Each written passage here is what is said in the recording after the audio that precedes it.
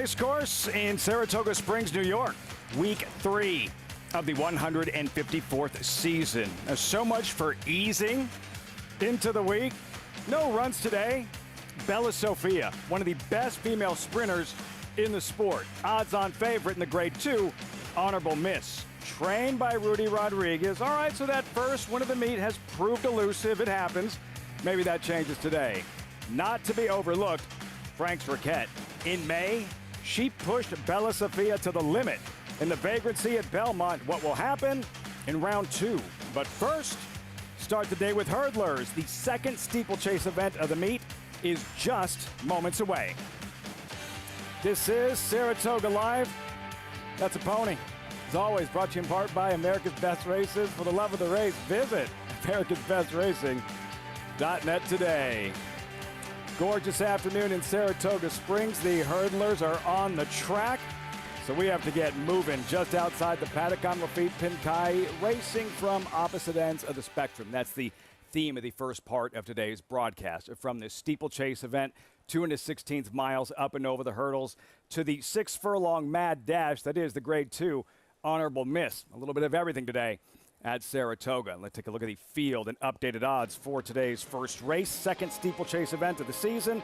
As mentioned, 2 1/16 miles, wide open wagering affairs. Look at that. You get 4-1 favorites in the Derby. Ancient Times 4-1. Freddie Flintscher 4-1. As I welcome in my co-host Andy Serling, Joe Clancy, our steeplechase expert and editor of the Saratoga Special. Joe, it's great to have you back.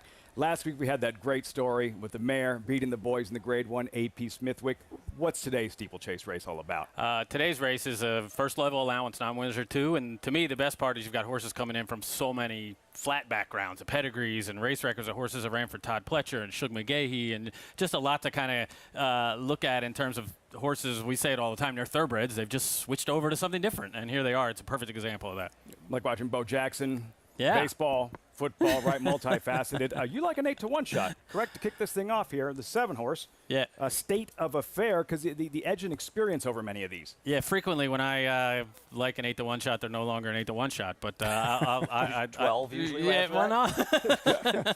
all depends. Sorry. Yeah. I just think he's got a little bit of an experience edge over some of these horses. You'll see the several of them have started their jump career this spring, and he's been at it a couple years, but hasn't run that much. It's not like he's been running poorly, and I just think he's kind of sets up for a little bit. And no matter what, Saratoga is pretty demanding. They're running fast. It's a flat, fast turf course, and some of the horses that haven't run as much, might be at a little bit of a disadvantage compared to him. Again, if he was a shorter price, I might not think so much, but I like the value of him in here. Currently 8-1, circling about.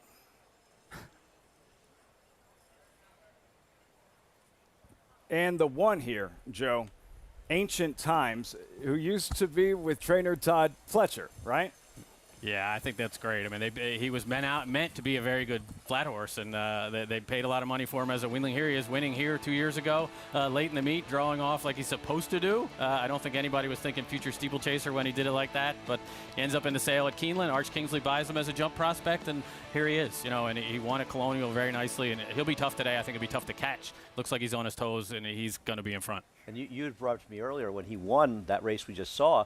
It was closing weekend at Saratoga, and there was a very tight battle between Todd Pletcher and Chad Brown, and he's one of the ones that really helped put Todd over the top. Yeah, and I think it's great. I mean, again, horses that get this chance to do this. We're not sure where he would be if he had to stick it out in flat racing. Nearing post time, we welcome in Liza Hendricks standing by. Liza, what are we viewing in the final moment before they set sail for their 2 mile and 16th journey?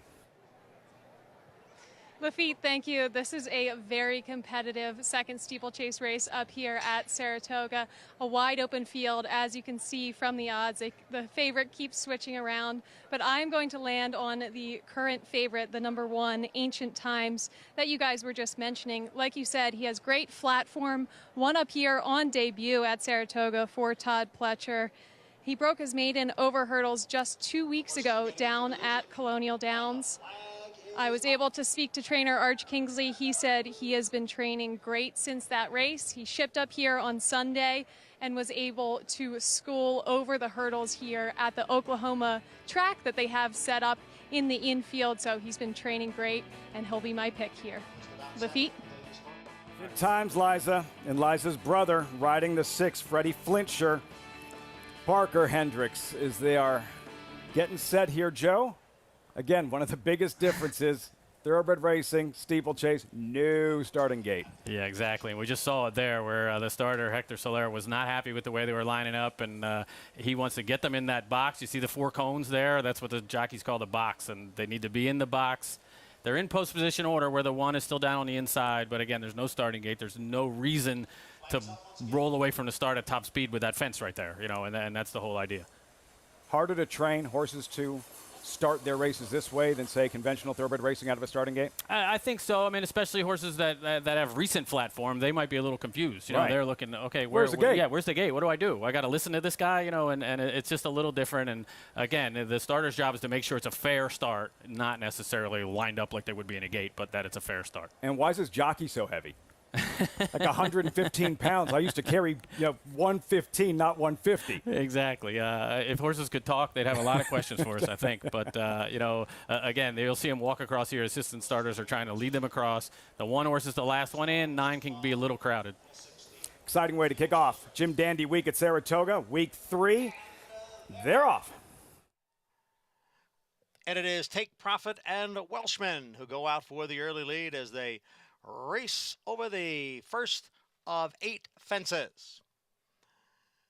And up front now, Ancient Times has come on through. Ancient Times has gone on now to take the lead, with Welshman running in second and Take Profit next and third, then State of Affair in fourth, and alongside is Proven Innocent racing in fifth, up and over the second fence as they go into the clubhouse turn. Farther back in the pack are Spring-Heeled Jim.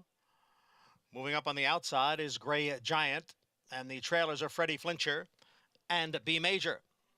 The leader is Ancient Times, who gets away now to lead by 2.5 lengths, with Welshman racing in second. It is Ancient Times on top, Welshman in second, and then Take Profit next in third. As they move up and over the third fence, and it is Ancient Times who leads here by 2. Welshman in second, Take Profit is next in third, and State of Affair is racing in fourth. And then on the outside, it is a Gray Giant next in fifth, followed by Proven Innocent in sixth. And then we come back to Spring-Heeled Jim, Freddie Flintscher, and the trailer is still B Major.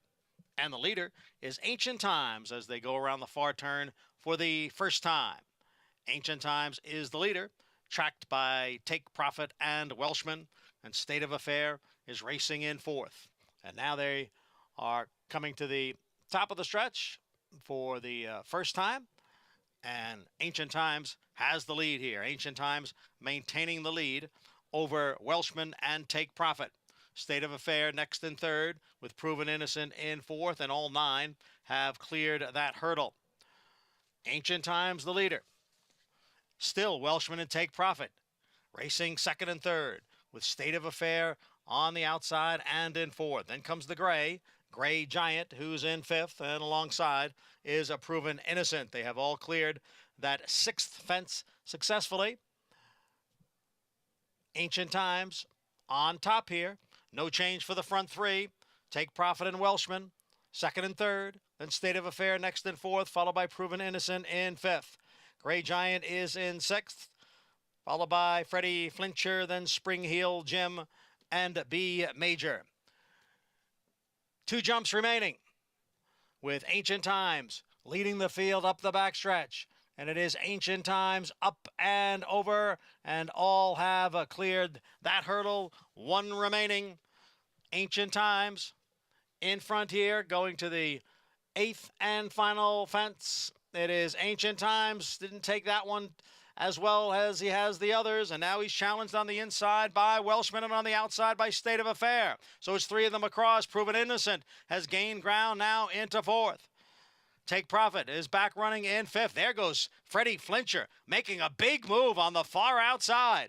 It is Welshman who has the lead. State of Affair and Freddie Flintscher, they are second and third, with Spring-Heeled Jim now moving into fourth as the field now comes into the stretch. And here is Freddie Flincher to take over. Freddie Flincher is in front and is drawing away here. In front by 4 lengths. Proven Innocent has moved into second. It is Freddie Flincher who will win this steeplechase race decisively. Freddie Flincher won by better than 5 lengths. Proven Innocent was second. Gray Giant finished third. And Spring Heel Jim was fourth. Lots to smile about. Liza Hendricks, her little brother, Parker Hendricks, straight out of high school and straight to the winner's circle with Freddie Flincher in this first race of the week at Saratoga. I hope the Flat Jocks are recruiting him for the Jockey basketball, too. He's about 6'2". He'd be pretty the tough. Knicks are recruiting him for basketball. He did that really nicely. Just cruised into the race, cruised in behind those horses, let everybody else do a little work early, and had tons of horse in the stretch. And really impressive effort, actually. And, you know, again, trying to suss these horses out, I thought maybe he'd get found out for a little experience. Did that really nicely. He cruised up to the top of the stretch around the turn like he was just going to run by everybody, and he did. Yeah. Lots to unpack going into this after that hurdle there, Joe, with trading paint of ancient times in the 8, Welshman. Yeah, Welshman forced his way up in there, and, you know, that's the tricky part. There's no inside rail here, so there's kind of, the jockeys will call it no man's land a little bit. You leave the fence, there's a cone after some of them, there's a running rail leading into it sometimes, but then there's kind of gray area, and all you have to do is if you have enough horse to establish your position, which he did, but then he didn't see it out. I mean, he's in front here, but Freddie Flincher was coming from behind. And people should much more understand those cones towards the inside, they're like the rail. If you go inside of them, you've left the course and you'll be disqualified. Exactly, and that's where the drama will happen sometimes if somebody's trying to force their way in there too close to the cone, and the other guy has enough horse to keep his position and prevent a horse from doing it. Really nice effort from this horse. 18 years old, Joe. Parker Hendricks, what have you noticed from him as a rider? What kind of success has he been having early on? He's the leading rider on the circuit right now. He had a really good spring. Obviously, he hasn't been doing it that long at 18, but he grew up in the game. His father, Ricky Hendricks, was a steeplechase jockey. His mother, Santa, was a steeplechase trainer. So, has grown up in the game forever. Again, I'm blown away at I look him in the eye, you know, as opposed to some of these guys. And you're how tall? Yes, I'm 6'1", 6'2", right about. Exactly. Yeah, so yeah, and but he's been on live horses all year and still is, and gave that horse a great ride. Cruised in behind everybody. Obviously knew he had plenty of horse and was able to just sort of produce him at the right time, and you know, made it look easy. Fired up. Yeah. Parker Hendricks. Big sister watching from the winner's circle. How cool is this? Liza watching your little brother Parker Hendricks and a family with deep roots in racing. Mother Lizzie Merriman, who bred Caravel. We watched in that stirring edition of the Crest last year. Liza and Parker here. And Parker Hendricks, another victory. Freddie Flincher, exciting steeplechase event here at Saratoga, 6-2-4-5. That was fun as always. Yeah, that was a great race. I mean, and you kind of saw the tactics. Again, that horse just had way more than those other ones. I'm not sure he might be that much better than them, and hopefully we'll see him back in one of the novice stakes toward the end of the meet, I would think. Off of that effort, he belongs. And want to remind people, you can check out the Saratoga special at thisishorseracing.com. So if you're watching at home, you can complete the whole Saratoga experience if you can't make it here by reading thisishorseracing.com, where you guys do a fabulous job. Thank you. We're here to help. Hopefully it adds a little bit to it. I'm with you. I love to hear from people who aren't in Saratoga or are reading it, which is great. It reaches people all over. Oh, it's great. As always, Joe, thanks so much. Thank you. Joe Clancy, everyone joining us on the show. 1 race down, 9 flat races remain, including the Grade 2 Honorable Miss, the feature. Trainer Wesley Ward, don't tell him the Honorable Miss is some 2-filly race while unleashing a Grade 1 winner, Kamari. Classy, versatile, Madison victorious last year at Keeneland, but is she as good now? Stay tuned. You're watching Saratoga Live on Fox Sports 2. Warfront. This son of Danzig ranks among the world's elite sires, ranked #1 by percentage of stakes winners, graded stakes winners, and Grade 1 winners. No stallion has a better strike rate. Warfront is the sire of over 100 lifetime stakes winners, including some of the sport's most talented runners both at home and abroad. In the auction ring, his progeny continue to command top dollar. Warfront, standing at Claiborne Farm. Blood Horse Plus, available through bloodhorse.com, provides exclusive, timely, and unmatched content to subscribers, including Fox Sports, Blood Horse branded weekly programs, a detailed stakes winners section, behind-the-scenes videos from Blood Horse staff, on-demand access to deeper horse statistics, and a $5 monthly credit to equineline.com. Upgrade to Blood Horse Plus today.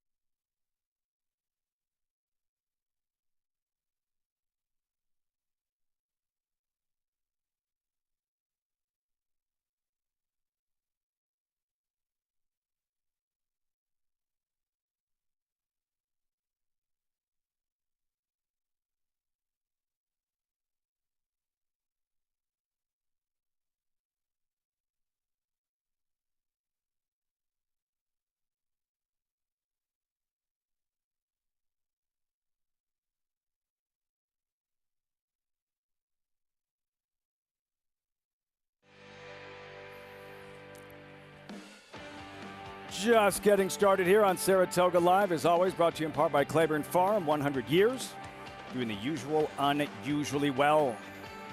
Godolphin colors, and the Travers canoe for now. I'll change in about 5 weeks, maybe. In the winner's circle, Freddie Flintsher by two-time sword dancer winner Flintsher. This is going to be very cool. Brother and sister in the winner's circle, Liza and Parker. Thanks, Lafitte. Yes, here with my little brother, Parker. And Parker, you just gave him such a good ride, sat off the pace, and then were able to catch him. What was going through your head? Yeah, you know, I just broke him off, kind of found him wherever he was happy. His jumping warmed into the race, and I kind of thought they would go quicker than they did. I was actually next to Bernie Dalton, and we were talking. We didn't think they were going that fast, coming around the home stretch bend the first time. So I was following Teddy Davies, and I wanted to get next to him or past him if I could. And I kind of made a move going into the backside just to get next to him because I didn't want to get stuck behind him if somebody came on my outside. So I just tipped him out a little bit. We got hung really wide, which wasn't ideal, but then we kind of, they came back in when we were coming to the last bend, and I thought I had it one coming to the last bend, and unless something was going to be very quick, I thought I had it, yeah. And then you just drew away, and you had a nice little celebration there after the wire. Yeah, you know, I couldn't really believe it. We kind of hit the front. I knew he would be genuine in front, but it's always kind of in the back of your mind, someone's going to come and get me. And I looked up at the first screen, and I was kind of, you could see I was starting to get away from him. And I looked up at the second one, and I was like, I'm well clear here. So it was pretty overwhelming and exciting. And your first winner here at Saratoga, and you're leading Steeplechase jockey, and just graduated high school. How's it feel to be so young and doing those great things? Yeah, it's fabulous. I'm really blessed in the position I am. Carrie Bryan, obviously, she had a super year last year, and we're having a really good season this year. And she's really been great to me this year. All my winners except for one have been for her, and then she's a great bunch of owners. And up on Flats Racing, Patrick Lewis. I actually rode a horse here for him last year as an apprentice. They gave me a shot, and I was third on him. So he's been pretty good to me, and this horse is a really cool horse. He has the coolest disposition. You probably saw we had a false start. Couldn't have cared less about it. He's such a cool guy, and I'm just delighted to have won the race with him. Well, congratulations, Parker. Thank you very much. Guys, so exciting to get Parker here in the winner's circle. He couldn't see me because he was out there, but I started crying running across the wire. That is so great. Brother and sister enjoying that moment together. Freddie Flincher, Parker Hendricks, 18 years old, winning at Saratoga. Like, enjoy it. You remember what it was like picking winners here when you're 18, don't you? No, like Richie, I've forgotten what it was like to be 18. We're old. That's great. I love that, and the emotion, and your big sister pulling for her younger brother, and it's a big deal to win in Saratoga at any level, whether you're a jump rider, a groom, a hot worker, or an exercise rider, jockey, trainer, owner. Saratoga is the place to be. Oh, and for the Steeplechase, this is a huge event coming to Saratoga. I mean, they've been coming here, Steeplechase races, longer than I've been in here since before the 70s, and it's a big deal. And I love that we still run those races because it's just a tradition here, and I like the continuation of a tradition. Look forward to the next Grade 1, the Jonathan Shepard, in August. You can catch it right here on Saratoga Live. Today's race is brought to you by Claiborne Farm. 2 through 10 of the flat variety. Honorable misses early race 4. Pick 6 starts in the 5th. Pick 5 starts in the 6th. Main track fast, turf courses firm, temperature around 81 degrees. Field for the Wednesday feature. Very compact field of 4, potential prep for the Grade 1 Ballerina. Day after the Run Happy Travers. Frank's Raquette draws the rail with Flavia and Pratt. Number 2, Bella Sophia, 1-2 morning line favorite. Not the first time they will have been eyeball to eyeball. This was the Vagrancy in May at Belmont, Richie. Bella Sophia, Frank's Raquette throwing it down. Yeah, I mean, they put on a good show, and this is the first time that Bella Sophia debuted this year. She probably had a right, maybe didn't even need the race to get a little bit better. I thought that Frank's Raquette, Andy, got an absolutely perfect, flawless ride from Flavia Pratt, and he had every chance. Bella Sophia did not want to let her get by. No, I thought it was a very impressive effort by both of them. As you say, Flavia gave an excellent ride on Frank's Raquette to get there. And I guess one of the knock on Frank's Raquette, and I think she's a terrific horse, and she's still running. She ran 100 by her in that race, the fastest figure she's ever run, so she's still running very fast. She doesn't necessarily have that will to win that she had earlier in her career, but she's still a very good horse, and Bella Sophia, first up the lay, was able to beat her. She got a very slow pace, though, last time, and today, with the presence of Amma Devil, she might have a little more pressure. Pace could heat up a little bit in the honorable miss. Trainer Rudy Rodriguez looking for that first win of the meet. And then Kamari. Let's go back to the biggest win of her career, Andy. Last year's Madison at Keeneland. Can she reproduce this run today? Well, that's really the question, because if she does, she can win this race. And I picked her. I took a small shot with her. I want to see Bella Sophia get it done again. She's a very nice horse, but Kamari's run some good races now. She's been disappointing.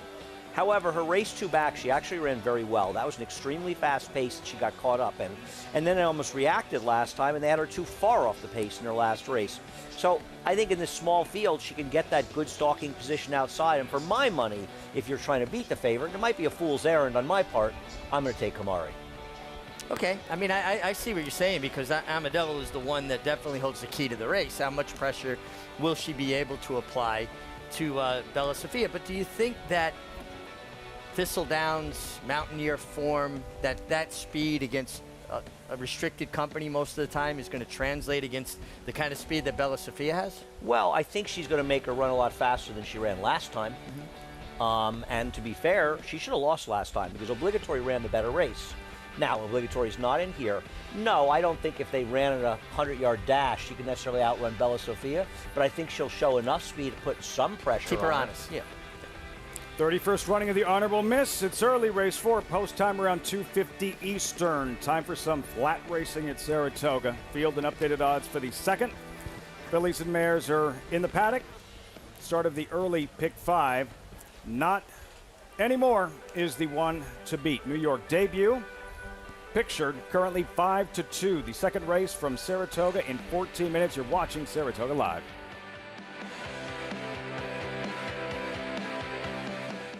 Every breeder hopes to leave a lasting genetic legacy. It's one of the few true paths to immortality. The importance, permanence, and legacy of Alapa is best understood by the influence of Prince Palatine. To put Prince Palatine's significance and that of the farm into a proper perspective, every stallion at Alapa traces their parentage back to Prince Palatine. Hill and Dale at Alapa, where the obscure becomes obvious. Who you betting on? How about an app created specifically for horse racing? Naira Bets. We specialize in thundering hooves, fist pumping, and boosting your bankroll with robust weekly promotions. And offer betting tips from actual horse racing experts. Bet all day and night, nationwide. Get the action and thrill of horse racing with Naira Bets.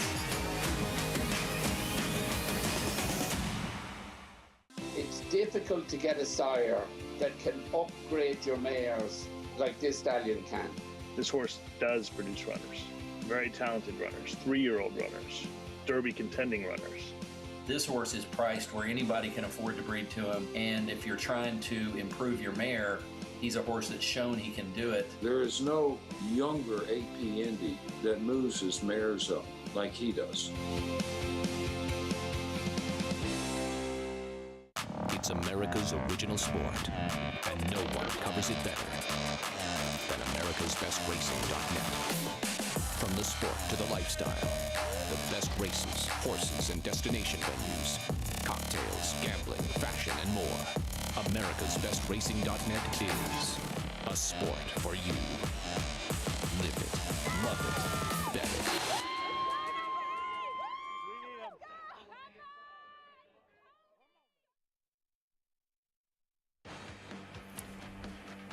The Showdown. Free to enter handicapping contests. Following the New York racing on our program. Place your picks now. Watch your name climb the leaderboard to earn real prizes. Get started at naira.com/showdown. See, Andy, you could be at Saratoga Lake playing the Showdown with your Naira Bets account. Fire it up. She's too young to play. Yeah, I'm happier being at Saratoga with you guys than I am being at Did you ever do that as a kid, though? Did you ever go out there to the lake and swim? And we used to go out in the boat afterwards. I actually learned to water ski. Really? Back before I had to do a ton of work, back in the 80s to 90s, yeah. That's I'd like to see Andy going by water skiing. Yeah, I learned to water ski. I learned to water ski with Sue Bird. That's actually a true story. Really? Yep. Lots to do on the She's off better days. Yeah, we have to athletically than I am. revisit that story. You saw not anymore kind of hiding. She wasn't hiding on this evening. Her most recent win, Andy, 2 starts back. Charlestown, not anymore, pulling away. Yeah, and she is the worst to beat, and even though she's 5-2 right now, I expect that she's closer to even money the morning line by post time, maybe the 6, 7 to 5 range.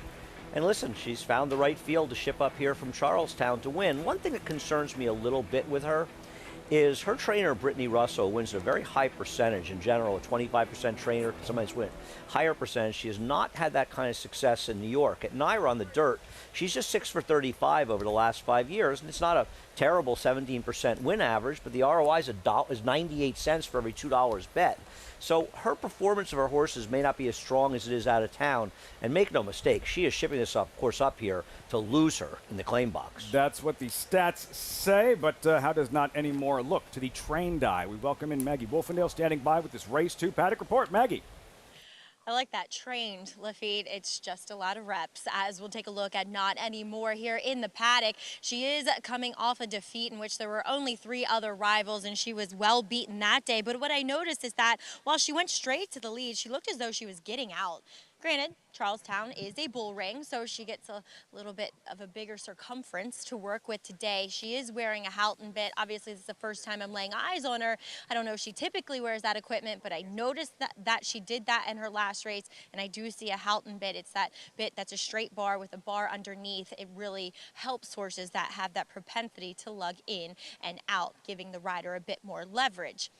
Yes, she comes here, drops in for the $14,000. To be fair, though, the West Virginia allowance races, they're just about the same purse as this 14 claimer here. So it makes sense for her to show up here.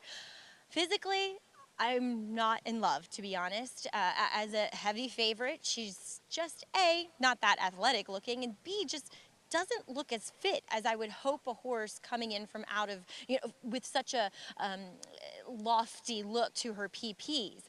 she's fine. She can win, but I thought there were more interesting propositions here. If we'll take a look at number 4, Daily Briefing. Yes, she ran for the 25 last time we saw her back in May. She broke well that day, then she couldn't keep pace, and then she kind of ran on again. So a decent effort, I thought, for John Terranova. She comes in here looking fit and incredibly well muscled. She probably, of all of these, looks the best here in the paddock. Really like what I'm seeing from her. As we'll also check in with an outside runner, number 6, Big Tony's Girl. Well, she's been plagued by Mother Nature quite often this year, as this is the first time since February she'll be running on a fast track. And last time she did, she won. Last time wired by Scott Elia. She looks good in here. I mean, a filly that's a little bit on the slighter side, but for her, I like what I'm seeing. Carrying good conditioning, great coat to her. Kind of looks like that shiny copper penny here in the paddock for trainer Jimmy Ryerson. She would, as the public is honing in on, be the best alternative to Not Anymore, Lafitte. Just fine with me. She's running on a fast track on this afternoon. Big Tony's Girl, 5-2. Surprising, Andy? Is this who do you think will be favored at post time, considering Not Anymore was an even money morning line choice? Oh, she'll be favored by post time almost certainly. Now, it's a different situation because there's no CAW money in the win pool. So often you see odds that are somewhat different. Someone will say to me, the exacta came back light. 210 to 1 shots, the exacta paid, should have paid like 170. It paid like 120. Well, because they're very different pools. The win odds aren't as reflective as they were before that happened about a year ago. So the double pools are different as well. In the double pool, she's around 6-5. Now, when that money used to be in the pools, they would go off at 6-5, almost certainly. Not as clear now, but I still think she'll be under 2-1 and closer to even money by post time. Today's, go ahead, Rick. No. I've got a question for Andy about this race in general, but we'll get to it. All right. Fair enough. Early pick 5 coming up. Saratoga, this $14,000 claimer. Also, Maggie referenced a bull ring, Richie, that Not Anymore last won at, and I'm going to ask you that very question after we take this quick timeout. Much more coming up from Saratoga.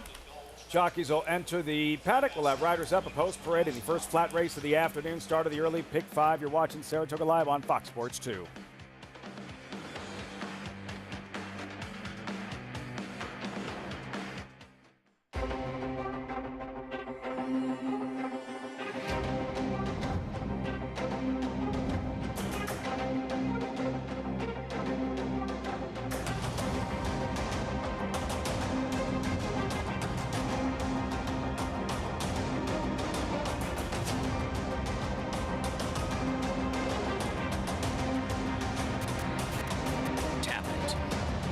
Standing at Gainesway.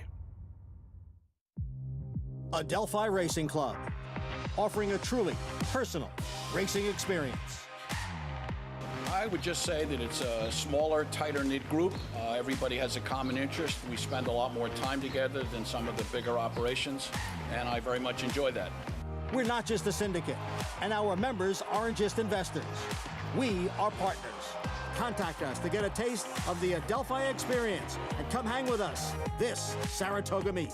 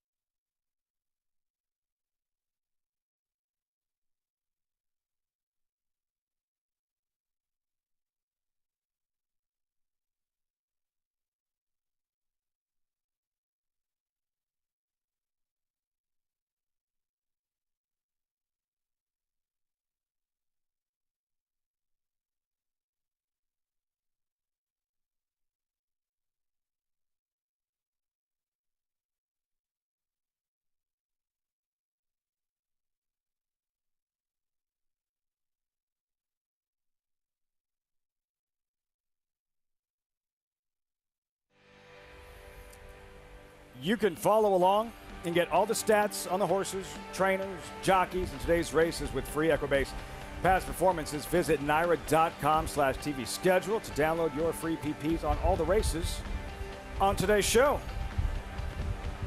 Jockeys just having arrived into the paddock moments ago. Look there at Manny Franco on Not Anymore. Captured at Travers a couple of summers ago. 'Tis the Law. Solid start to the meet. Tied for 4th in the standings, 7 wins. Looking for an 8th aboard Not Evermore. And arriving with a lot of momentum coming off that big Belmont meet. Andy. No, he had a fabulous Belmont meet. You know, he really came alive at a point over the winter. And riding a lot of horses for Chad Brown winter, but it continued on at Belmont. Winning with them, getting a lot of confidence, and I don't think there's too many riders riding better than Manny Franco. And Manny Franco's strength is his physical strength. He is a rider that can really finish on a horse. He can demand from a horse and get response. And riding for high-profile trainers, you're going to get more confident, and it's going to open other trainers' eyes. Hey, if Chad Brown rides him, he must be all right. I feel confident riding him. I agree, and he's also gotten more aggressive. And I think a lot of his success has coincided with being a more aggressive rider. It's something we talked about with Dylan Davis as well, where, you know, an early criticism of him is he was not that aggressive. And I think he's gotten more successful and become a better rider. He, too, has become more aggressive. Much like Wall Street, greed is good. In jockey, in racing, speed is good. Aggression is good. A lot of viewers watching that are more accustomed to betting the NFL, NBA, MLB, Andy, and how the odds translate. Pictured there, the money line for this upcoming second race at Saratoga. Yeah, this looks like all your teams are playing the Yankees, actually. You know, I'm old enough to remember when you didn't see teams in baseball be 3-1 underdogs. But nowadays, you have such disparity, sometimes you see it. This is obviously an unusual board, and the one is now dipped down to a 2-1 favorite, and I think that you'll continue to see her drop. I would have said take the Dodgers minus whomever, whenever, not after the last 2 nights. 8-game winning streak coming to a grinding, screeching halt. I'm so sorry to see that. That almost sounded genuine. That almost sounded genuine. But you'll be surprised. I keep seeing those Clayton Kershaw jerseys all over Saratoga. There's not any more. It's for the horse. It's not for... Bastet, winless in 5 tries this year. She's a speed in this race, and she's a horse that's in bad form, but she could put pressure on the one. Not anymore. Daily briefing. There she is. And Maggie liked what she saw in the paddock moments ago. I think she's one of the most logical alternatives. Should set up to get a good trip behind the speed. Number 5, Bell's on her toes, and Dylan Davis enjoyed a productive week 2 of the meet. Her only speed figure that makes her a possible player is her race 2 back, and that was at 6.5 furlongs, and sometimes figs at the odd distances can be a little unreliable. Fast, dry track today for Big Tony's girl. Yeah, finally gets a dry track. This is a horse that's gotten a lot of wet track races, but to me, her and Big Tony's girl and Daily Briefing are pretty similar. Early pick 5 starts here. A few moments until the second race, Saratoga. We check back in with Maggie. Please be joined by trainer John Terranova, who does send out Daily Briefing. And John, she's coming off a little bit of a freshening. This just seems like a logical spot for her, especially at Saratoga. How is she doing? Yeah, absolutely. She's doing great. Like I said, this spot is probably where she belongs for up here this time of year. And she's always competitive. We had fun with her at Tampa this winter, and back in the spring she ran a good third, a little bit higher. Same kind of fillies, I think, in here that we faced last time. Maybe a little bit of a class relief here, dropping in for the 14, but she's in the right spot. Now, John, we'll see you represented this weekend with Pinehurst in the Amsterdam. First time out for you, coming off a bit of a layoff. How's he doing? He came in here fantastic, had a sharp work the other day. We're ready to go. You also had a nice winner last weekend in Union Lake. Really nice 3-year-old filly. You were saying stakes probably next for her. Yeah, I think so. We'll see how she trains on the next few weeks. You know, hopefully everything continues to go forward as it always has with her. So this season, so you know, we'll look to something maybe like the Prioress towards the end of the meet would be a logical spot if all's well. Exciting, exciting. I know you had a great Belmont meet. It looks like things are rolling along quite nicely here at Saratoga. Thanks for your time. You got it. Thanks. All right, John Terranova with Daily Briefing. We'll see, is she ready off the little bit of freshening that she comes in here with? Lafitte? 3-1 if you like her. Currently, Maggie. And for Pinehurst in the Amsterdam, it's a quick 3-year-old and running in some of his longer races. Had the pleasure of locking horns with Sky Kingdom out west and chasing Summer Romance. in the UAE Derby, and we all saw what Summer Romance did in the Kentucky Derby, setting historically fast torrid fractions. Yeah, no, that's a funny way to put it. Yeah, John Terranova, an interesting trainer as well. You know, he's gotten a lot of those horses from Bob Baffert. They've been shipped here in the past, but he's a very good trainer. It's really a family operation too.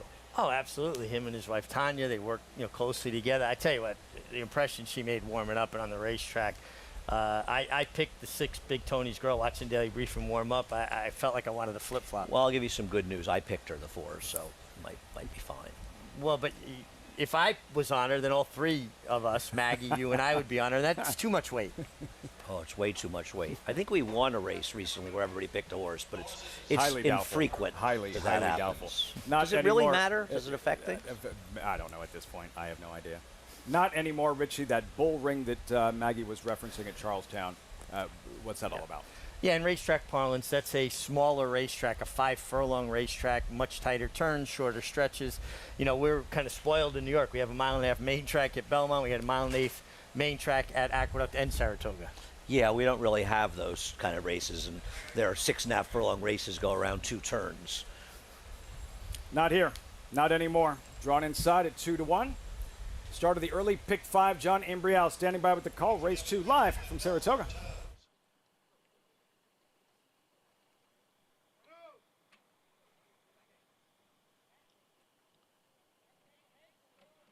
In the gate for race 2.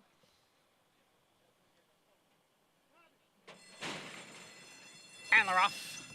Daily Briefing is going out for the early lead with Not Anymore down at the rail, moving up to challenge, so it's Not Anymore and Daily Briefing, and Not Anymore has taken the lead. Daily Briefing in between horses is Bastet, who's a close-up third.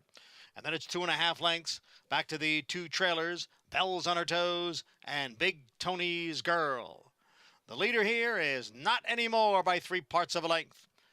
Bastet, Daily Briefing giving chase second and third through an opening quarter mile in 23 seconds as they race around the far turn. Down at the rail, it is Not Anymore, challenged on the outside by Daily Briefing. Daily Briefing goes on with it, now to poke ahead in front of Not Anymore. Bastet dropping back in third.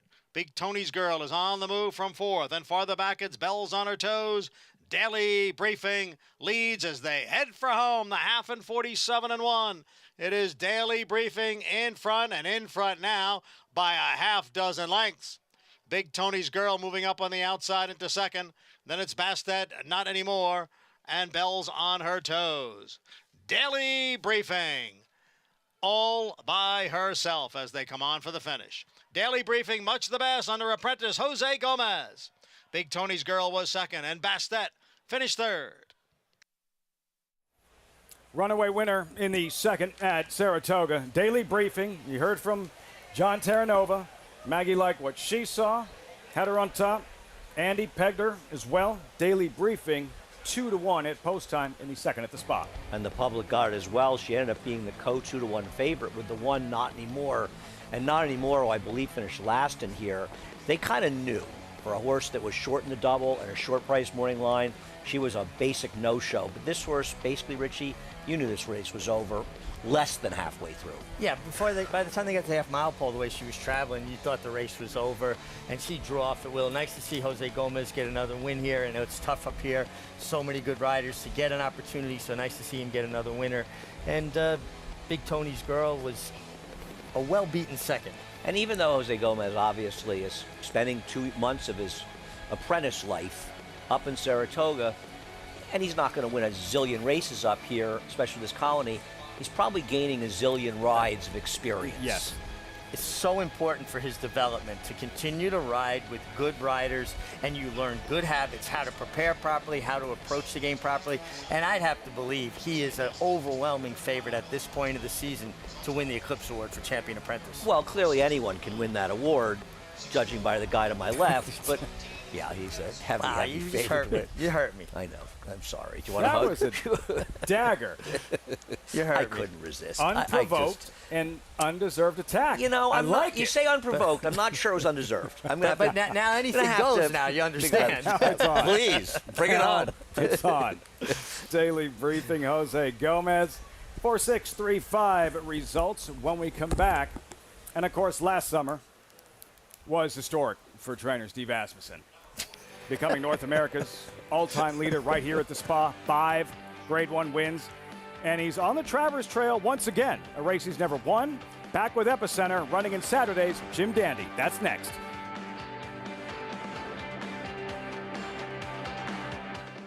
Eclipse champion Run Happy, the #1 second crop dirt sire of last year, is back and showing a new dimension with winners on turf, dirt, and all weather. A record-breaking sprint champion, Run Happy is also siring winners at all distances, from 7 furlongs to 1.25 miles. A sire whose runners can carry his speed over all distances and all surfaces. Run Happy, price for value, and standing strong at Claiborne Farm.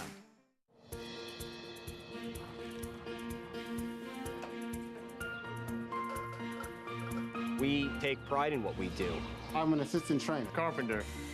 I'm a peace officer. I'm a jockey. I'm a gardener. I'm a groom. I love what I do. We are New York Racing. New York Racing helps support my small business. It's extremely important to the New York economy. This is like a big family. We are New York Horse Racing. The momentum continues for War Dancer as his precocious 2-year-old Power Attack wins his turf debut at Belmont. It is Power Attack who has a 4-length lead as they come down for the finish. As well as a 1-2 finish on opening weekend at Saratoga. As they come for the finish, Dancing with the Stars won it. Now with 28 wins in 2022 and over $3.5 million in prodigy earnings, War Dancer is a sire on fire. Join the momentum today at wardancerstud.com. Racetrack Television Network brings you every race, from every track, on every screen, every day.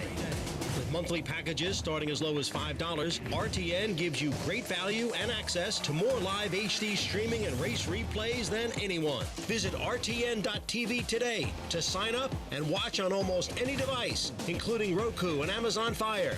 RTN has packages that start at $5 per month.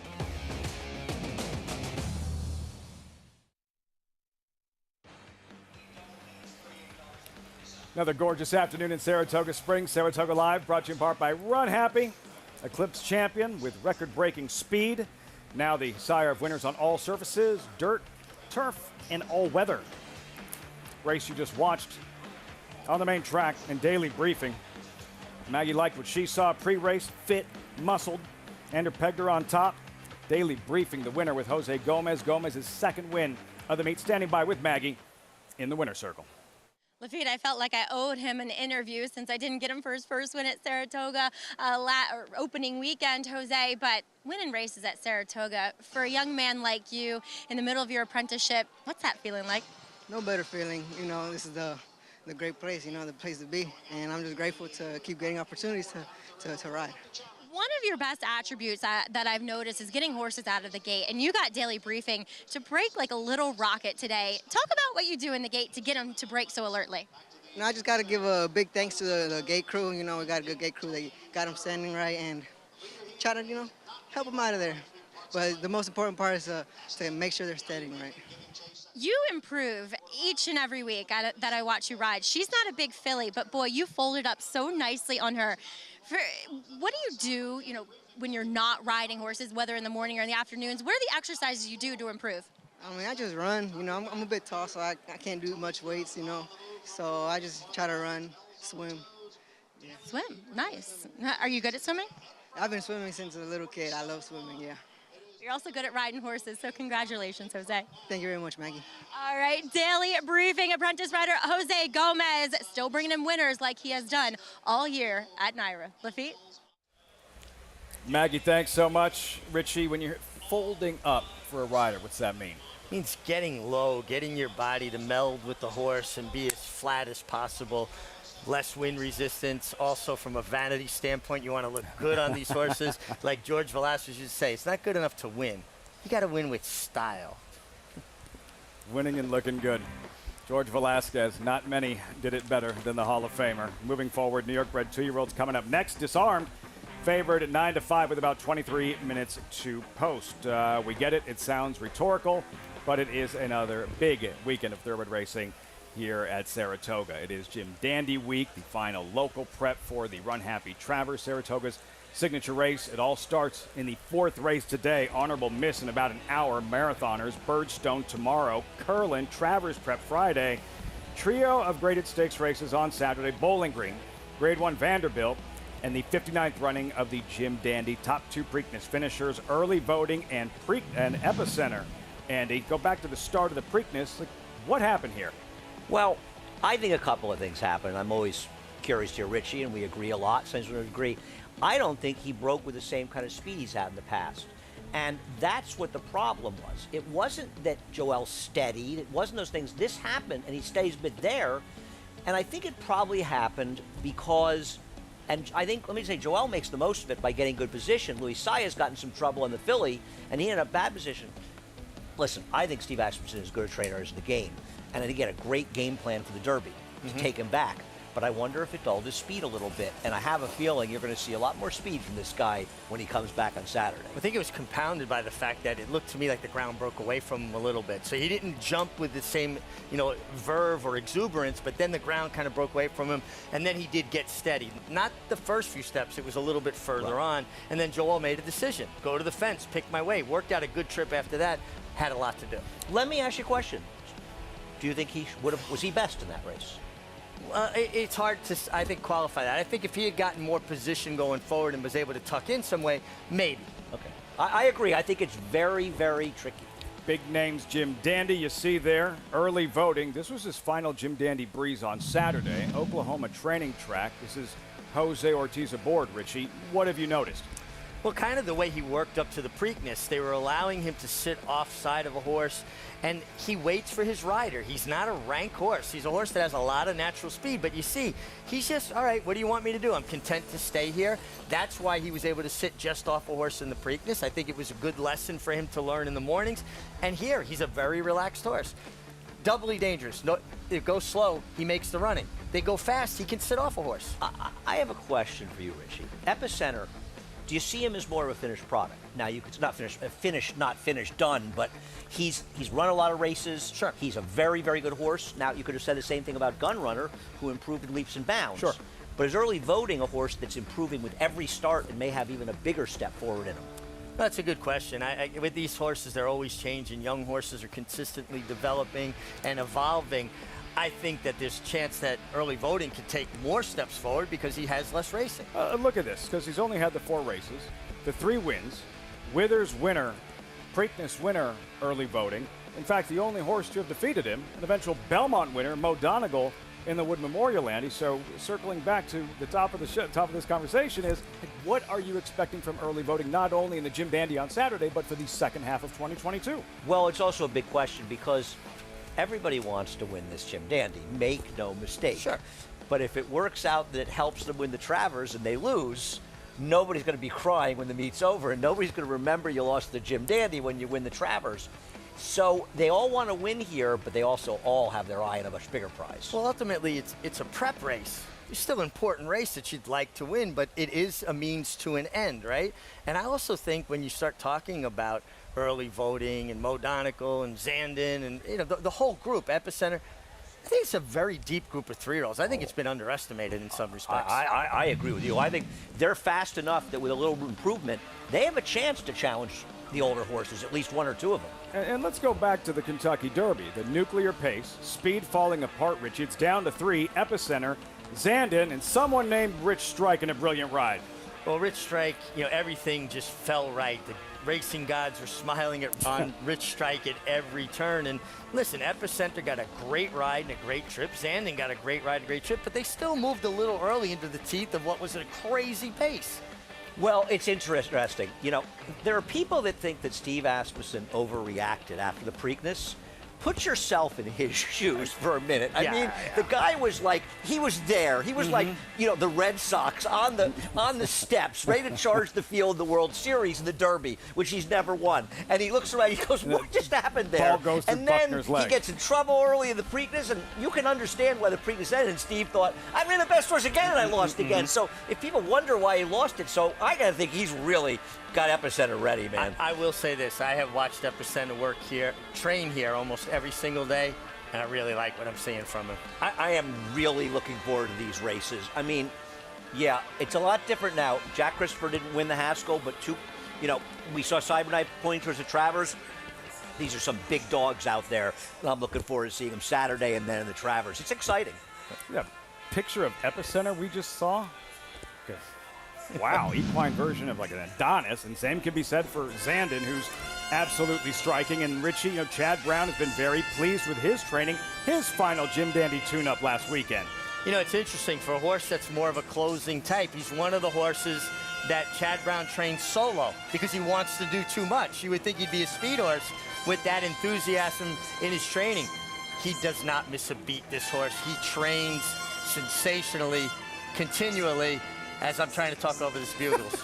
Yeah, I like when the bugler comes out and makes so we can't hear on the set. I really appreciate that, as we all do. I'll tell you something. I think that Epicenter ran the better race in the Derby. He moved first, as you pointed out. The pace was hot, but he's that type of horse, but he moved early. And I think that Chad Brown made the right decision that, in retrospect, might not have been the best decision. He didn't want Zandon to be too far back in the Kentucky Derby, so he followed Epicenter, and he was a little closer than he'd been in some other races. You almost wonder the way the race collapsed if he had sat 5 lengths farther back, if maybe he would have beat Epicenter, even if Epicenter was the better horse. So many tactical decisions to be made. And that is a live look at Epicenter, Kentucky Derby runner-up, Preakness runner-up, major contender in Saturday's Jim Dandy on Fox, Saratoga's traditional prep for Saratoga's signature race. Who is the nation's best 3-year-old? Saturday, the Jim Dandy, 4:30 Eastern, only on Fox. And because of the chaos in the Kentucky Derby, the Preakness winner not running in the Belmont winner now sidelined, this chase for a 3-year-old title is as wide open as it's ever been. And it's going to be decided this summer at Saratoga. And it's not going to be decided by a bunch of mediocre horses. It's going to be decided by some very, very talented horses. Well, what I love, and we got Jackie's Do you love good sprinters? Because that's a good one. And you see they put cotton in their ears, going to mute the sound, keep them calmer. To not hear us? Well, not to hear the buglers, I think. I could use the cotton in the ears, right? For a number of reasons. But they school these horses, Lafitte, because they're settled, they're comfortable, repetition. They'll take them to the starting gate, stand and back them out. They'll school them in the paddock just to keep them calm. Epicenter on the right, Jackie's Warrior on the left. That's a lot of horse flesh right there, man. That's awesome. Yeah. That's tremendous. A lot of horsepower, huh? Yeah, that is. Those are two serious racehorses. Shaq and Kobe of the Asmussen stable getting ready for a big Saturday. With more on the Asmussen runners, we check in with Maggie. Lafitte, there he is, my equine boyfriend. No, I'm kidding. Jackie's Warrior here, looking tremendous. He's such a cool customer. Epicenter, now the last time I saw him were the few days leading into the Kentucky Derby. It looks as though he's filled out quite a bit. Looking at him without the tack on here, he is a massive horse. He's very broad. Wow. He looks fantastic. I love what I'm seeing from both of these Asmussen runners. And Jackie, he's looking right at me, and my heart just skipped a beat. Lafitte. That's security for her. She's a stalker. You know what? From the first time she saw him walk into a paddock, I remember before the Champagne as a 2-year-old, she's like, this is different. As a 2-year-old, he walks into a paddock like he absolutely owns it, looking around at his competition like, before we step onto the racetrack, I own you. And he's been like that his entire There's certain career. horses that move you like that. They grab you. He's a good horse. While Maggie keeps her eyes on Jackie's Warrior, we have our eye on the clock. 14 minutes out to the third race. When we come back as the racing continues from Saratoga.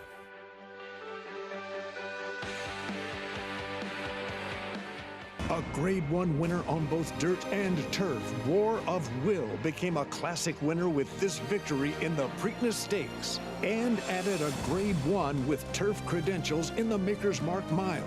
From ages 2 to 4, this versatile son of War Front proved his class at the highest levels. Now his first foals have arrived.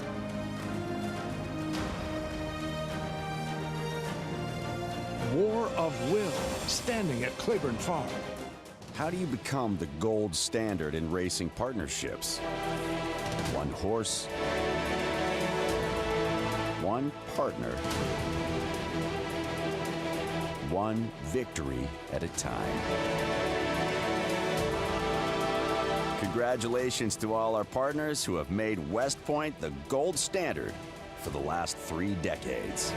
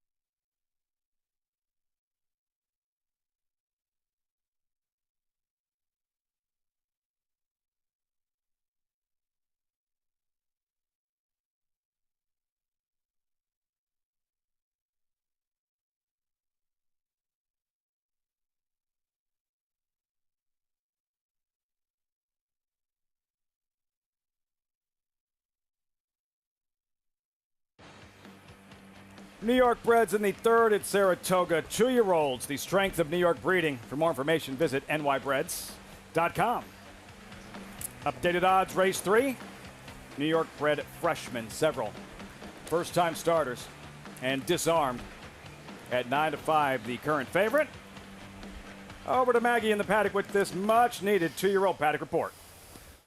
We'll check in with, well, actually bookend my discussion here in the Paddock Lafitte with 2 sons of War Dancer, and we'll begin with 26 Black, as he's the horse that comes in probably the most toned, the most defined, and downright fittest looking of any of these first-time starters.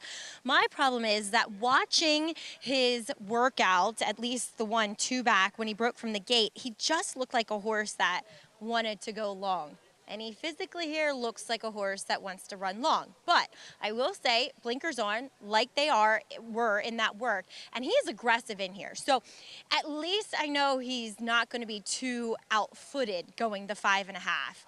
He would be the blind pick in the paddock. Like I said, just a bit concerned that 5.5 is going to cut him short a bit, as we'll move on to number 2, Disarmed, who looks like a turf sprinter. I mean, this is the physical prototype for a turf sprinter, as he is your current favorite. Very laid back in here, you know, just gives a little bit of the backwards appearance physically, but so classy.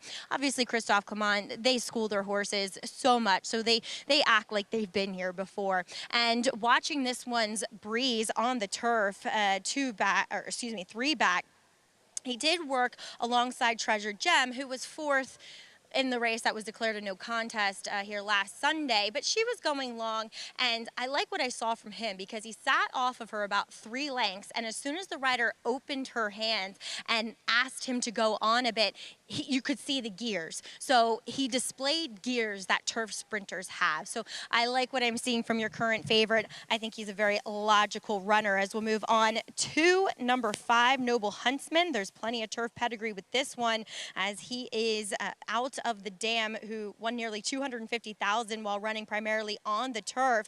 Now, the one foal has yet to win a race, but Noble Huntsman by Noble Mission, he's giving me every indication that he definitely wants to go longer than 5.5 furlongs. He is tall, leggy. He's fairly fit for Mitch Friedman, whom his horses often have the appearance of needing the proverbial race, but he looks as though he's ready from the fitness standpoint.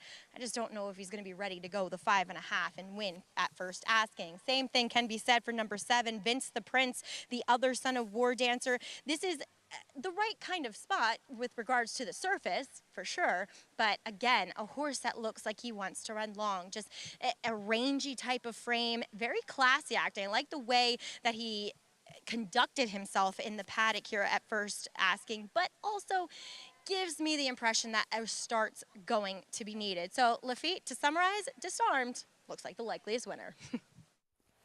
At 8-5, Maggie, common theme in this third race, distance too sharp for some of these. We'll find out in a few moments. Meantime, you can bet Saratoga with Naira Bets, of course, and get more. Everyone who bets with Naira Bets this Wednesday, today, and get 6-time rewards points on all wagers at Saratoga. Everyone gets the bonus points, no opt-in required.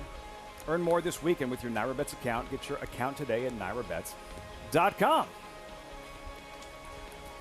Who'd you wind up with here, Andy? I like the 5 Noble Huntsman in here.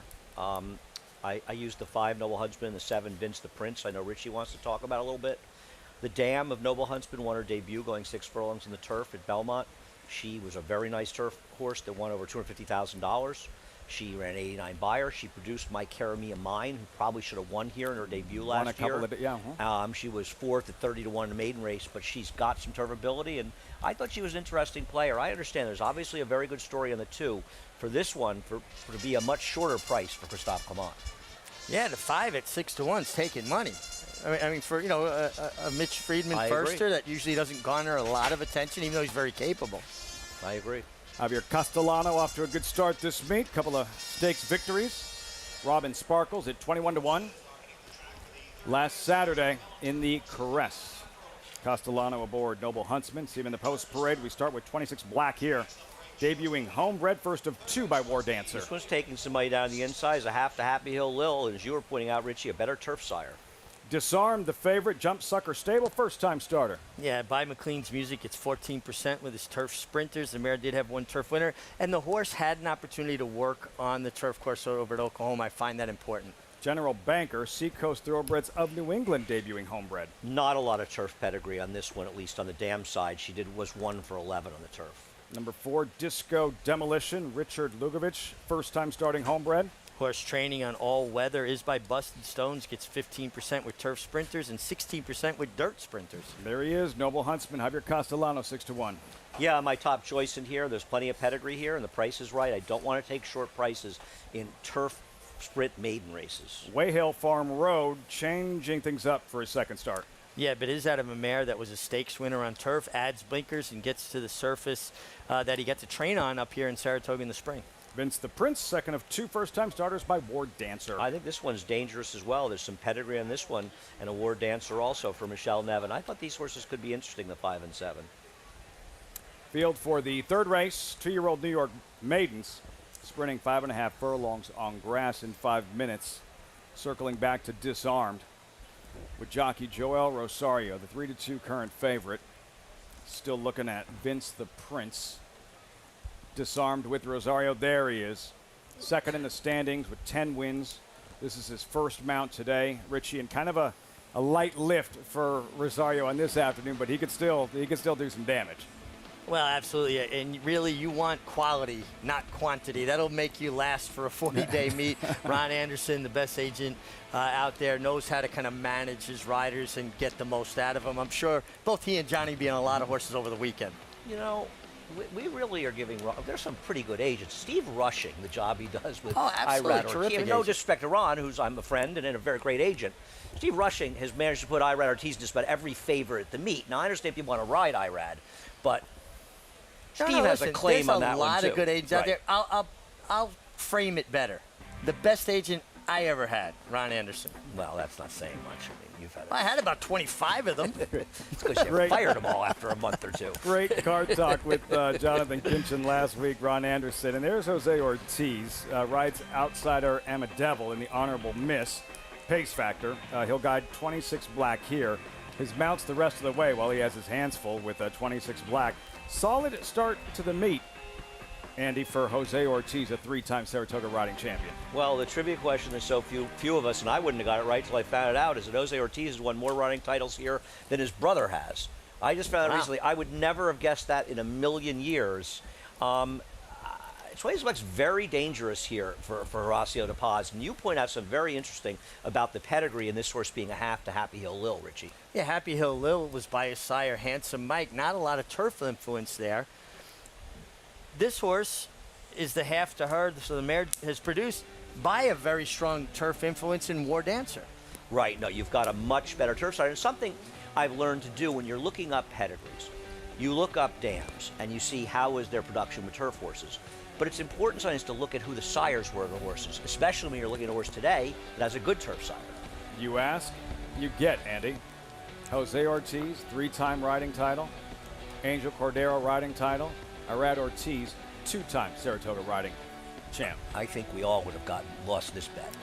I thought it was 3 But look apiece. at the consistency on Irad's part. Always over 50 wins in every consecutive meeting. Jose's right there, too, though. But no, like there was one with 65, one with 42. So, listen, great. Both of them, incredible. And he's overcoming Jimmy Riccio, who's clearly not in the class of the top agents in the game. You must be friends with Jimmy. I love Jimmy. Great man. Duck for cover. Another look at your top selection here, Noble Huntsman at 6-1. When I look at these turf maiden races, I'm going to go usually a little against the grain, especially with first-time stars, and look for a little more esoteric pedigree because you're going to get better prices. And I just wonder sometimes if, and I have no data for this, maybe a good thing to look up, do the hot horses, like in this race, the hot horse, the first are disarmed, do they run closer to their odds, or is it in dirt races that those hot horses run close to their odds? I always feel like in turf racing, especially these first-time stars, you see some goofy things happen sometimes. Well, it's a whole new thing. It's also how they react. How do they break? What kind of trip do they get? You know, usually when they work in company in the morning, it's with 1 or 2 horses. Now they're in a full field of horses, not working with them, but working against them. And dirt racing and turf racing are such different animals from that respect. And Maggie, what have you noticed from the paddock to the warm-up with these New York-bred 2-year-olds? That number 1, 26 Black, while he was a little green, a little bewildered back in the paddock, while still acting sharp and aggressive, he was more focused once he got out on the racetrack. And with the big warm-up, while I was a bit skeptical looking at him and watching his workouts at 5.5 would be suitable for him, I think it is, having observed him now for the past, 15 minutes. He wants to be a little bit cheeky with the pony, but a horse that was incredibly cheeky with the pony was number 5 in here, Noble Huntsman. And like I said, he makes a good impression. He looks fit, but he just gives me everything about him says longer to me. And by the way, I love our cable cam, especially even during these warm-ups, as we can watch right alongside them and how they're behaving and acting. And you just see Javier, give him some taps. He's just acting a bit more green than I would like to see as he keeps biting that poor pony.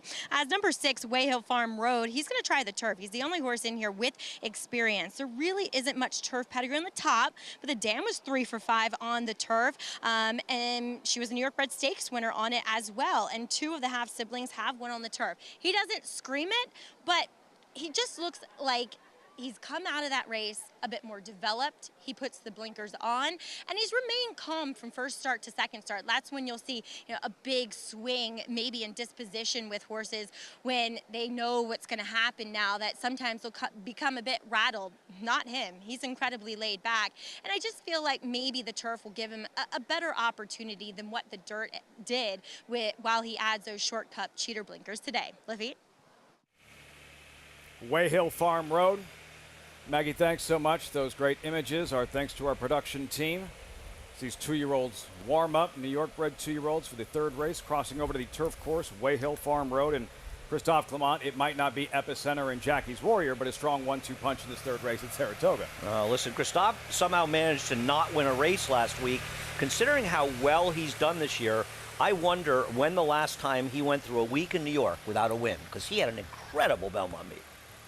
Yeah, but I think it shows you just how hard it is to maintain that kind of pace, right? Horses win, they got to run against tougher horses. At some point, you have to kind of reset. Oh, of course, but still, it's surprising. I mean, he got beaten a Zop in a maiden race. That barn has really been doing well. I mean, not just this year, but other years, and they had a great year last year. Rudy Rodriguez, who has Bella Sofia coming up in the Honorable Miss, still looking for his first win of the meet, a trainer we're accustomed to seeing pile up the wins here at Saratoga. Yeah, and then it'll happen sooner than later. Of I course. mean, he's a guy that knows how to win. And his brother Gustavo got off to a real good start, placing horses aggressively, though. And I think that's the key to winning up here, particularly with claiming horses or lower-level horses, spotting them aggressively. That's fair. Disarm 4-5. They're at the gate here. Richie, these 2-year-olds, final thoughts as they begin the load-in process? Well, I landed on the 126 Black because of the pedigree, turf influence from War Dancer, who stands just down the road. So really been a strong turf sire here in New York. Half to Happy Hill Lil, who's a 3-time winner on turf. Inside post and looked aggressive warming up, Andy. They are just betting on the 2 like this race was already run. 4-5 on a first or a 2-year-old turf race. Do they know? We'll find out. Do they know? I think this is a terrible gamble to bet horses like this. And all due respect, the jockey and the trainer and everything, there must be some story on this horse. Disarmed, odds on. Andy went with number 5, Noble Huntsman. Up to John Embrial with the call. Post time. 3rd race, live, Saratoga.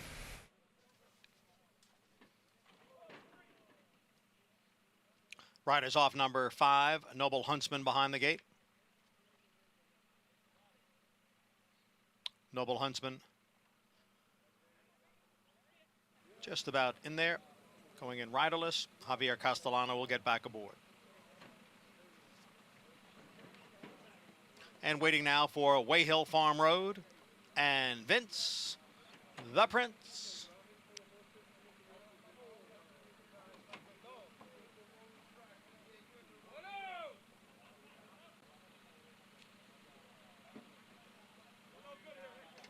They're in the gate.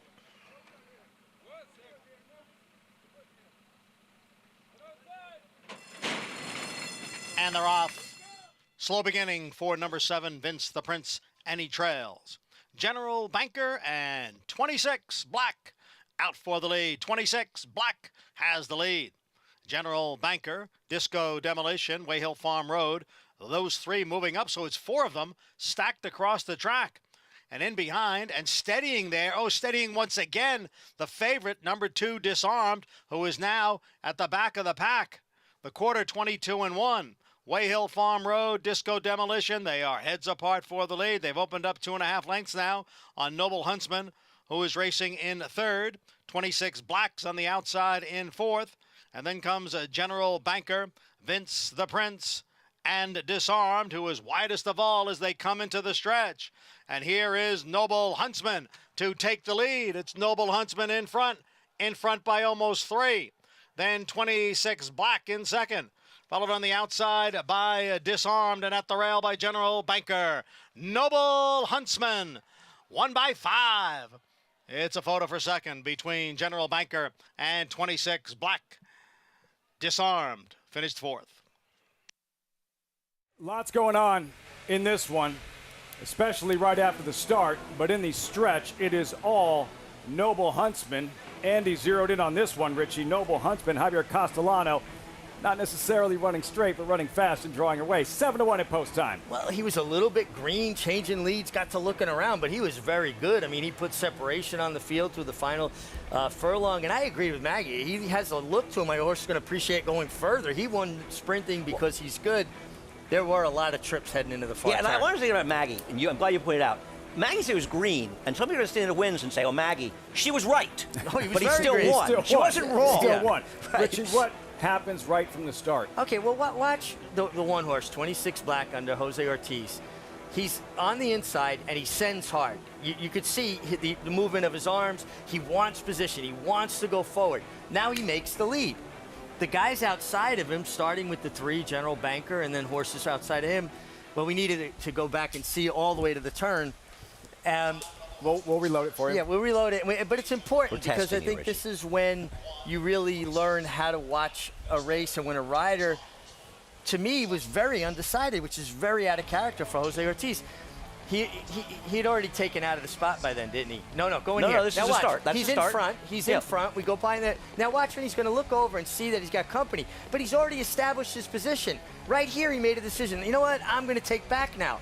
That's not the time to take back. You're already committed into the race. It's like the difference between bacon and eggs. The chicken's and involved, the fat's committed. Favorite rear ends him. Well, he eliminated the favorite behind him, and you look at where the favorite is now, and you look at the 5 horses now. It's like a 3-length difference. They were together. Now, we're not saying the favorite would have won or whatever happened here, but clearly the one taking out that position affected the 2 dramatically. Well, and then he backed up. Now he makes the 2nd run. So essentially, he made 2 runs. Rushed the position, took back, made another run, and it definitely impeded the 2 disarmed who got caught behind him. Think about, you're in the left lane. Not a foul, but an impeding. Well, he absolutely. didn't foul. It wasn't didn't a foul. Him. Just he be just clear. got in his way. Right. I mean, you're going on the left lane on the Parkway, and someone is going 45 miles an hour in front of you instead of 65. Horses don't overcome what happened to Disarmed in a 5.5 furlong sprint. Less room for error in a short sprint. Yeah, and listen, 26 Black had trouble as well. Whether or not they were going to beat this to 5, it's impossible to know. She did win fairly comfortably, I but don't want it's to take very anything hard away to from the 5's no, victory. But they're valid questions, and I'm sure if you are Christophe Clement, you are incredibly frustrated. And I imagine if you're Rossi de Paz, you're going to ask Jose Ortiz what happened. Well, I'm just trying to understand that ride. It was, to me, very indecisive, and you don't see that usually from him. No, it's the opposite of the way Jose rides, so you wonder what happened. 5, 3, 1, 2. Lots to unpack following the 3rd, and there she is. Bella Sophia, last year's test winner. Can't get enough Top Gun references these days. She does have the need for speed. Bella Sophia on her way over for the Grade 2 Honorable Miss, the Wednesday feature at Saratoga with Rudy Rodriguez right by her side.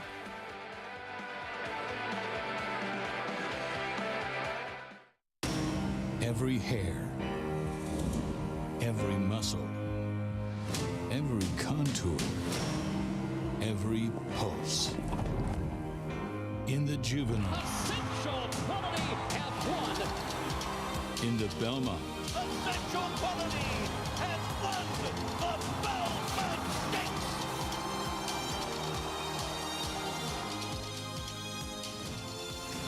well named. Who you betting on? How about an app created specifically for horse racing? Naira Bets. We specialize in thundering hooves, fist pumping, and boosting your bankroll with robust weekly promotions. And offer betting tips from actual horse racing experts. Bet all day and night, nationwide. Get the action and thrill of horse racing with Naira Bets.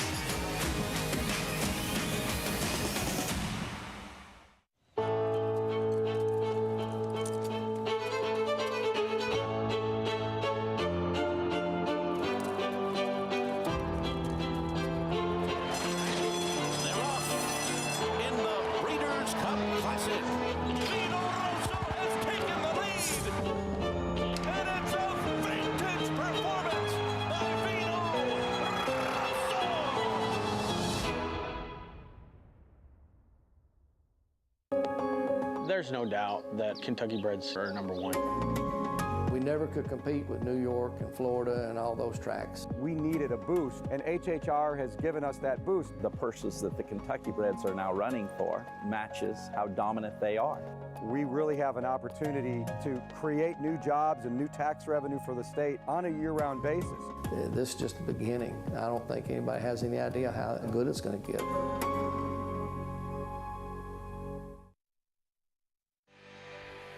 Welcome back to Saratoga Live, as always, brought to you in part by America's Best Racing. For the love of the race, visit americasbestracing.net today. Post Bar and Paddock Suite, another great spot to hang out, that site overlooking the paddock here at Saratoga. I went up there for the first time on Sunday. Cool. Everything, I mean, the way the building has brought the whole bar area together and made that whole area better, and the nice, spacious seating with great views. I mean, that is a terrific addition here at Saratoga. So how do you get up there? You know somebody? Drop Andy Serling's name. You tell them that you don't like Richard Migliori. And they say, come on in. But then they go, wait, aren't you him? You give That's handicappers. Usually, for me, that's the magic word.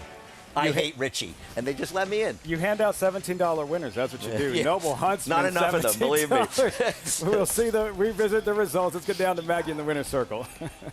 I love catching up with Rich Greeley, owner, breeder of Noble Huntsman. And Rich, you do such a good job of your pedigrees and pairing horses. And you were just talking, we were talking about the size of Noble Huntsman and how it doesn't necessarily fit his pedigree. No, it doesn't. He's much bigger. Randy Bradshaw broke him in Florida, and he called me, he said, he's got to be the biggest Noble Huntsman I've ever seen, he said.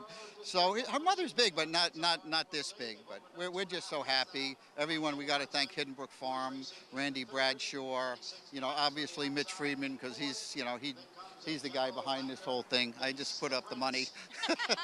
But we're so pleased to win up here. We had a win last week with Carragate. That was great. We're excited. We really are. And that's the major part of putting the money up here. And two, we were talking too about his dam. I mean, your name is all over this horse's pedigree. How rewarding is it to be an owner and a breeder? It's truly, because even when we're walking up here with Mitch, he goes, it's a homebred. He was all excited. We got a homebred running. And we're excited. Carragate was a homebred too, but we're very excited. We really are. I don't know what to say. I got to use a line that Peter Brandt said. They all don't work out like this, and that's the truth. It really is, and it's been a pleasure. And you are someone who knows you got to see it through. You're in for the long game. Speaking of long, what did you think about this performance? Because I said to you, I thought he wanted to go longer than this, and you said, me too. Yes, we really don't amp our horses up to win first time out. We kind of shoot for second or third time out. We'd rather get experience, and this was a complete surprise to us. But the exercise guy Kevin said, this guy's got some get up and go for a big guy. He said, you might be surprised today, and thank God we were. We were looking for after this race, when's the next mile on the 16th going to be? But maybe we'll sprint them again. Either way, you have a very nice young horse on your hands, Rich. Congratulations. Thank you so much. Thank you. Rich Greeley, as he raced and owned the mother, and you're not going to wipe that smile off Rich's face anytime soon with this big performance, first time out from Noble Huntsman. Lafitte? There is such a difference when you hear from the owners, the breeders, after a win here at Saratoga. It's the difference between being a really big fan of a team and they win a title with a bunch of free agents, and being a fan of a team who wins with a team full of homegrown products, guys that fans watch them come up through their own system, Richie. Well, it's just remarkable. And just as you're saying, you can scout talent and go buy the best, what you perceive as the best horses, but to plan the mating, send a mare that you ran and campaigned, and I believe Rich Greeley bred the mare as well, and then come up with the baby, and you get what you get. You can't change that horse when you get him. And then he and Mitch Friedman have been together so long, and Mitch has done a tremendous job for him. Always happy to see Mitch get a win up here. He's under the radar, but he's been around so long, working with Gaston Machera and being on his own as well. We move forward. Rudy Rodriguez, earbuds in, chomping on the bubble gum with his fast test winner from a season ago, Bella Sophia, Richie, like a prize fighter ready to enter the ring. The even money favorite for today's featured event, Grade 2 Honorable Miss. What's the key to success for Bella Sophia this afternoon? Breaking sharply, getting in a good rhythm, and hopefully not being chewed on or taken on too early by Amadevil, who is fast. And Rudy, with those earbuds, I think it's like putting cotton in horses' ears. I think keeps Rudy a little calmer. Blocking it all out. And I think the key is also a negative for her is that she drew inside of the long shot Amadevil. If she drew outside of that one, she could stalk her, similar to how she's done in the past. But with that filly on her flank, it could make it a little dicier. Could. I'm not saying it will. 31st running of the Honorable Miss. Potential prep for the Grade 1 Ballerina. Casey just joined us. Another look at this week's loaded stake schedule. More on tomorrow's Birdstone Curlin in a moment. Big Saturday looms. 3 graded stakes races. Vanderbilt, Jackie's Warrior, and the Jim Dandy on Fox. Field for tomorrow's featured Birdstone. Marathon, mile and 3/4. Number 2, Lone Rock, defending champ. Number 1, Fearless, odds-on morning line favorite. And this is a big reason why, Andy. The Brooklyn Belmont Stakes Day, where Fearless was upset. He upset Lone Rock in convincing fashion. He was much the best. He stalked wide the whole way, and he drew off in the stretch, and makes you think that he wanted to go long all along. It's not as though he had a bad resume. I mean, he was running second twice to Speaker's Corner down in Florida, and he had done very well. Interestingly enough, this was his first start at a NYRA racetrack after running his whole career. That was? Yeah. For Pletcher? Yeah, Fearless. That was one of the things I wondered. Wow. I'm like, why has Todd never run this horse in New York? I mean, he's done very well. And I'm almost sure of that. I can look it up in my PPs behind me, but I Did thought you he do was your very homework impressive. before you show up to class? He was Please? waiting for the Brooklyn to run him in I New really York. need to be prepared. I'm, you know, Lafitte, I've been following the Lafitte Pinkai method of just winging it when I get up here, and I really have to start preparing. But I'm going to work on that. I am. But Do I appreciate your homework before I you come appreciate to class. You know, but he's got that even style of running, doesn't he? When he looked like he might be one of Todd Pletcher's best older horses a couple of years back, that punch just wasn't there.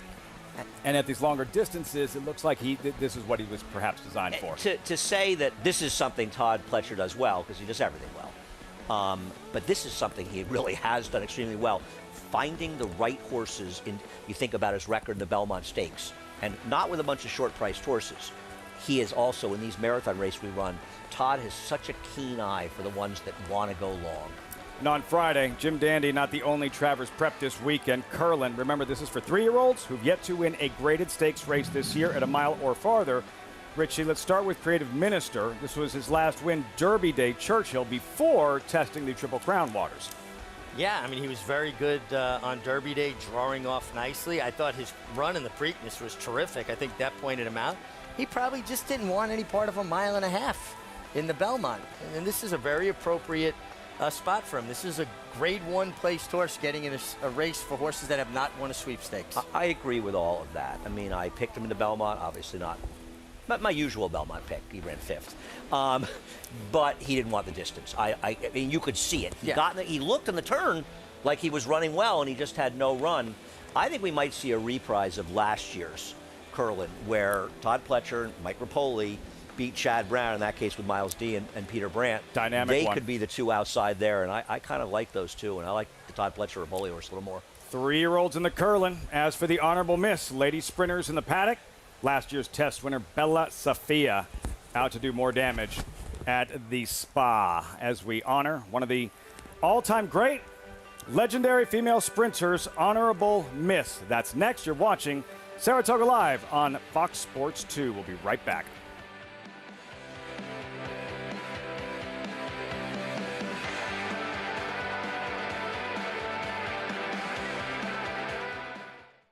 Spun to run. In the Breeders' Cup Dirt Mile, he defeated a loaded field that included multiple Grade 1 winners Omaha Beach and Improbable. His brilliant speed figures were among the fastest of any 3-year-old at a mile or more. And he hails from the legendary Danzig sire line. Multiple graded stakes winner, millionaire, Breeders' Cup champion, Spun to run, standing at Gainesway.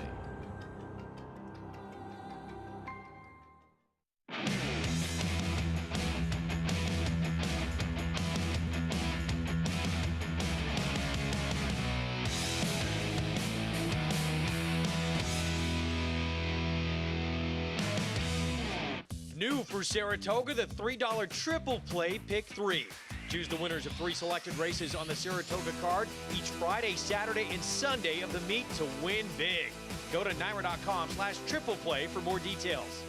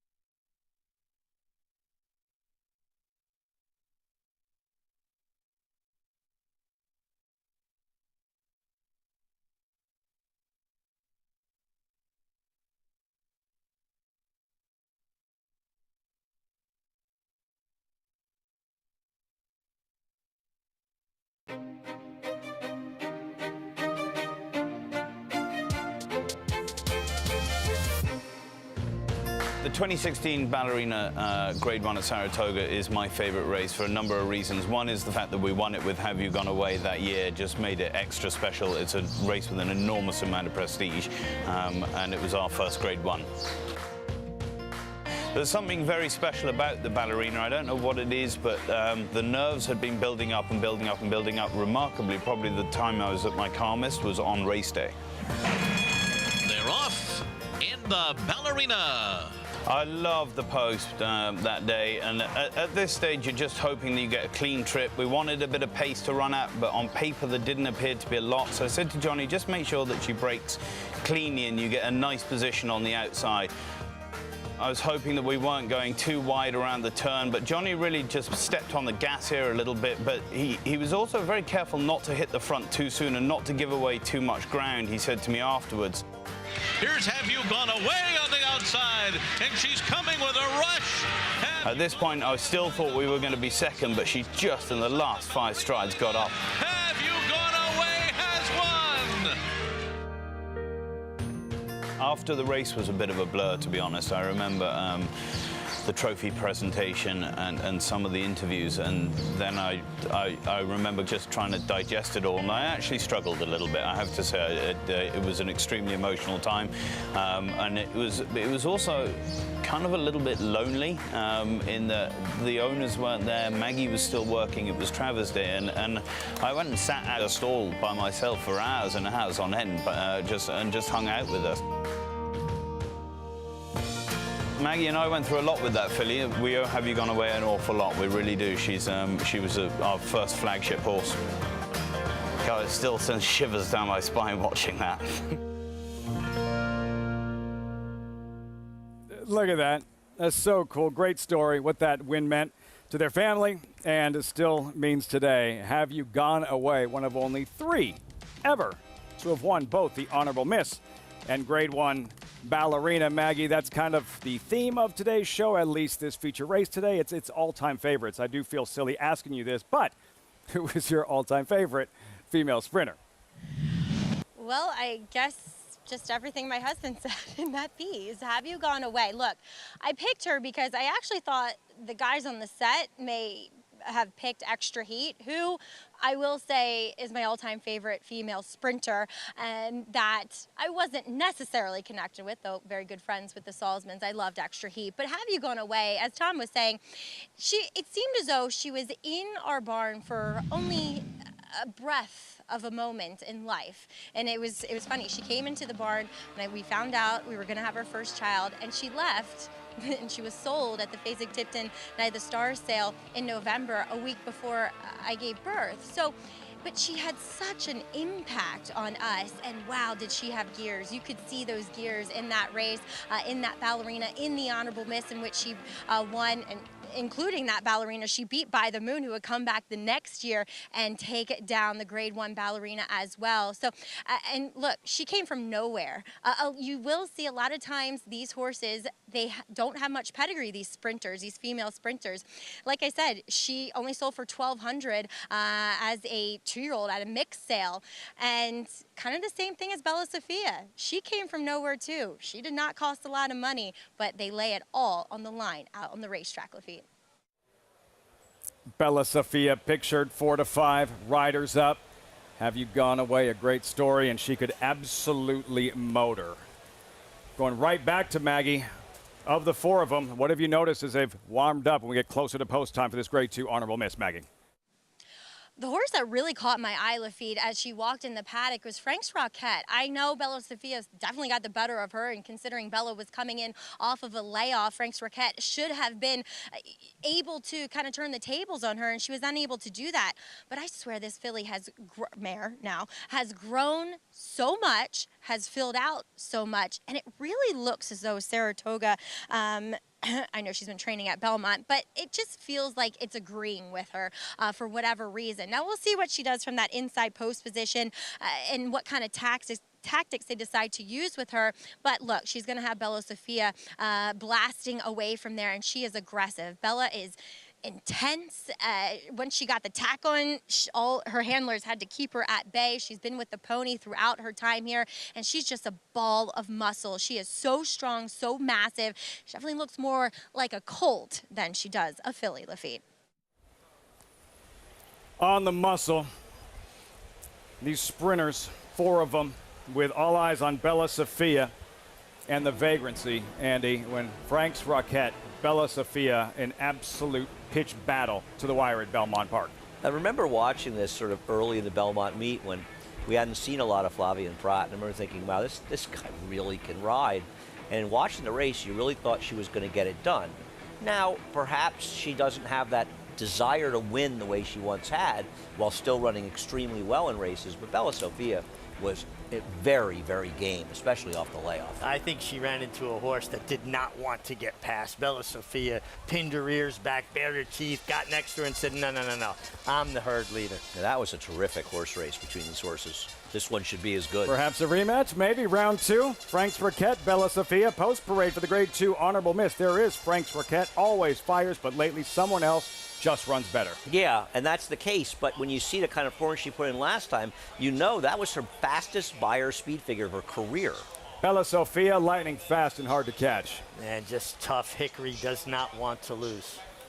Amadevil, Ohio bred. Thorn in the side of Bella Sophia, question mark? I love that a horse that ran at Belterra, Thistledown, and Mahoning Valley in her last 3 starts ships in, unlike some other horses, to take on the big girls. Kamari, grade 1 winner at Keeneland last year, the Madison. Could sit the right kind of trip outside, watching what goes on inside of her between the 2, Bella Sophia and 3, Amadevil, with Frank's Rocket locked in behind him. Small field, riders know where everybody else is. Crowd gearing up for the Wednesday feature. Honorable miss in 8 minutes. Frank Fletcher, owners of Frank's Rocket, standing by with Maggie. That's right, Lafitte. So pleased to be joined by Frank Fletcher here, also breeder of Frank's Rocket. And Frank, she just shows up. Now, she hasn't been able to win lately. How do you turn the tables on Bella Sophia today? Well, Bella Sophia is a fantastic horse, and we ran nose to nose all the way down the stretch the last time, and she got us by about 2 inches. So this is a half a furlong shorter, and I think at 6 furlong is really be to our advantage. But we're up against 2 or 3 great horses today. So she's run second a lot of time in grade 1s and grade 2s. So we'd like to turn the tables today and get a win. I got to ask you really quick. Her little sister, American Rocket, debuted the other day. You had to be so pleased with what you saw. That was one of the biggest thrills of my life, to have a 2-year-old win the first time out. And hopefully we'll be in the spin-away and come back to see you. I like it. Let's set the date, Frank. Well, best of luck here with Frank's Rocket. Thank you. All right, let's see. Can she turn the tables on Bella Sophia this time, Lafitte, in this honorable miss? He's won some big races, Maggie, Frank Fletcher. He's had one of the biggest thrills of his career, winning with American Rocket. Impressive in debut. You wouldn't have bet her after the start. She blew the brake. All right, so the conversation is favorite female sprinters all time. It's kind of a darling category for some reason. As fans, we gravitate towards these horses. Andy, who was your favorite all-time female sprinter? And I agree with Maggie. We couldn't have gone wrong if we mentioned the great extra heat. But when Terrence, our producer, asked this question of us yesterday, I started hunting through stake races and the ballerina other races, and I thought, wait a minute.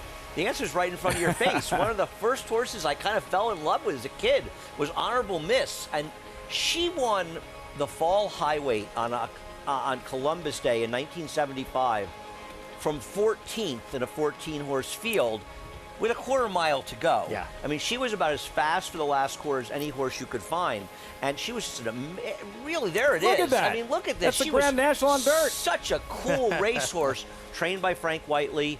I want to say owned by Penny Bryn Farm. She was a tremendous racehorse, and there have been so many excellent filly and mare sprinters over the years. But Honorable Miss, for me, when I was young and just starting to love the game, she was a horse that helped me love the game. Well, you were right. She was owned by Penmore Bryn Farm.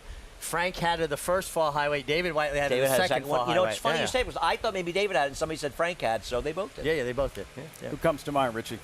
Well, I was going to say Extra Heat, and then I was thinking What a Summer, Tawi, but I went personal, so I can watch myself win the ballerina. I love Harmony. I like this one too, Richie, at $28. Yeah. and, in front, trying to nurse her every step. 7/8 was a stretch. I'm trying to milk her. Come on, Mama, hold on. Here comes Shine Again. Shine Again for Alan Jerkins, and I'm pleading with her for another 50 yards, and she there. kept giving it to me. Little underhand taps from the crop and just hung on. I want a little credit. I rode her that stretch too. I liked her that, and I knew. I felt your presence. Well, I knew you were the perfect rider for her because she was really the controlling speed, and she probably wasn't quite as good as Shine Again, though she was a very good horse. But I knew you'd give her the right ride. Well, an interesting aside. Jean-Luc Samina got hurt, couldn't ride Shine Again. He was in Saratoga Hospital. He said, "Please, make sure you beat that finish out. Don't worry, I'll win it." Beat her in those. What a guy you are. I go back to the 1990 Breeders' Cup Sprint. Safely kept after Angel Cordero and Dancing Spree picked her off in the shadow of the wire the year prior. There she is on the lead, wheeling and dealing with the lightning fast English colt Deja on the outside. Craig Perrette going to work on the rail. Safely kept, battling bravely. It looks like Deja has safely kept. Hold on, Willie Carson.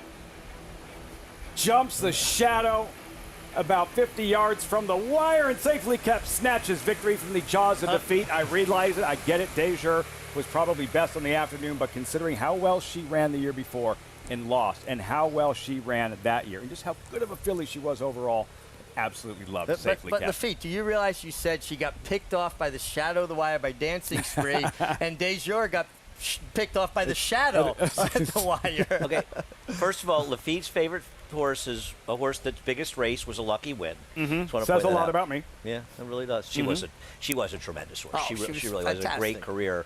And I just want to say thank God Dancing Spree beat her in that sprint at Gulfstream. How about Bella Sophia, though? We saw the match race, what felt like a match race, in the Vagrancy. She's run since. This is the Bed of Roses, Andy, her most recent effort. Yeah, and to be fair, the second horse ran the better race, obligatory. Bella Sophia was able to get away, and I'm not knocking her. She's terrific, but she got away with murder. 23-3. I mean, that's like that's like going 27 for cheaper horses. She was just walking. And obligatory was against it as a closer, and I hope these two horses hook up in the ballerina. You know, one thing that's troubling to me, as good as an effort the Better Roses were, she didn't change her leads, and she always changes her leads. That's not something that's normal for her. So that a negative, you think, today? Well, it makes me wonder, why didn't she change leads last time, especially going soft fraction? She should have done it on cue. And then Kamari, who has the back class. She has to reach back and find this stuff, the stuff that made her a Grade 1 winner at Keeneland in the Madison last spring. I'm going to make a small case for her. This win in the Madison is fast enough to win this race. Yes. Now, obviously, this year's form leaves something to be desired. She's running by her speed figures 10 points lower than this kind of win. Her first race was just a jog in the park to get the sort of, as Richie likes to say, ring rust off. Then she was gunned into a fast pace in the Madison that collapsed in her next start. It's almost like they overreacted in the race at Churchill and took her too far out of the race. And I think in this spot, she could get a good stalking trip. I'm not convinced she's ever been good enough to beat the best of Bella Sophia, and not convinced she's even that good now. But in this field at 7-2, I'm in. Andy's in. Maggie, good idea from what you're seeing. Kamari, yes? No? I'm with Andy. I think this filly has a big shot in here, especially now she gets to extricate herself from the rail, where I thought, she was staying on the rail, as Andy said, but too far back in that last race at Churchill. She looks great here tonight, too. I like her disposition. She's forward, she's energetic, but not doing too much. Stacks up favorably with the favorite in here, Bella Sophia. But let's talk about the outsider, the Ohio bred, an admirable record that she brings in here, though her fastest race came first time 94, which makes her a player here. Everything after that does not necessarily, and it did come on a muddy sealed racetrack. But I actually kind of don't mind what I'm seeing. When I watched her replays, I thought she was small and tiny and there wasn't much to her, but that's not the case. It's a very athletic filly with a really well-developed engine behind the saddle to her. She's okay. Her form just doesn't make her a player here, but at least she stacks up favorably physically. Now, Bella Sophia, I thought that was great points that Richie brought up with her not switching her leads. And she typically is a high-strung individual. Today, by my eye, and I don't often get to see her every time pre-race before her efforts, she got really, revved up. The outrider had to go pick up Luis Saez as she was misbehaving on the track. We'll see if that has any bearing on how she runs today, Lafitte. She knows it's game day. Bella Sofia, odds on at post time. Emma Devil is in. Watch them early on. How much heat can Emma Devil, how much pressure can she apply to Bella Sofia? Kamari steps forward. Johnny I with the call. Post time for the honorable miss. And they're off. A bit of a bobble there at the start for number 1, Frank's Rocket. And as she is at the back, up front, it is Emma Devil who has the early lead over Bella Sofia. Emma Devil in front and getting clear here to lead by 2 lengths. Bella Sofia runs in second with Kamari on the outside in third and Frank's Rocket down at the rail and in fourth. Emma Devil leads here by almost 3 lengths. The odds-on favorite, Bella Sofia, giving chase in second through an opening quarter mile, 22 and 3/5 seconds as they race midway on the turn. It is Emma Devil, the leader here. Frank's Rocket now comes through down at the rail and is gaining ground quickly. Here comes Frank's Rocket right up there to take over the lead. Bella Sofia now moves up on the outside. Emma Devil has dropped back, had to steady there. Frank's Rocket went a bit wide there into the stretch. Bella Sofia is all out in second. Then it's Kamari and Emma Devil. The half in 45 and 4 with 1/8 of a mile to the finish. It is Frank's Rocket. On the outside, Kamari. Bella Sofia is third inside the 16th pole. Frank's Rocket and Kamari, and the two of them will fight it out to the finish. And it is the well-traveled Kamari to win Saratoga's honorable Miss Handicap. Stirring stretch drive in the honorable miss. Right when you thought Frank's Rocket had it wrapped up, Joel Rosario had other ideas. Kamari unleashing that furious late rally and nailing her a few jumps from the wire. And, you know, on the back stretch, you almost felt like Joel's worried this filly's getting away from him a little bit. And he managed to harness that position. Now, Flavien Prat had no choice but to be aggressive with the number 1. And Frank Rocket probably ran the best race because she blew the brake a little bit.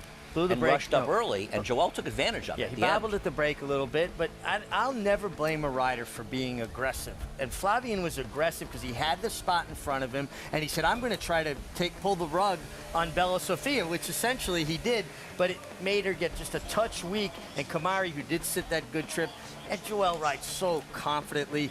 And what was that movie with Richard Dreyfuss? You're having a very good day. Better day than Bella Sofia, and this is, you know, I really think Luis Saez is the right thing. In a lot of ways, Jose Ortiz helped him by clearing her with the long shot. And so she got to get outside of her, something she would have wanted to do if she broke outside of her. What did you see at the start, Richie? Yeah, keep an eye on the 1. You just see the ground break away from a little bit. She stumbled a little bit worse than I thought she did it the first time, and it cost her a little bit. Sure. You know, Flavien got her to get settled, get her feet underneath her. And again, I don't blame him for making that early aggressive move. Well, also don't forget something. When he goes back to the jocks room, Flavien Prat's going to say to himself, if I had waited, I might have won, because Bella Sofia came up empty. But he can't ride her assuming Bella Sofia is going to come up empty. Absolutely. He has to ride her saying, I got to take it to Bella Sofia. I can't let her get away from me. I'm not going to catch her when she's 2 or 3 in front in the stretch. So he rode her that way because of who he was facing, don't you think? 100%, and compounded by the fact that he had an open space on the rail. Do you want to wait until Bella Sofia moves and closes that spot, pushes the horse in the lead over? One thing that made Jerry Bailey as good as he was is he didn't wait to get victimized. He took advantage of opportunities when they presented themselves. And because Joel on Kamari had that outside post and broke well, he was watching the entire thing develop in front of him, and he was able to work his plan to perfection. World traveled Kamari, Grade 1 Madison winner at Keeneland, takes down this Grade 2 honorable miss for Wesley Ward. Joel Rosario on the outside. We heard from Frank Fletcher pre-race, Richie, with Frank's Rocket. Another heartbreaking defeat for this mare. All she does is show up, bring her A game, run against the top female sprinters, and another gut-wrencher for her this afternoon. That was a pretty heartbreaking loss for those connections because she ran a winning race. And, you know, and honestly, and this is no knock on Flavien, who I think is the most sound rider in the country. He does everything well. There's not one thing that he doesn't do well. Some guys may do certain things better, but he does it all well. If that move in California never loses, the move he made. In New York, it'll tell on you a little bit late. Different scenario, but I feel for Flavien Prat, and I feel for the connections of Frank Roquette. And I bet Kamari in here, and I got a little lucky. I really did. Because Frank Roquette ran the best race in here. She brought it. Everything but win. On the outside, Joelle Rosario, 5 stakes wins at the meet. It's Wednesday of week 3. 5 graded stakes wins at the meet. Joelle Rosario muscling Kamari home in the grade 2 honorable miss. The ultimate accolade for a racehorse is to be named Horse of the Year. To be enshrined to the Hall of Fame is to achieve immortality. As a stallion, genetic immortality is defined in 2 words: breed shaper, plain and simple. 2-time Horse of the Year and Hall of Fame inductee, Curlin, is just that. Breed shaper, Curlin, the classic sire. If you're looking into racing partnerships, you should know they're not all the same. When you partner with Bond Racing Stables, you become a member of a growing family of racing enthusiasts, all guided by 3 generations of experience in thoroughbred breeding, training, and racing. Share in the excitement at Saratoga and Belmont Park, where we've graced the winner's circle with winners like Giacosa, who was bred, born, and raised here at our Song Hill farm. Get more than just a partnership. Become a member of the Bond Racing family. 3 generations of thoroughbred excellence. Consistently versatile, with 24 Grade 1 winners on every surface, from 6 furlongs to 1 1/4 miles, all over the world. Switzerland in the Dubai Golden Shaheen. Switzerland wins. Olympiad gets the gold in the World's Classic. Churls Fight running on. Mason in front. Churls Fight on the outside. At the wire. Photo for the win. All purpose, all places, all power. Speightstown. Racetrack Television Network brings you every race, from every track, on every screen, every day. With monthly packages starting as low as $5, RTN gives you great value and access to more live HD streaming and race replays than anyone. Visit RTN.tv today to sign up and watch on almost any device, including Roku and Amazon Fire. RTN has packages that start at $5 per month.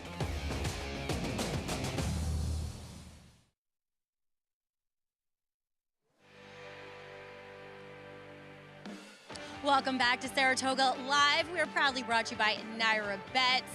You can bet any track, anywhere, anytime, and hopefully you bet Kamari in today's feature Grade 2 Honorable Miss. Pleased to be joined by her trainer, Wesley Board, here in the winner's circle. Wesley, she made the last jump the winning one today. Talk about getting Joelle Rosario aboard, and her last 2 trips maybe not the best, but she was able to pull the right trip today.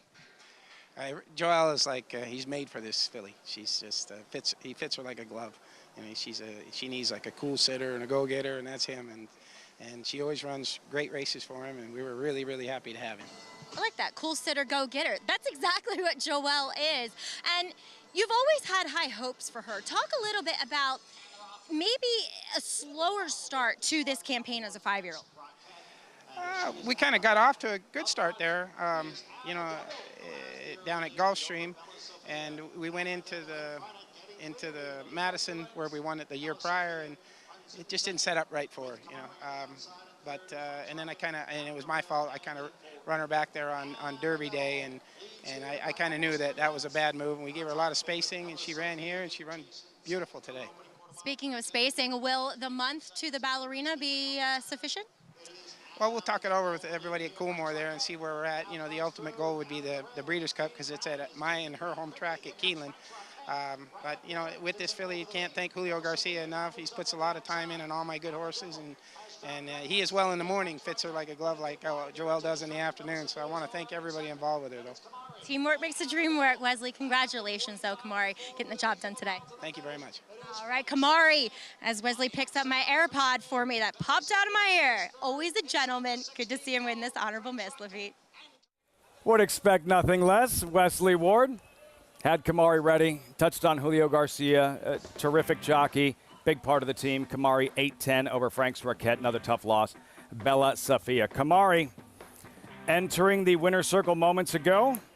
Brought to you by the 101st Fasig-Tipton Saratoga sale, offering the very best of North America yearling crop August 8th, August 9th. Where will you be? They might be posing just like that following the Grade 1 ballerina, the way Kamari ran on this afternoon. Very impressive. As for Bella Sofia, ¿qué pasó? What happened? It's not like she had a bad trip. She was able to stalk off that horse, and she has been able to stalk in the past, and maybe caught a little off guard when Flavien tried that move, which is probably one of the reasons he did it.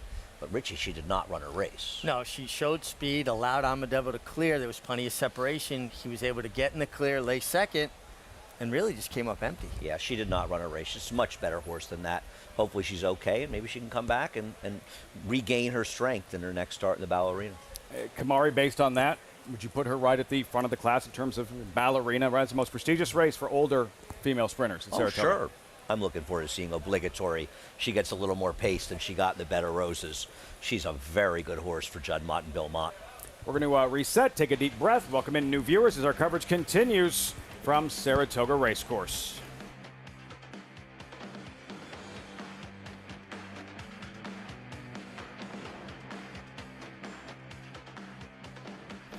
Welcoming in our viewers on Bally SoCal. Live looking at that gorgeous Saratoga paddock alongside champion jockey Richie Migliori. Andy Serling having a very good day thus far. I'm Lafitte Pinkai. We just saw the featured event here at Saratoga, the Honorable Miss. You know the racing is good when you have Grade 2 races on a Wednesday. And the big story going in was Bella Sofia, last year's Grade 1 test winner. This race just took place moments ago. It was not her afternoon. Kamari, who you liked going in, took full advantage of what was kind of a drab effort from Bella Sofia. No question about it. The story of the race is Bella Sofia, who's been good basically every single time she runs, throwing in a rare clunker. It happens sometimes. But Kamari, who's already a Grade 1 winner, Frank's Roquette, who is a model of consistency throughout her career, ended up making up for that with quite a run down the stretch. Yeah, no doubt. And, one thing to stand out watching the stretch drive is Joel Rosario is so strong in the finish and relies so much on a hand ride, very little crop involved, and almost felt like he knew he had her measured, that he was going to run her down. No, I agree. He has so much confidence, so much patience. And, he in a way, and I know people get mad at this, he's like a Pat Day who wins all the photos, who waits, He should have ridden Easy Goer. I don't know if he's born yet, but he should have ridden him. For Rosario, guys, this is day. I can't help myself. This is day 10 of the meet. 5th graded stakes win of the meet for Joel Rosario. This is day 10. And he's second right now, I believe, behind Irad with 11 wins. I don't think Irad's won yet Well, that today. was Rosario's Irad's 10th win of the meet. I thought he had 10 going today. I know the kind. Well, that's you're right. Richie's You're right. double digits. You're right. You're a jockey. You're pretty good No, up to 9. why? Because I printed my PPs on Sunday to do my work over the weekend. See, I'm ahead of the game. I'm not buying any of this in case anybody's interested. None of it. For those of you just joining us, this has been the theme the entire afternoon. Like, who prepares less for their shift on Saratoga Live? It's like a 3-way dead heat, and it's really been ugly. What's next on the show, I have no idea because I did not prepare. That's why we have Maggie. At least she's prepared. Thank God she's here. Hey, today's races. Look at this. Start of the Pick 6 race 5. Late Pick 5 race 6. Really good allowance race later. That was the feature race earlier, the Honorable Miss. Really good allowance race with a $125,000 purse. We turn to page. Race number 5. Field and updated odds. Scratch number 7, Hometown. Mooney Love, U.S. debut. 7-5. Tyler Gaffleone, though, riding number 4, Curbstone. When we come back, Tyler Gaffleone, what a huge meet at Churchill Downs. Runaway in the jockey standings here at Saratoga. Big summer last year. This summer, a memorable one even before the first race was run. That's next.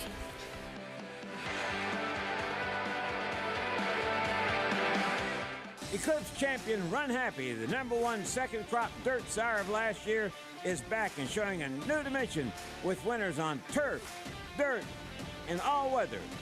A record-breaking sprint champion, Run Happy is also siring winners at all distances, from 7 furlongs to 1.25 miles.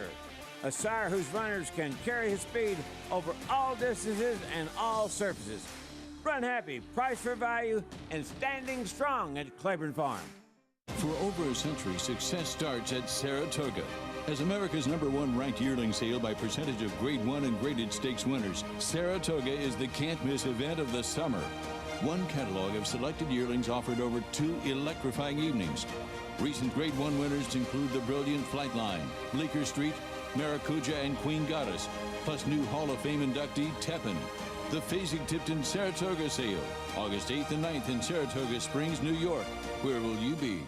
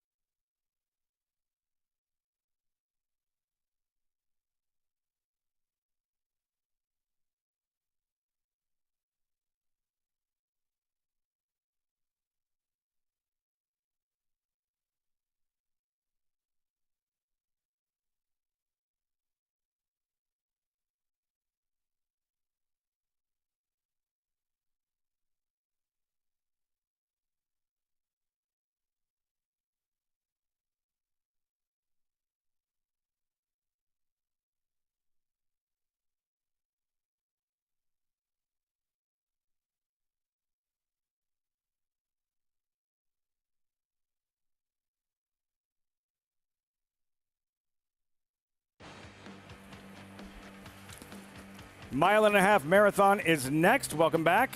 Gorgeous shot. Saratoga Racecourse in Saratoga Springs, New York. Field updated odds there. Number 4, Curbstone at 9-1. Can Tyler Gaffalione pull off an upset in his 5th race at the Spa? I'm not quite sure when it was that I learned how to spell my name. Maybe I just don't want to admit how long it took. Tyler Gaffalione, he said it was around the 3rd grade that he finally got it right. He's come a long way since. One of the top riders in the country, won a lot of major stakes races. The Preakness comes to mind with War of Will. Just ran away with the Churchill riding title prior to the summer here at Saratoga. So you wonder, for a young rider riding in some of the biggest races around the country, how he handles that kind of pressure. It makes it easy when your teammate is the one that keeps you relaxed to begin with.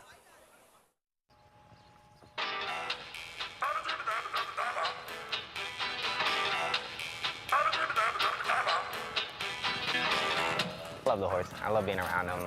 They have a calming sense to them.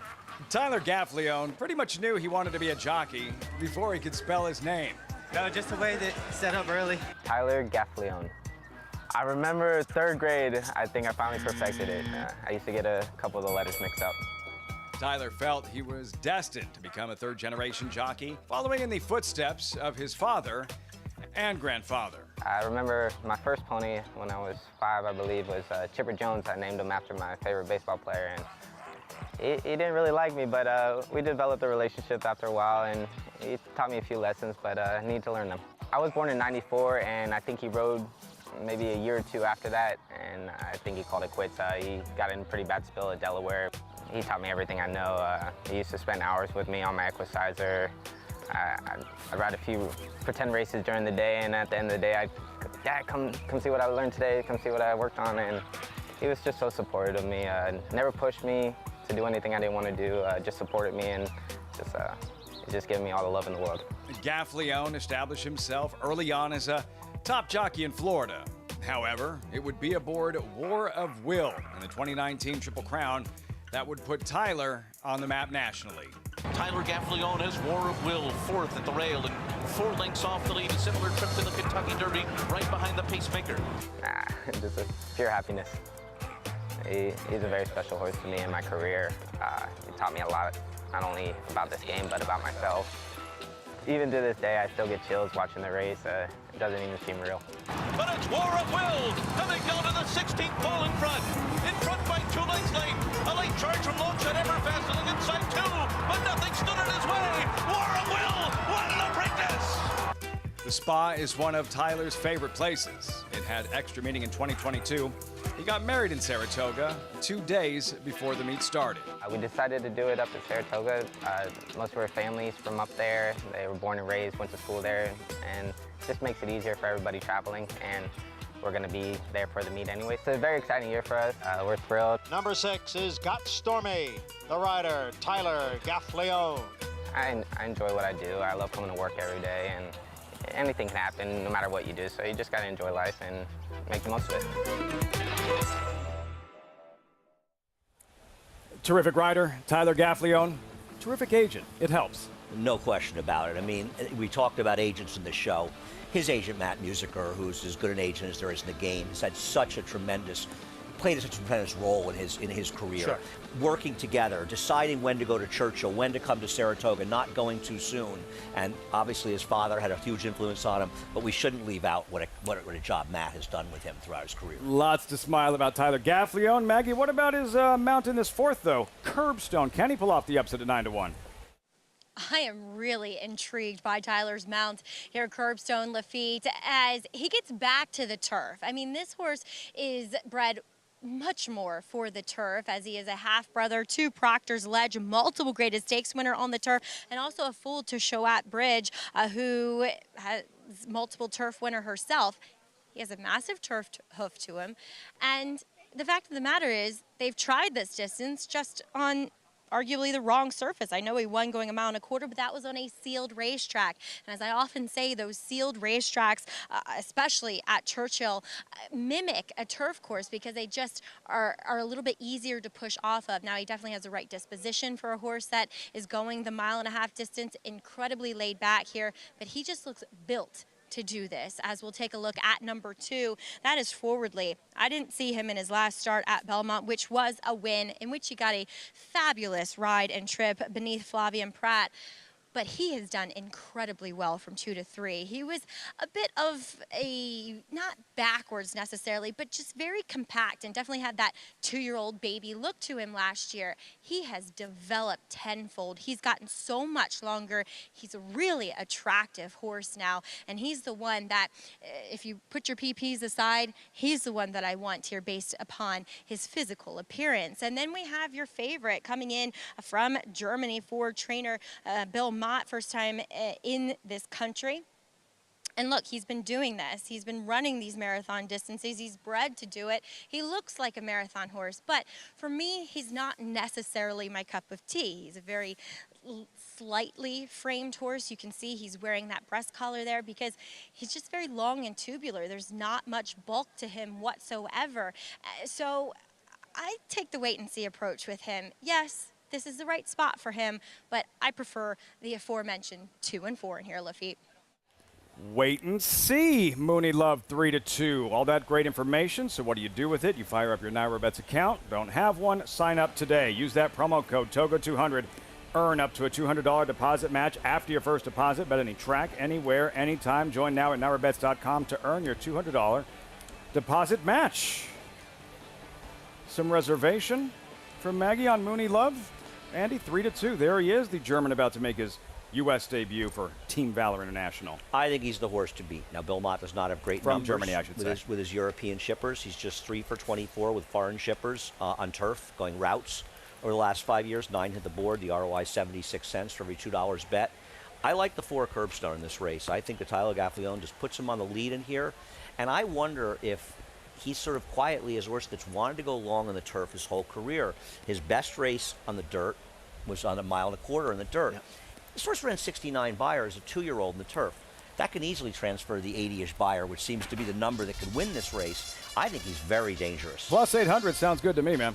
I am in on him. My streak is about to come to an end. And he's had the hot hand thus far. Richie, what do you think as they call him to post? Let it ride. He's having a very good day. It's very early.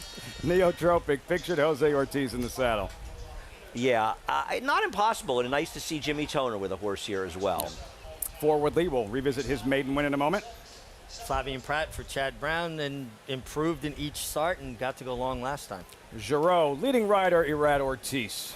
You know, not impossible in here, but even Irad's magic may be tough to make him just not quite good enough on paper, but not impossible. curbstoning. There he is, Tyler Gaffalione. Could be the Goldilocks effect. Right surface, right distance, everything just right. Just right. Dante's Fire Louis Sias trainer Mike Maker off to another hot start at Saratoga. No, I mean, you have to take another look at him. He started out like gangbusters last year, and he's continuing on the same pattern this year. Still, I'm not a huge fan of him. His last race makes him look better than he is. Mooney Love, Joel Rosario looking to go back-to-back. By Australia, English Derby winner, Irish Derby winner, Juddmonte International Derby winner, with Joseph O'Brien aboard, who has a string here this summer, fitted with a breastplate. It's a strap basically to keep the saddle in place. Horses with narrow withers, saddle has a tendency to slide back. It's there to keep it where it's supposed to be. He'll hold that record forever, won't he, Joseph O'Brien? Tallest jockey ever to win a Breeders' Cup race. And look good doing it, too. The turf at St. Churchill Nicholas Downs. Abbey at St. Churchill Downs. Nicholas Abbey. Well done. I could not come up with My the last name. Breeders' Cup winner. Forwardly, let's go back to his maiden win. This was mid-June, Belmont, mile and 3/8. What'd you make of this particular performance, Andy? I underrated him coming in because his prior race was so horrendous. It was hard to like him. But you sort of forget that Chad Brown is so good with these horses going a distance of ground. And it's something he's excelled at throughout his career, among other things. On the other hand, he beat an awful field. The horse who was second has come back with at least one, if not two, weak performances or mediocre performances. The third horse ran a maiden claiming race over the weekend for Todd Pletcher. This was not a tough field. But Chad is good at getting horses to improve going forward, especially at a distance. I still think at 5-2, you're betting this horse a little bit on the come, and you're taking the worst of it because Chad Brown trains him. On the other hand, you're taking the best of it because Chad Brown trains him, because he trains him. Well, I think you're right. I think 5-2 might be a little too short a price. But the thing that stood out to me about that race in breaking his maiden, going a mile and 3 furlongs, he turned into the straight still in hand. No horses won going a mile and a half in this race. He won going a mile and 3/8. For a horse to still be traveling in the bridle speaks to his stamina. No, Chad is such an X factor with these horses that I'm loath to throw him out. So I do have a 2-4 exact. I'm not letting him beat me and run second, get nothing. Curbstone, Tyler Gaffalione winding up. This is a while back. Recent races on. This was a second start of his career at Belmont when he made the lead on that particular afternoon, only to be captured late. Pretty nice horse near Fort Washington's a solid stakes horse for Sugar McGay, who ran third. Daunt is, running some good company and just a tough beat. A 69 buyer, you have to be careful with 2-year-old route buyer figures. These horses aren't really ready in their careers to go these distances of ground. So we've seen plenty of horses that want to be good stakes horses that ran 70 type numbers. As 2-year-olds are even worse. And I don't think it's unreasonable to believe with a time to improve that he could be running figures in the 80s on the turf. And I look at that mile and a quarter race, I look at him on paper, he looks like he has a speed edge, and I think this could be an interesting horse to bet on the come at a price. He looked like a horse that wants to go long. He got to set very controlled fractions. He didn't quicken. He stayed. He's a galloper. He should appreciate the distance. That's what I'm hoping here. And the other thing is, I do think the 6 is the horse to beat. But I don't know, Maggie wasn't thrilled. He's still got to come into this country, and I can bet a 6-4 exact, and I have a small 2-4 as well. But I think this is a field that's crying out for a horse like this. World-class connections, Team Valor International, Hall of Famer Bill Mott, Joel Rosario just won another graded stakes race. So I guess my question is, how do you evaluate the form when it comes to races in England and Ireland? You have a pretty good idea of how that translates. South America, it could be Passiana, it could be Bayacoa, it could be Ibero, or 100 others you've never heard of. How do you evaluate the races she's exiting Germany, and prior to that, the racing in Italy? Well, what I do, and you can't get as much information, but you can, I go to the racingpost.com website, racingpost.com. They have a search function. And in a lot of ways, it works like Formulator in the Daily Racing Forum. It's not quite as good, but still, you find a horse, you search for it, you find the horse. It gives you its lifetime record, and you can go into every race it's run, and you can see who these horses have run against. It's a lot of work, don't get me wrong. And it's particularly helpful for the Breeders' Cup that weekend to look them up. And you look up, who did they run against? And you see, did they run against like horses that ran in other places and ran good figures and did things, and get a little bit of an idea. It's not perfect, but it helps. And Maggie, if we've learned anything on this show, we don't like to work a lot. I don't think that's true, Lafitte. You work harder than anybody I know, and so does Andy. I mean, we all work hard. I think. So we'll take a look at number 3, Giroux, for Mike Maker. Gets back to the turf. We haven't seen him on it since April 24th at Keeneland, in which he was beaten by a horse by the name McLovin, who I actually like, and I think he's okay. He got very headstrong in that race. I mean, for the first quarter of a mile, he was throwing his head around, fighting Tyler Gaffalione that day, and then Tyler kind of moved him out and then kept, because he was trying to get him to settle, kept him out wide throughout. And then he hit the lead a bit more prematurely than some of the others in here that ran on past him. So I thought he had a little bit of an excuse going back to that race. But are we going to see that again? Is he going to get headstrong? And you often don't see horses who expend that energy early on in a race be able to see out a 1.5 mile type of distance. Warmed up beautifully. I mean, great cadence to his stride, and just looks as though he's thriving right now. I wonder who's going to be on the lead. I don't think they want this horse on the lead, but maybe it would suit them to put him there. But I do think Andy's right with number 4, Curbstone. I'm sorry, Andy, your streak's going to end here because I landed on him too. I can't get over how well suited he is to these conditions physically. Lots of love.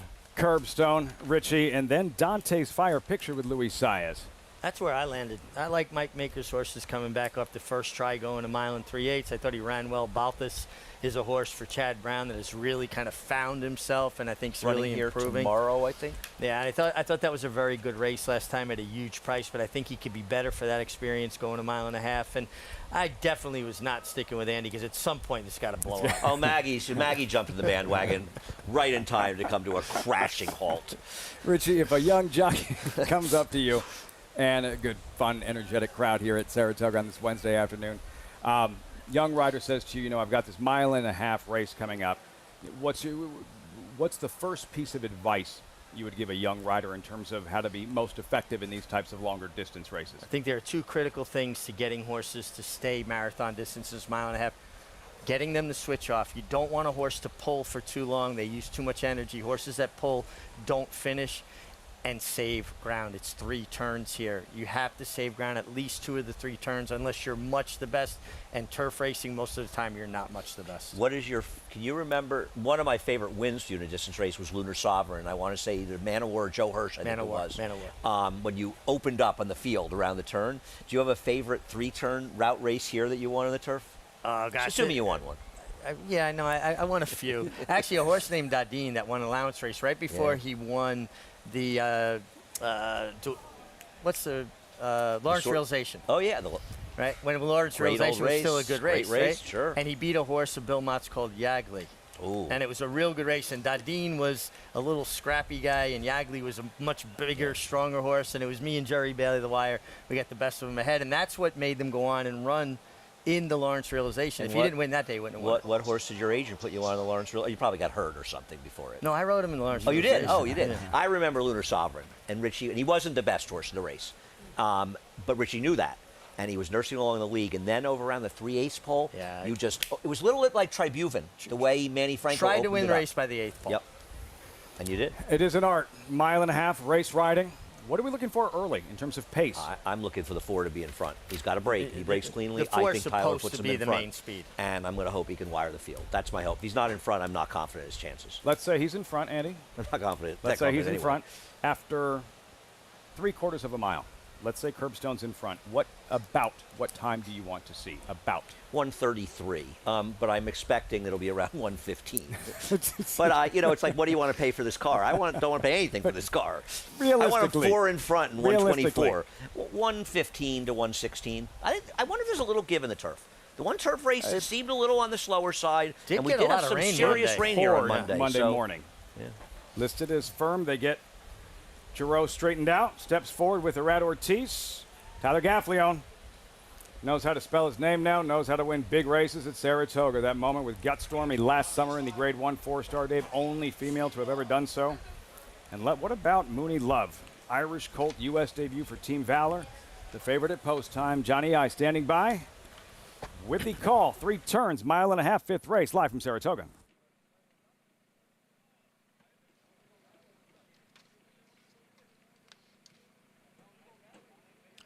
There in the gate.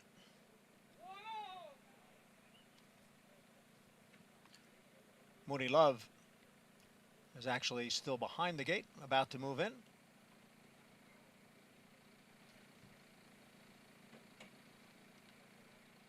And Mooney Love is in, and we're set.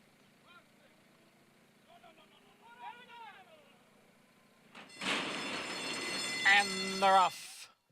And it is Forwardly, who is forwardly placed here in the early going with Curbstone on the outside.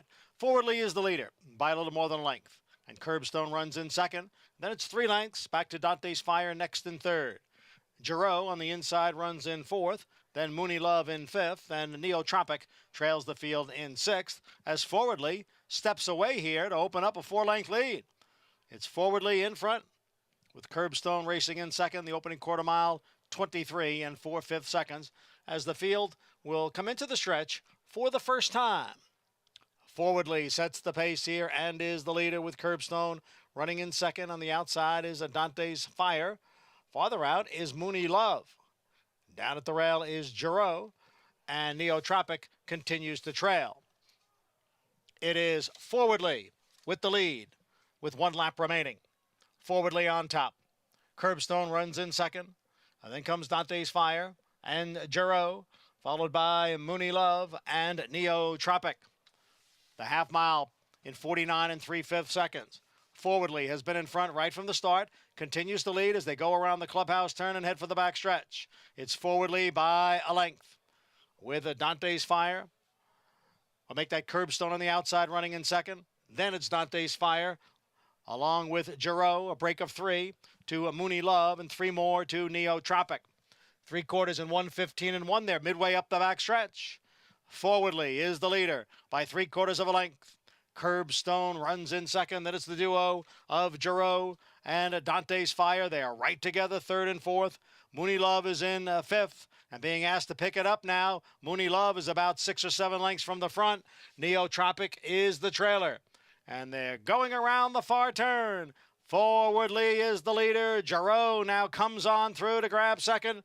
Curbstone back running in third, about to be passed on the outside by Dante's Fire. Steadying there was Mooney Love and Neotropic. Mooney Love comes through on the inside to take third, going after Forwardly and Giroux is now the leader in the stretch. It's Giroux in front. Mooney Love ranges up on the outside. Here comes Mooney Love to challenge Giroux for the lead. It's Giroux and Mooney Love, and the two of them will come on to the finish with Mooney Love making his U.S. debut, a winning one here at the Spa. Mooney Love and Joel Rosario. Back-to-back wins, Joel Rosario, having taken down the honorable miss for trainer Bill Mott, had Frank's Roquette. Heartbreaking defeat in the honorable miss. They team up here. Mooney Love victorious in his North American debut. What a nice ride. Everything you want in a turf marathon. Saved ground, horse switched off, tipped out into the stretch, hands and heels. Looks like he had it measured. Came home the last quarter in essentially 24 flat. Nice effort by Mooney Love, but got a terrific ride by Joel Rosario. Can win going 6 furlongs, can win going 1.5 miles on the turf. And he has such patience and such confidence to win on this horse. And this was the horse to beat by a lot. You know, I took a shot with the 4. It was wrong. He didn't make the lead, and he didn't run well at all. And he was never winning this race. This horse was an hour the best. A good ride by Irad Ortiz. He tucked in the pocket right behind the number 2 was up front. He took his shot, but he rode the second best horse. And when the best horse wins, it makes it tough for the second best horse. Yeah, he was the best, always traveling, and a horse that, you know, had run some bad races on what was labeled soft ground. I always look at the times of those races from Europe on soft ground, because when they're abnormally slow, you know the ground was bottomless, as opposed to when they say good to soft and they run 1.5 miles in 2:31. It was just a little bit of giving it. And this is probably a firm course, but it's a legitimate firm course. It's not a rock-hard summer-type turf course. And we needed the rain, and I'm glad we got it. Yes. And we should get it every Monday. We should get rain every Monday. That'll work just fine. Yep. Just on Mondays. Joel Rosario, look at that shot. Great image there. And for Mooney Love. And, you know, you don't know until they do it. Shows up here and putting forth that performance. Victorious in his U.S. debut. Everyone associated Team Valor, Bill Mott, Rosario moving forward have to be very excited about what they saw today. No question about it. Been some good racing and some good stuff to come. Nice 2-year-old race coming up next. And next time I'm on with you, would you do a little work and get people prepared for a change? No promises, man. No promises. Tired of just leaning on Maggie. Who's the only one around. That's what we do. Top of the rundown, Lean on Maggie. For the MIG, Maggie Wolfendale, Andy Serling, I'm Lafitte Pinkai. Coverage continues, and much more on the Jim Dandy with Epicenter, runner-up in the Derby, runner-up in the Preakness, early voting, Preakness winner. They all get together. The Jim Dandy on Saturday. Saratoga Live continues. Accelerate, a 5-time Grade 1 winner with over $6 million in earnings. In 2018 alone, he won the Santa Anita Handicap, the Gold Cup, the Pacific Classic by a record-setting 12.5 lengths, the Awesome Again, and bested a world-class field in the Breeders' Cup Classic. A grandson of legendary Lane's End stallion Smart Strike, Accelerate stands to continue his grandsire's legacy at Lane's End. Now more than ever, it's time to get with the program because New York Reds start with an advantage. New York Reds run for serious green at Belmont and Saratoga. New York bred maidens run for up to $75,000 and allowance horses for up to $85,000. And serious New York bred owners can collect awards of up to $20,000 per horse per race in open company. So get back with the program. Seriously. DeMarchelier offers breeders a rare opportunity as the only son of Dubawi standing in Kentucky. Dubawi, one of the world's most celebrated stallions, is now a sire of sires.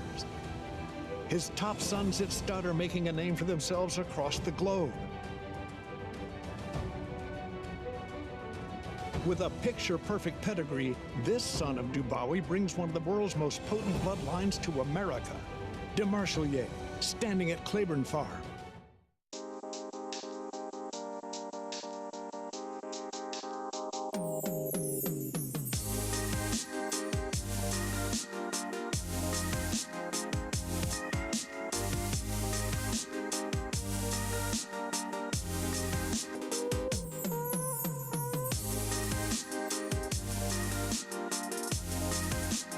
Stay fabulous. Resorts World.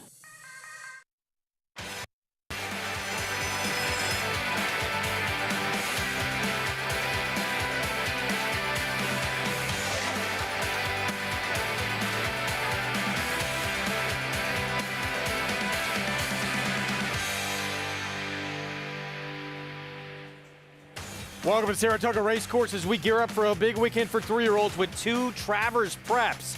Also on the turf in today's night, High Opinion brings a strong resume to the table. Multiple graded stakes place. She'll be tough to deny if she's on her A game. Who prevailed in the filly and mare sprint test in today's Honorable Miss? It was an eventful running. We'll have it for you later in the show. Chad Browning's got the strongest 3-year-old contingent of his career, including his Preakness winner, early voting. Can he get him a Travers victory? First things first, the Jim Dandy on Saturday.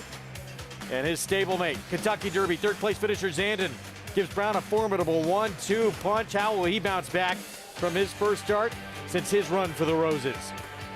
Our program, it's brought to you in part by America's Best Racing. For the love of the race, visit americasbestracing.net today. Another gorgeous afternoon here in upstate New York as we get set for the late pick 5 coming up on our Wednesday program as we move into the third week of action here at Saratoga Springs. Greg Wolf alongside Hall of Fame jockey Gary Stevens. And, you know, we touch upon that 9th race for High Opinion as a 2- and 3-year-old came so close to getting stakes victories, including a graded stake. She just missed it at Saratoga in the Boston Spa last summer. She's coming off the first stakes win of her career. Before you say, oh, it was at Parks, she overcame some early trouble to get that win. Yes, she did. And this filly, a mare, 6-year-old mare, she's held her form for so long, stayed at a high level. And it was a great race that she ran in her last race. And, this mare, this is the Boston Spa last year, where she comes up a nose short here, a tough beat for her. But if she runs anything to her last race, any one of 4 or 5 races, I think you'll see her in the winner's circle again today. Flavian Pratt got acquainted with her as well in that stakes win at Parks last time out. And obviously, you know, you look back at her races too, for the most part, even if she doesn't win all the time, she's pretty consistent. Yeah, I mean, she comes out of graded stakes races. She's graded stakes placed, so a lot of value there. And look, I love that they're keeping this mare around another year to race before she heads off to the breeding shed. So she is the 7-5 morning line favorite. Some other options, though, potentially in this race. Let's head to our Paddock crew, check in with Jonathan Kinchin and Paul LaDuca. Hi, guys. Wolfie, what's going on? Paulie, how are you, sir? I'm doing well. What's going on there? You know, just hanging out, looking for this little, looking for some action today.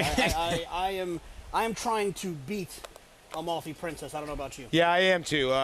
Listen, the race that the horse ran last time out at Canterbury, it was a winning effort. I get it, but you're at Canterbury. You're supposed to win this race, and you're now running against High Opinion. Nothing against losing to She Can't Sing. She was 2-1 on that day. She came off a win at Belmont, wiring a field going short.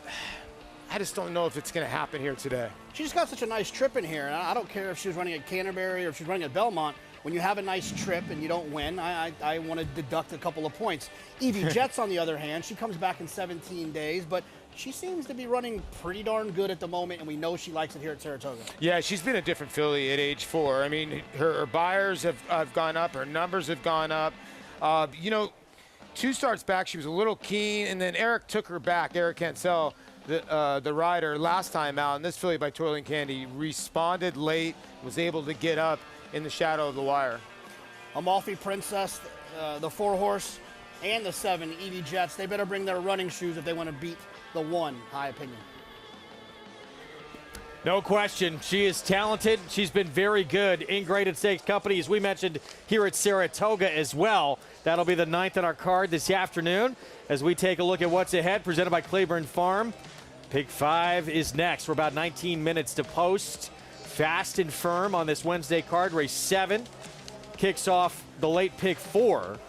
And then that feature we talked about with High Opinion, that $125,000 allowance race. You can play it all by getting signed up and started with Naira Bets. Go to NairaBets.com, download the app, get that $200 deposit match sign up bonus with that code right there, Toga200. And bet any track, anywhere, anytime. Back to the 5th, it kicked off the pick 6. And Joel Rosario with a couple of wins already on this Wednesday card. Teams up with Hall of Famer Bill Mott here on Mooney Love, getting this 1.5-mile distance on the grass. Yeah, well judged ride. Had a little trouble coming just before entering the stretch. Had to steady briefly. This horse wound up. An unlucky Giroux, second best today. Welcome to America, Mooney Love. Yeah, how about that? Nice States debut for the win. Returns $5.50 for Team Valor. Let's go to Maggie Wolfendale. Here in the winner's circle with Hall of Fame trainer Bill Mott and Mooney's Love. Bill, talk about a horse that was bred physically too. Look like a mile.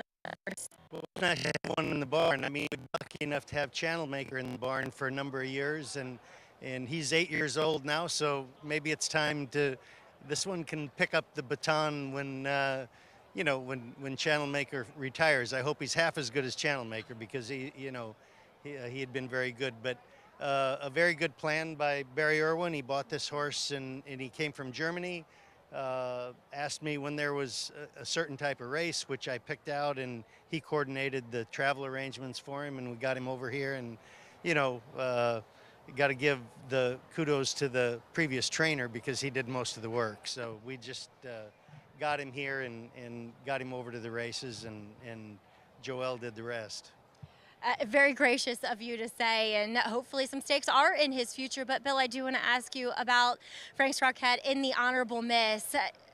Bit of a gut-wrenching loss, I'm sure, but she ran so well. She really ran well. I mean, it wasn't what we planned, but we never planned for them to stumble leaving the gate, and she really kind of sprawled out leaving the gate, gave up, she gave up a couple lengths right at the start and gets beat a half a length. So, it was a great race. She ran, she shows up every time, and really a nice filly to have in the barn, and just you know, not only a pleasure to train, but always exciting to bring her to the races. She does. As a 5-year-old mare, she still shows up. Is she going to show up in the ballerina? Very possible. We'll talk with Mr. Fletcher and see what he wants to do. I mean, he's always, you know, likes to discuss those things first, but you know, that could be a possibility. Well, Bill, best of luck with whatever you do with her, but congratulations with Mooney's Love here. Thank you. All right, Mooney's Love. So, Bill, pretty high on him, it sounds, guys, as he's looking for that replacement for the venerable Channel Maker. Indeed. He's going to send out a talented 2-year-old filly we're going to see next, and we'll recap that honorable miss from earlier today. Frank's Roquette ran such a big race. You got to really feel for her. Too good to lose. Yeah, we'll take a look at it later on, the stumble at the start of the race, but she ran a powerful race. What would have happened had she not stumbled? We'll talk about it a little later. All right, well, coming up next, 2-year-old fillies, 6 furlongs to kick off the late pick 5. It's our 2-year-old race of the day, brought to you by Spendthrift Farm, home of North America's 3-time reigning champion General Sire Into Mischief. And the man we just heard from is going to send out the filly on the rail. Recognize the 2. Surprisingly pretty big number right now at 9-1. It's a wide open group. The favorite at 4-1. It's a first-time starter. Silver Skillet for Christophe Clement. Joel Rosario will try and collect number 3. Going to take a timeout when we return. More on one of the hot spots here at Saratoga, the Whitney Viewing Stand. We're at the Oklahoma Training Track, giving everyone a great bird's eye view of those morning workouts. We'll be back.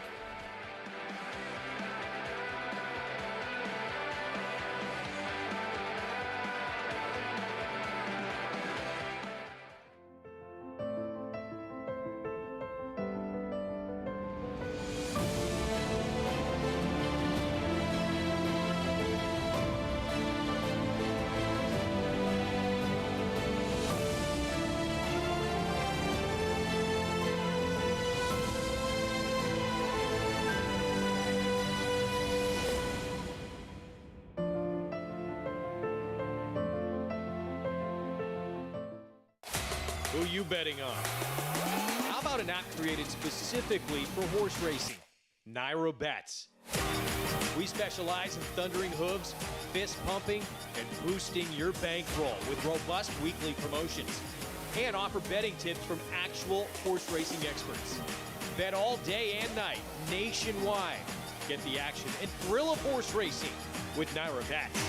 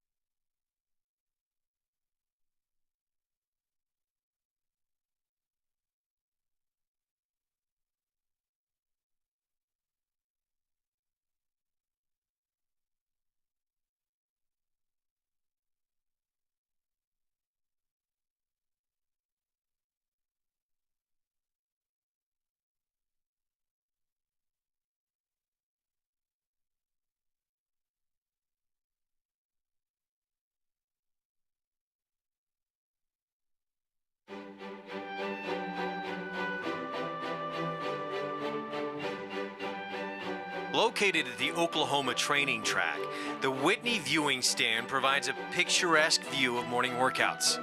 Modeled after the 1892 Judges Stand at Saratoga Racecourse, the Whitney viewing stand opened in 2013 to honor the racetrack's 150th anniversary and the Whitney family. The Whitneys have been intimately involved with the track for more than a century, and their contributions to the facility and community remain evident today. Mary Lou Whitney, considered by many to be the Grand Dame of Saratoga or Queen of Saratoga, was present for the stand's public debut. Mary Lou bred and raced 2003 Kentucky Oaks winner Birdtown. She's the only woman to have done so and was inducted into the National Museum of Racing and Hall of Fame as a pillar of the turf in 2019. The scenery from the Whitney viewing stand is a true testament to Mary Lou and her family's devotion to the sport's most iconic racetrack. This town and this racetrack owe so much to Mary Lou Whitney. And that viewing stand, if you've not been there, make a trip there. Catch those morning workouts. So fun to get there in the morning to see it. That stand open from 7 a.m. to 10 a.m. every morning. Yeah, it's a special thing to go out in the morning, go to the Oklahoma side and watch those workouts every morning. See the horses up close and personal. There's a lot of people out there. You'll see your trainers, owners, everybody out there in the morning. It's beautiful, beautiful sight. We have our Spendthrift 2-year-old race of the day coming up, and it's a first-time starter for Reeves Thoroughbred Racing. I was told Dean Reeves, courtesy of Acacia Clement, named this one after kind of a greasy spoon diner that's a favorite among politicians out in Georgia. And there's Silver Skillet going to make the debut. Joel Rosario again looking for number 3 on this one. Let's go to Maggie for more. Oh, don't talk about food. I'm so hungry right now, Greg, as we will check in with Silver Skillet. She has the appearance of a horse who has already run before. She also has a disposition of a horse who's already run before. Ultimate Pro, really fine-tuned for this effort, as she does have maybe arguably a little bit more turf, though the Dam, she won on all surfaces. She's a stakes winner on the turf, but this is the right surface for her to begin her career. All things looking good for her, though I do slightly prefer the filly to her outside in number 6 for Chad Brown. That's the daughter of Practical Joke, Disruption, and she is, you were speaking of New York bred, she's a half sister to Kept Waiting. Now Kept Waiting is a taller, spindly type of build. This horse is built like a quarter horse. She is so broad and stocky and powerful looking, but yet she's incredibly light on her feet. She has a very elegant walk. She's really well balanced. And I know this family pretty well, my husband having trained the lesser of the 2 brothers. This is by far the best physical that this Dam has produced. She's not quite, and I'm really splitting hairs here, not quite as fit looking as Silver Skillet, but I really like her, and she seems like she could be quick out of the stalls as well. Next, we'll move on to another one that looks awfully quick. That's the horse who draws in off of the AEs, Bantera, in here for trainer Steve Asmussen. She sold for $210,000, another daughter of Practical Joke, and let's not forget that Practical Joke has been very auspicious with his 2-year-olds. They tend to win early, and it tends to be because they are good physicals, very physically mature types. I like this filly's sales workout. She worked 10 flat. She wasn't asked much. She just really leveled off and extended herself well. She looks quick here in the paddock, and she just looks ready for a guy who can win with them first time out, as we are sending them out to the track for today's Spendthrift 2-year-old race of the day, Greg. Thank you, Maggie. Yeah, we look forward to it. One of the great things we love about Saratoga is seeing these 2-year-olds make their debuts. Our Pick 5 pool, as you can see, $352,000 and growing. JK, Paul, I know you guys like to get involved. How are you going to play it today? Wolfie, we know you like to get involved, so you're the involved man. We're just here trying to get like you. I got a pretty skinny ticket here. I feel like this is a pretty straightforward sequence in race 7. I'm kind of taking a little bit of a stand. In this first leg, 4, 5, 11, Dancer D'Oro, the 5, Silver Skillet, the 11, Bantera. In the second leg, I'm going to single the 4, Fish Mooney. We'll talk about it a little bit in race 7, but she's been working on the dirt with the horse that won first time out, and she's more of a turf horse. So I'm looking forward to see how she runs in race 8. I'm going to single the 8 Ogotten Girl for Todd Pletcher on the drop. In race 9, I thought I only needed the 1 and the 5, the 1 High Opinion, the 5 Messidor, and then to wrap it up, I'm going to single Shug in the last, the 2 Adams Angel. Paulie, how you going to do it? Well, I mean, $3. So here's $5 I'm just going to give you to punch it extra for me for $3, okay, please? Because my ticket's way more than that, $60. 1, 2, 5, 7, 11. Thought this was a difficult race. 1, 2, 5, 5, 8. I don't include Jonathan Spohr. Maybe include that horse in race number 7. We're both in agreement, race number 9. The horse to beat is the 1 High Opinion. The 5 in there, Messidor, is the other horse. And then I'm 2, 3, 8, 11. And the last, Wolfie. I apologize for talking over the buglers. That should never happen. You are forgiven. That, of course, the father-son duo, Tony and Carson Gambaro. Carson is 21 years old. Going to be filling in quite a bit here at the meet for Dad, as we have new faces there on the call to post. Here's our second time starter for Todd Pletcher. Gambling Girl gets post 3. Rapoli Stable. I saw those silks, a little teaser for Cart Talk this week. This horse ran well first time out. Jose Lezcano unrecognized for Bill Mott gets the rail. Yeah, 3-1 first time, ran well, and I'm surprised that this horse is 10-1. Burning Honor, some big works first time out. Yeah, just not taking a lot of money. If there's going to be good works, I'd like to see some money coming with those works. 7-1 for Bill Moran. Dancer Doro faced a good one in the debut. Yeah, Diana Frenzy, the one that was Frenzy Fire's sibling. Just don't know what to do with that race, Greg, so I'm going to pass. Silver Skillet, Christophe Clement, Rosario. A little bit of a buzz horse around Saratoga. The issue is the workout report suggested the horse broke a little slow last time. Not a good situation. Here's Disruption. Chad Brown Klarovich, first-time starter. Well, it's always good. This is a filly by Practical Joke. And Chad trained the sire. Now he's training the daughter here for Klarovich and Manuel Franco. Dan Purdue Stakes winner kept waiting, by the way. The 7 Miracle Rudolph Brissett trains. Yeah, interesting. Been working at WinStar, so you don't know much about how the horse is working, but it's a little bit of a confident move to ship the horse up here. First-time starter for Rick Schosberg with the Hall of Famer Johnny V, Luna Loca. Yeah, I would say this one's taking a little bit of money. This horse could be a much bigger price than this, likely working well in the morning. Alice Cramden at 11-1 Jorge Abreu. Yeah, for all you Honeymooner fans, this one a filly by Accelerate. Luis Saez gets in the board for a capable trainer in Jorge Abreu. Dam was a minor stakes winner, second Dam, multiple graded stakes winner. And we look at Bantero gets in for the also eligible. Beware for Steve Asmussen. Yeah, taking some money in. And this is where I like to draw with my first-time starters. I like to be in the clear. I like to have obstacles out of the way. I like to have a backup plan in case they break a step slow. I like this horse drawn towards the outside. So that's your field for this 6th at Saratoga. 6 furlongs. New York bred maiden special weight, the pick 5 pool. Over $400,000 and growing on this gorgeous Wednesday afternoon here in upstate New York. New members, Toga 200. Punch that in and sign up at NYRABets.com to get involved. As we take a look at the meet's leading rider. What a start to the meet for Rad Ortiz Jr. Although Joel Rosario trying to cut into that lead today already with a couple of wins. Yeah, he's got the 2 wins on the card, but Irad had a great week last week. 15 total wins right now. They were all tied up going into last week. There were 3 up there, and Irad had a tremendous week. Won 2 graded stakes over the weekend, and just was riding lights out. Now this one looked like maybe not only the best 3-year-old filly in the country, she might be the best disc-staffer of the country off this performance. This was Nest at the Coaching Club American Oaks, grade 1. Yeah, it makes you wonder what ifs. If she didn't have that big stumble in the Belmont Stakes, she was second to her stablemate Mo Donegal that day, but man, she really stepped forward in the CCA. Won the Lake George as well. Tremendous start for Irad, who I have to think was at least the even money favorite probably to win the riding title here again, especially after that. We know how much he loves to win, and that fire probably burning even more since he did not win it last year. Yeah, look, we're going to see a few of these jocks have multiple winning days several times over the meet.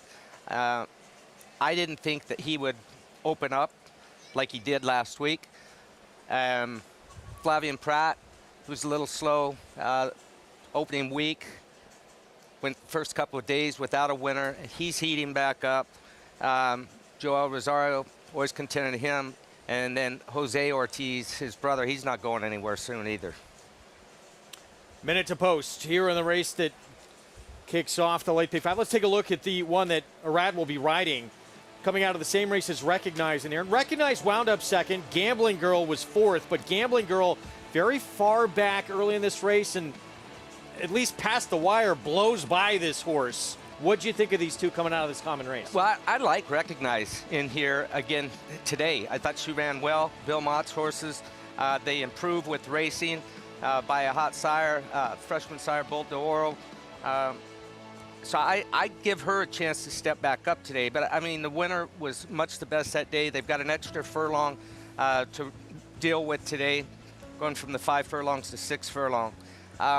I like Recognize, but I bailed off at the last minute when I saw Banterra in the paddock, switched my pick to Banterra off the also eligible for Steve Asmussen. But look, these 2-year-old maiden specials here, Colts and fillies, every one of them are more competitive, it seems like, the one the week before. We just keep seeing future stars come out. Well, let's go back to Maggie. Gary, I like Banterra too, though I'm going to go with the horse who just initially grabbed me in number 6 in here. That's Disruption for Chad Brown. But I do want to talk about a filly who has experience, and that is Danger d'Oro for trainer Bill Morey. Now, she did debut running against the boys, so now she's back in with her own sex, or her own sex for the first time, and she was one that looked 90% fit that day when she ran behind Andiamo Firenze.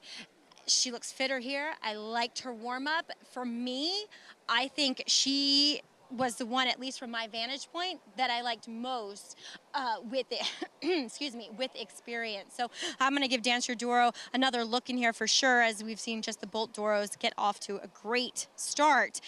Haven't quite seen that from the Mendelssohn progeny yet, but I think there's more time to develop and possibly wanting turf. That's what I think about Miracle as well. And while she is really lean, there's not an ounce of that proverbial baby fat on her whatsoever. Watching her sales workout too, they paid $360,000 for her, and the pedigree's more turf too. She looked like a turf horse in that workout. She looked like a turf horse in the paddock. We'll see how she does here on the dirt. It does look as though, I suppose, she's breezing well at Windstar Farm on the dirt. Number 9, Luna Loca, as Jonathan pointed out, taking some money, relatively speaking, for these connections. And Rick Strasberg does reach out to Hall of Famer John Velasquez. I didn't mind her sales workout. They only paid $60,000 for this daughter of Malibu Moon. She was a bit green in that workout, I thought, kind of lugging in. She was a bit green back in the paddock, too. But I like the fact, since Johnny has given her a warm-up, she's relaxed beautifully, having, expended some of that nervous energy. Big, good-looking girl. One that I'll watch with interest. She might be okay here, Greg. We'll see how she runs here in the debut. Daughter of Malibu Moon, Luna Loca the 9 at 18-1. Interesting maiden race, guys, to kick off this pick 5, and we have an interesting one to end this sequence as well. Yeah, and very rarely, Gregor, do you get a horse that's all off the also eligible list, because a lot of people don't pay attention, the regular people. And for the 11 to be the favorite, this horse is taking a lot of steam here, Jonathan. Yeah, look, his horse is apparently working well. He's drawn outside. Steve Asmussen usually pops with a couple of these 2-year-olds. And there's really not a lot of buzz on a lot of these other horses. Like, I heard about the Christophe Clement run to the 5, but like I said in the workout report, that word, when they say off a little slow, broke a little slow, that gives me a little bit of pause, because this horse could be really talented, but if they don't get out of the gate in these situations, these shorter races, it doesn't matter how good they are. So there she is, 2-1 favorite in from the also eligible list. Yeah, they didn't forget about this filly drawing in. Our Spendthrift 2-year-old race of the day to kick off our late pick 5. Let's go to John Imbrial. Race 6.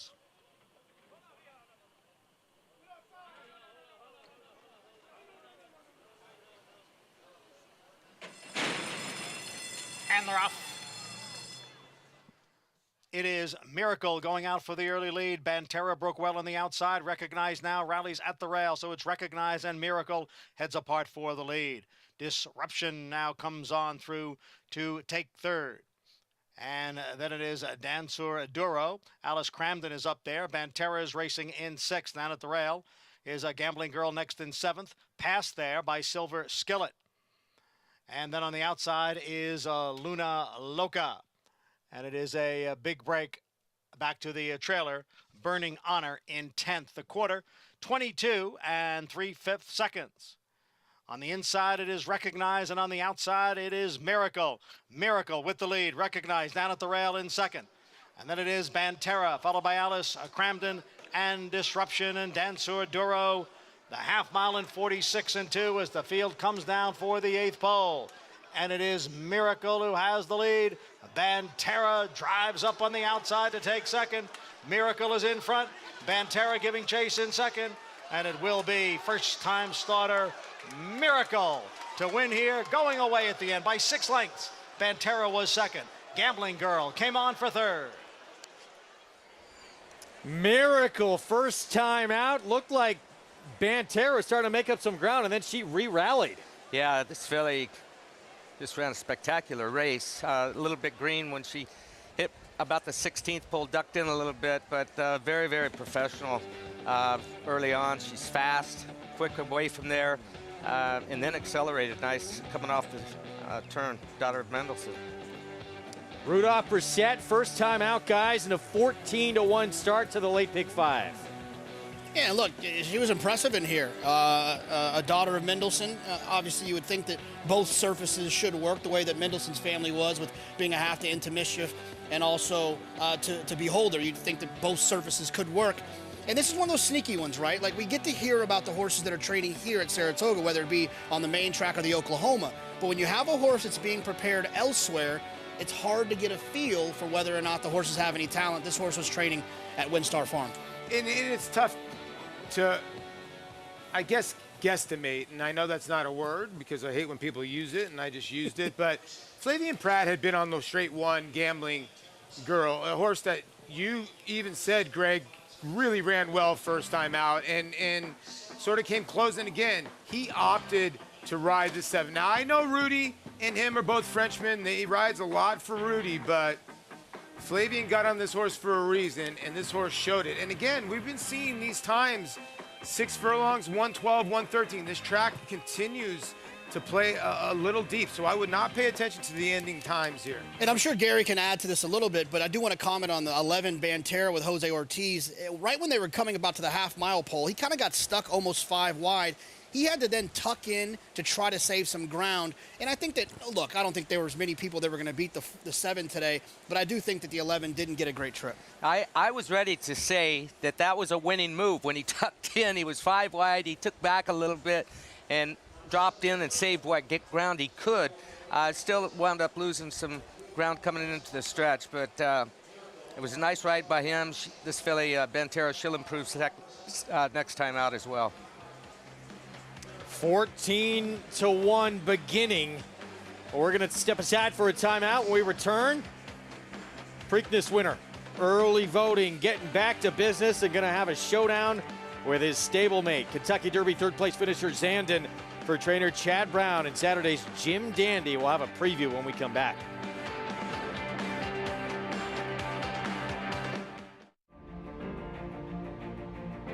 Idle, perfectly timed. Idle gets up under Joel Rosario to win the big cap.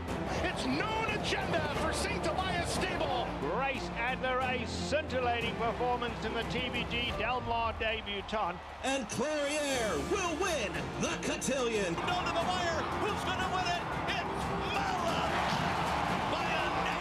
Curling, the classic sire.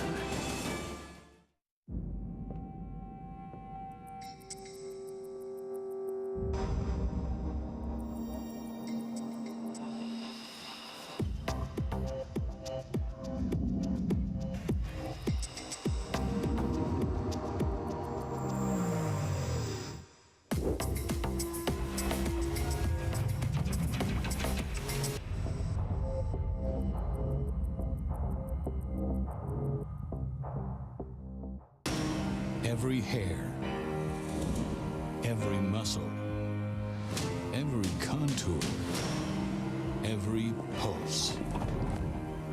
In the juvenile, Essential Quality have won. in the Belmont, Essential Quality has won the Belmont Stakes.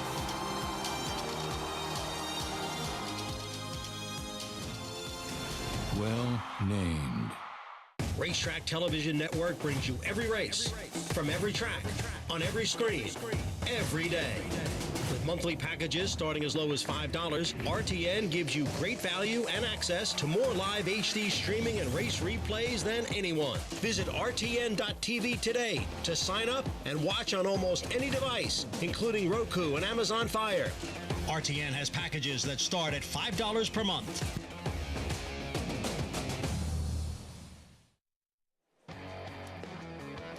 Back on Saratoga Live on FS2, regional networks out in Southern California. Good to have you with us. We are underway in the Late Pick 5. And program, of course, brought to you where you can play it all.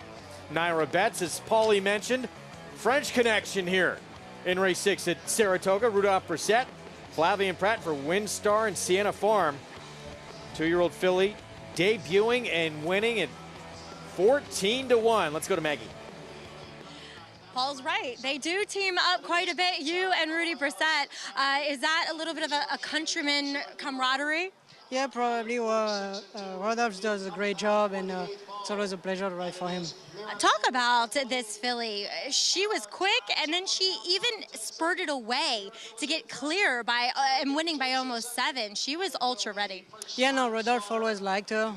Popped her out of the gate a few days ago. She broke well, and she was a real pro today. You say popped out of the gate. That means just kind of clearing the chute, right? Exactly. Yeah, that was just braking, and then I just got up the round. I want to ask you about Zandon, as we are hopefully going to get PPs out for this weekend's Jim Dandy, 3rd in the Kentucky Derby.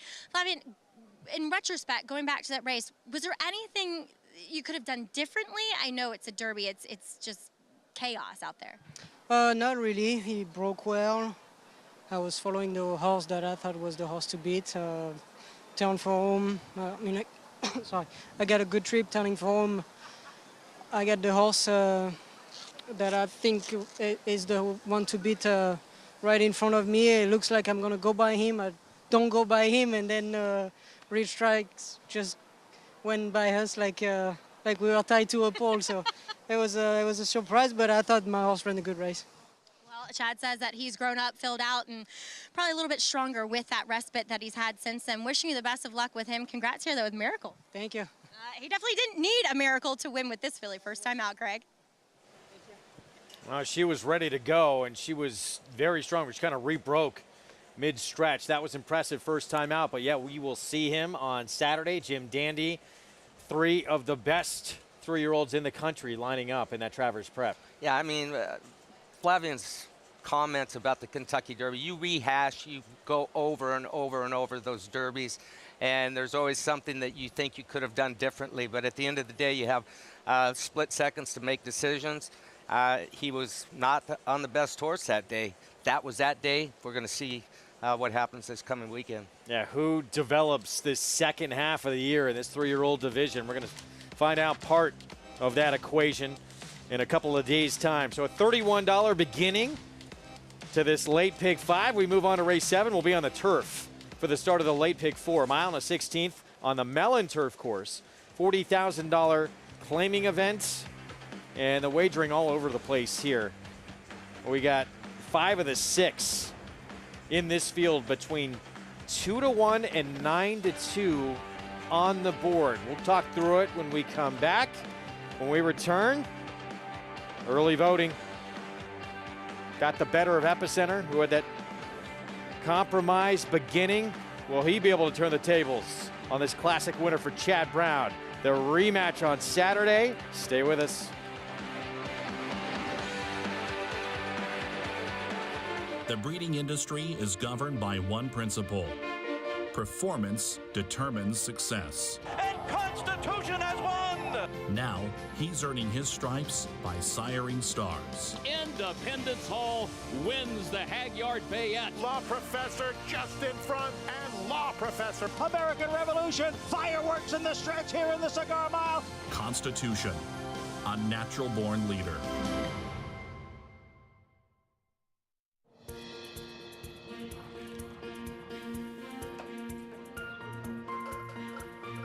We take pride in what we do. I'm an assistant trainer. Carpenter. I'm a peace officer. I'm a jockey. I'm a gardener. I'm a groom. I love what I do. We are New York Racing. New York Racing helps support my small business. It's extremely important to the New York economy. This is like a big family. We are New York Horse Racing.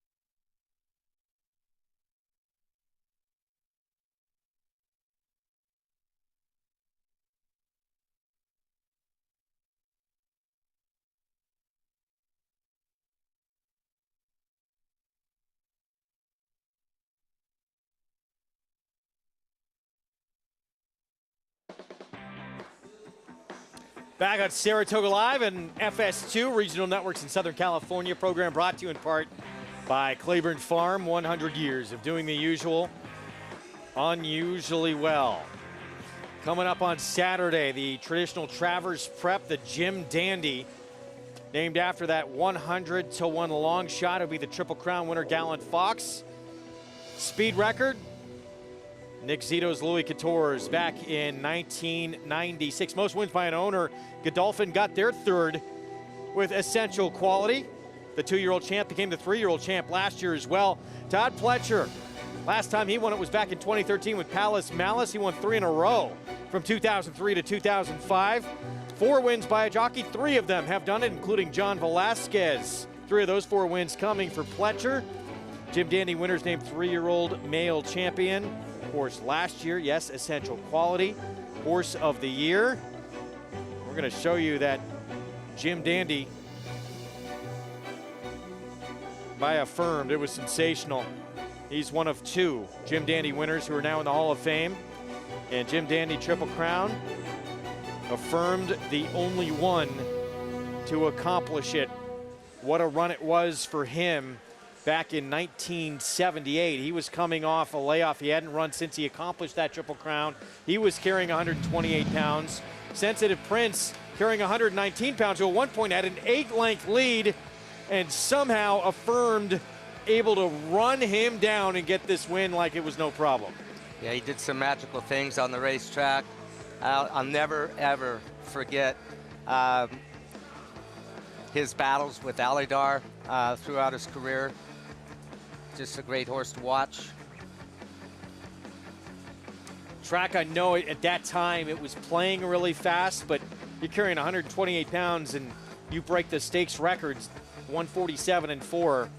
That's pretty sharp coming off a Triple Crown. Not bad for Affirmed to the 1978 edition. Essential Quality had that wide trip, was able to win it and go on, of course, to win the Travers last year with Luis Saez aboard. And these are horses who were able to win the Jim Dandy and go on to win a 3-year-old championship as well. As for this year's edition, it's a great group, guys, that are going to line up. J.K. Pauly, your thoughts? Look, I think this is going to be an outstanding race, and I don't think often, sometimes the Jim Dandy can be kind of a prep for the Travers. Today, it doesn't feel like that. It feels like this is an actual race that matters with really talented horses in it. No, I'm actually with you. If you're looking at the field, here you see the field. Now, if early voting would have entered into the Derby, I've said this multiple times, you'd basically have the first, second, and third choice in the Kentucky Derby. Now we're going to take you back to the Preakness. We're going to take you back to the start. Now I'm going to tell you Epicenter. Stop telling everybody Joel Rosario took him back. Watch the 5 and Tyler Gaffleone. He's asking him in the 8. Watch the 5 veer severely out right here and actually saws off right there. Saws off Joel Rosario. Now Joel, I understand, had to go back down to the rail, and he saved all the ground. Now, early voting obviously got the jump. This was a bigger field. They are not going to be that spread this far apart in the Jim Dandy. Yeah, look, I've never sat on one's back, so I won't say for sure that Joel took Epicenter back, but I can tell you for sure that he didn't send him forward like he has in the past, and I think that ultimately that gave Epicenter a less likely chance of winning this race. The way he was finishing, you got to think it might have been a little bit closer. Now, early voting makes his own trip. He found himself on the front end, and he never really slowed down. Yeah, and you never really know what was left in early voting's tank. It looked like there was a lot left. Now we go back to the Derby. So if you like Zandon, at the top of the lane, it looked like, okay, this is Zandon's race to win. He's going to go right by Epicenter. I thought Epicenter showed a ton of guts to hang on. These two horses look like they're gin. This is 1-2 coming home, and Sonny Leone and Rich Strike, obviously one of the biggest upsets. Epicenter seems like he's just so snake-bitten. It's pretty unbelievable. But obviously, you see Mo Donegal way out in the middle of the racetrack. We're not going to see him for the rest of the year, which is unfortunate, but he obviously won the Belmont out of that race. I know you like another horse out of that race, too, as well. I mean, it looks like this crop is starting to shape up to be a little bit better and better. Yeah, I'm looking forward to seeing what these horses kind of grow into, because this is one of those situations where we don't have horses that we're trying to sell a race on. Like, oh, we hope this is going to be a great one. There's potential champions in this race running, and that makes it a lot more fun. We're going to have it live for you on Big Fox this Saturday. Truly a Jim Dandy with big-time star power, 4:30 Eastern start time. Again, on Network Fox this Saturday afternoon. We hope you join us. It's going to be a lot of fun to see 3 of, I would say, the top 4 or 5 3-year-olds in the country right now. 7th here at Saratoga. Pick 4 begins. Mile and a 16th on the turf. Vintage Girl, one of several taking play in this race right now, is the current favorite. We welcome back to the program Acacia Clement. Good to see you, Acacia. Hey, Greg, and looking forward to talking about the horses for this upcoming 7th race. We'll start with one of 2 for the Maker Barn, looking at the number 2, Spooky Road, who made her first start for the barn last time out after being purchased privately. And she just never really looked completely settled or comfortable in that race. She was chasing early, she was out-footed, and then just really dropped out of it. I do find it encouraging that Luis Saez stays and running back at a pretty comparable level. Looking at her last time out, she seemed like a kind of long and lanky type of filly that maybe just lacked a little bit of muscle mass behind. She does look a little bit stronger in here today, and she had shortcut blinkers on. We'll see if those do help as she will try to turn things around, making her 2nd start for the barn. I am encouraged again by the fact that she looks like she's put on a little bit of strength, but she'll need to prove it to me out on the racetrack. The number 3, Vintage Girl, comes out of that same race, and she was one that was so far back early on. She was trailing the field by several lengths and then did actually make up a little bit of ground late, trying to go between horses and then altering out. But she ran okay in that effort. One thing I will say, though, since Jimmy Ryerson's had her, she's settled so much. I remember seeing her down in Florida when she was with Kent Sweezy, and she was just always one who was so tough to get the tack on. She was so revved up prior to her races. She was mentally just all over the place. They did saddle her outside of the saddling stalls by the tree with the number 3 on today, and she seems to have taken kindly to the Saratoga paddock. A lot of open space, a lot of opportunity for her to kind of stay away from the rest of the field, and she's so calm and composed, especially by her standards. She's also one that looks like she's strengthened up a little bit since her last effort, and was one that never really did carry her weight too well either. A new face is the 5 Mirth and Merriment, as she does drop out of an allowance effort on synthetic over at Presque Isle last time out. She's pretty sharp in here today, and she was very, very quick out of the gate last time out. The front wraps do go on, which you typically don't see with turf horses, but she's coming in and trying to take her show on the road as far as her speed is concerned. She's well muscled physically. I love everything that I do see about her. Great in her coat and in her weight for Tim Ham, who can be very dangerous bringing a horse in. Intrigued by this one to see if that form will stack up. We know that she should be forwardly placed early as they head across the paddock and check in with Jonathan Paul. Thanks, Acacia. And yeah, I'm in agreement with Acacia. Listen, the 5 Mirth and Merriment, Philly by Connect. She's got one way to go, and I think she will be in front of this field. Is she good enough to hold on? Now, this was her last effort at Presque Isle Downs over the Tapeta surface. Yeah, and the other thing to consider is her last 2 performances were on synthetic. The other part is that the paces that she made the lead in were extremely, extremely slow. So although I do project her to make the front end here because I just feel like her instinct might jump in where she kind of finds herself on the front end, she doesn't have a huge edge against this group from a pace figure standpoint. It's not like she's going to open up and be 4 in front and really take it to these horses. I feel like she's the type that's going to invite the closers into the race, and I'm not sure that's going to work for her. I still want to know how she won that bob. That was unbelievable. Before Fish Money, I know you like this one, JK. This one was not on my radar, so I want you to explain to me why you like. This is a situation where I just felt like I didn't trust the horses that were kind of low on the morning line, the horses that are taking the money here now. Fish Mooney is a horse that ran well on the synthetic last time. 2 races back, she was closing to a slow pace down at Gulfstream Park. Of all the places in the world, I don't want to be closing into a slow pace. It's Gulfstream Park. The other thing is, in her last work, she worked with Bring the Band Home, who is a horse that won, a first-time starter that won for the Cassie Barn on the dirt. They worked on the dirt.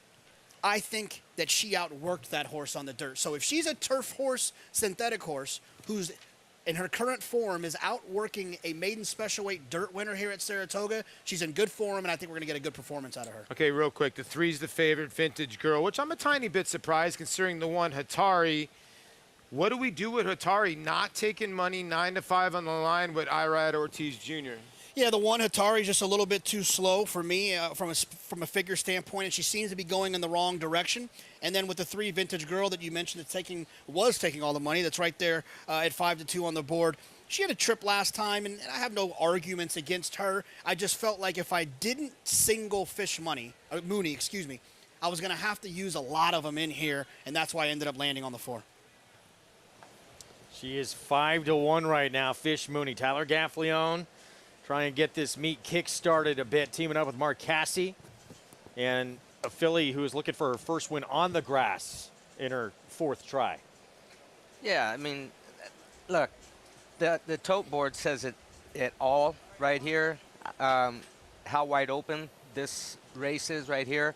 I had a hard time settling on one. The 6 filly, even, I mean, looking at her form, she's 15-1. She's 15-1 on the morning line, and she's not moving. And I don't see that on her form. Miss Invincible down on the bottom. I thought she'd be 30-1 in here, so she's even taking a little bit of action. Yeah, it's tough really to have any kind of confidence with anyone in this group. And we're going to kick off our post parade here in a moment. Here's Fish Mooney, by the way, coming down Champions Way, who JK likes at 9-2. But it looks like I can't do it, Paulie.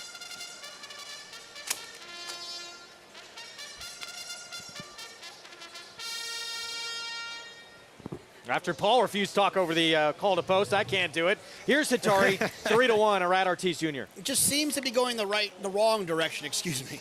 Here's Spooky Road, blinkers on, another Mike Maker. Well done, Wolfie. No bad luck, well done. Vintage Girl, 5-2 for Jimmy Ryerson. That's nice to know that the reason I got beat just now in the pick 5 was Paul's fault for talking over the announcement. As long as you can find a reason. Fish Mooney, who JK likes at 4-1. Yeah, you know, this filly is owned by Tina Cassie. And Tyler Gaffleon and Mark Cassie, they go way back. Will be a Mary Chase that she'll lead them on, Mirth and Merriment. She's going to go to the front end. I just worry that her pace figures in the races she's made the front aren't fast enough. And Miss Invincible, the big price on the board. Yeah, this filly by Uptown Charlie Brown. I always loved the name of that horse. This one, bred by the Uptown Charlie Brown stud, PA bred. For Amira Shishakli. Pick 4 starts here, 257,000 and growing. Late pick 4 from Saratoga.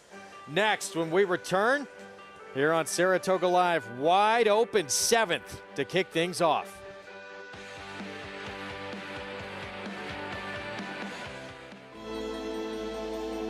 The level of racing that he's achieved is extremely rare. Anybody who's witnessed Matoli running sees a level of ability that doesn't come along that often. Matoli's a monster!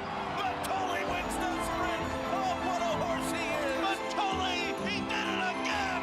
Wins the mid-mile! The only thing to be better than one Matoli's a few Matolis. The mighty Matoli, who won the Fargo by 3.5 lengths, the new stakes record. Who you betting on? How about an app created specifically for horse racing? Nairo Bets. We specialize in thundering hooves, fist pumping, and boosting your bankroll with robust weekly promotions. And offer betting tips from actual horse racing experts. Bet all day and night, nationwide. Get the action and thrill of horse racing with Nairo Bets. Eclipse champion Run Happy, the #1 second crop dirt sire of last year, is back and showing a new dimension with winners on turf, dirt, and all weather.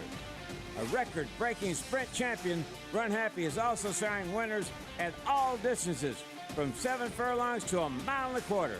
A sire whose runners can carry his speed over all distances and all surfaces. Run Happy, price for value, and standing strong at Claiborne Farm.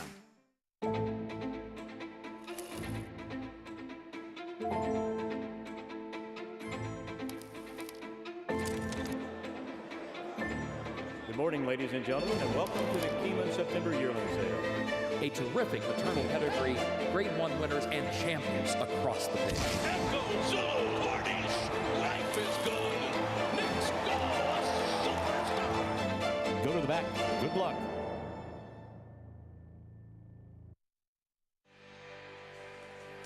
Back on Saratoga Live, we get set for the start of the late pick 4. Beautiful downtown Saratoga Springs. Get here if you can. Such a fun time. Not just the racetrack, the whole town buzzing this time of year. There is nothing like it. But if you can't make it here, stay with us. We'll bring you all the action all summer long. 7th coming up here at Saratoga. And there is a look at Tyler Gaffleon on the 4, coming off just an incredible meet at Churchill Downs. 62 wins, nearly doubled up the second leading rider there, Ricardo Santana Jr. Slow start here. We've talked about, Gary, how difficult and how stacked this riding colony is here at Saratoga, but Tyler, I'm sure more wins to come soon. Yeah, look, Tyler's been around long enough now. He knows what we all know that have done this for long enough, and this game is peaks and valleys, peaks and valleys. It's almost impossible to carry your momentum year-round. We don't have seasons. It's year-round. The only breaks you get is if you get hurt or you get a suspension, and those are no breaks because you're working hard to come back from that. So mentally, physically, look, he got married earlier this month. He's going to get through this. I mean, he's not riding poorly. Me judging, I'm no judge. But the thing that bothers you the most, I think, is people are talking about it. The pundits are talking about it. Here I am talking about it. You know what? I have faith in him. This isn't going to last very long. This is not a life changer or career changer for Tyler Gaffleon at all. His horses are running decent. Wrong time. in the wrong place at the wrong time? No, it's just circumstances. And I darn sure I'm not throwing him out of races that I like on paper, because it's not Tyler Gaffalione. He's just fine. Paul, as a professional baseball player, what did you do when you were going through a rough time and a funk? You got to stay the course. It's just the bottom line. You know, this is a sport.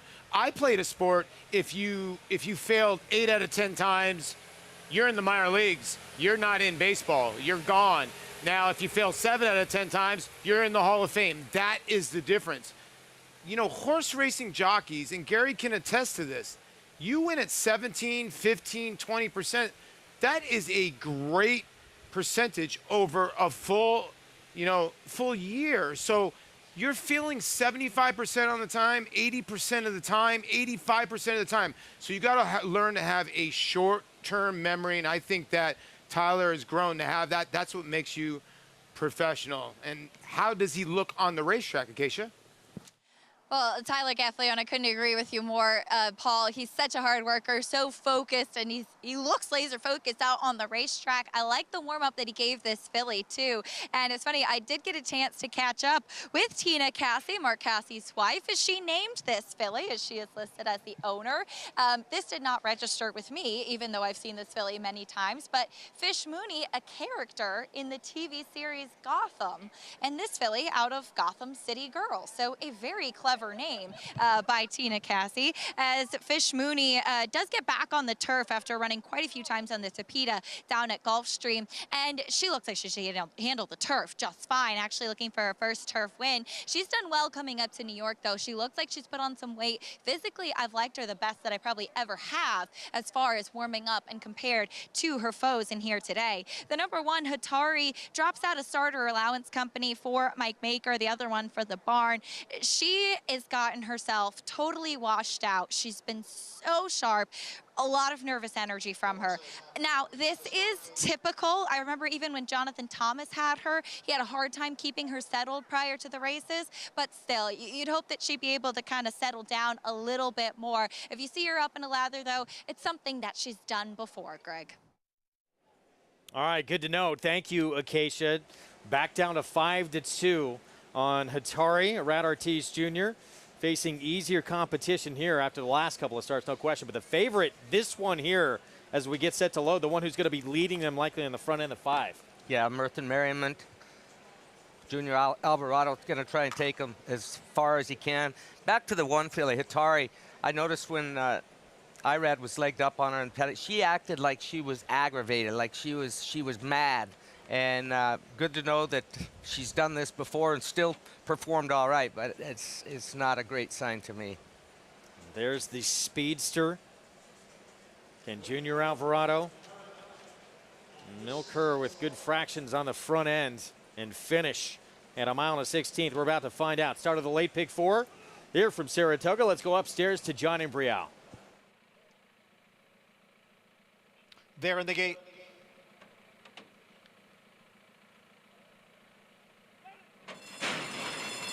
And they're off. Merthin Merriment sent right out for the lead, clears the field as an in front.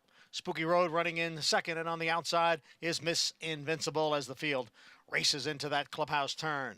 Mirth and Merriment is the leader. Miss Invincible's on the outside, and Spooky Road is right there. And then we come back. At the rail is Hatari, and alongside is Fish Mooney. At the back of the pack is Vintage Girl in 6th. And now they're on the back stretch. And the leader is Mirth and Merriment, who ran the opening quarter mile in 24 1/5 seconds. Mirth and Merriment by almost 2 lengths. Long shot Miss Invincible runs in second. On the inside is Spooky Road running in third. Fish Mooney next in fourth, about 3.5 lengths off the lead. Then comes Hatari, and farther back is Vintage Girl. The half mile, 48 4/5 seconds. And it is still Mirth and Merriment leading here. The lead's a length. Miss Invincible, Spooky Road right together, second and third. Fish Mooney on the outside. And down at the rail is Hatari. Farther back is Vintage Girl as they race around the far turn. with Mirth and Merriment holding on to the lead here. Miss Invincible on the outside. In behind horses is Spooky Road running in third. Then it is Hatari and Fish Mooney, 3/4, 113-1 as the field heads for home, and there's room on the inside for Hatari, and Hatari comes on through. Hatari is now the leader. Going wide there was Mirth and Merriment. Mirth and Merriment is now all the way on the outside. Hatari is the leader. Here comes Fish Mooney. On the outside is Mirth and Merriment. They're coming for the finish, and it is Hatari. Rod Ortiz Jr. cut the corner at the top of the stretch, goes on to victory. Fish Mooney completes the exacta. Hatari, Rod Ortiz Jr. for Mike Maker with a victory at 5-2. The filly on the lead. What was going on here, Gary? Well, Junior Alvarado's got his hands full. This filly, if you notice his right rein, the one on the left side is just dangling there. She's trying to lean out. He's pulling hard on his left rein, trying to keep her in her rhythm without running out to the middle of the racetrack, which is eventually what wound up happening, opening things up for eventual winner, Hatari. Gets a dream run down on side. All of them got dream runs. And look, the 6 horse, Miss Invincible, she took the worst of it, and she still ran well, finishing 4th after being packed out to the middle of the racetrack, but nothing Junior could do. That's a bad feeling when one's leaning out that far, and she still ran a decent race. Mirth and Merriment did. If he could have controlled her, I think he had a good chance of holding everybody off. Yeah, winds up third. Guys saw how wide she was in the stretch, Mirth and Merriment.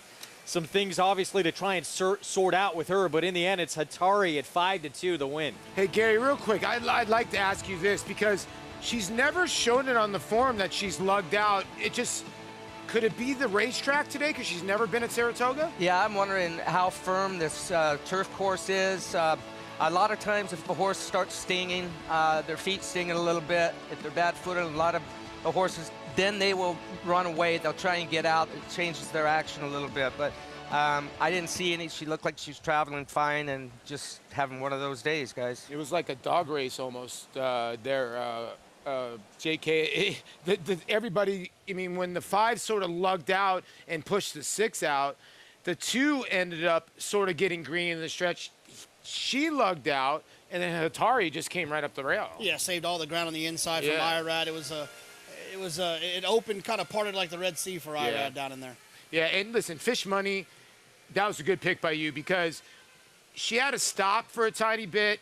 Tyler didn't know what to do. Everybody was splitting in all different ways, and she came down the middle of the racetrack, and just Hatari got the run on her. And I tell you, Mirth and Merriment, I'm with you guys up there, over there on the trackside set. I can't believe she ran third, and at one point I thought she was going to come back and win the race. Yeah, it looked like it for a moment. The fact that she still finished third in this race with those issues, Tim Ham, if he can fix those problems, getting out, she's going to be maybe another race at this meet. We're going to see her in the winner's circle. Yeah, look, it could be an easy fix. I've never seen her in her past performances where she did what she was doing today. So she deserves to get a picture taken, that's for sure. Number 16 at the meet. That's a meet leading 16 wins for Rod Ortiz Jr. Teaming up with Paradise Farms. Mike Maker, who gets his 8th winner of this meet as well. He brought, as we've talked about earlier in the program, a lot of horses this year. When we come back, we'll talk to last year's leading rider at the meet, how far Luis Saez has come in this sport. Stay with us. You're watching Saratoga Live on FS2.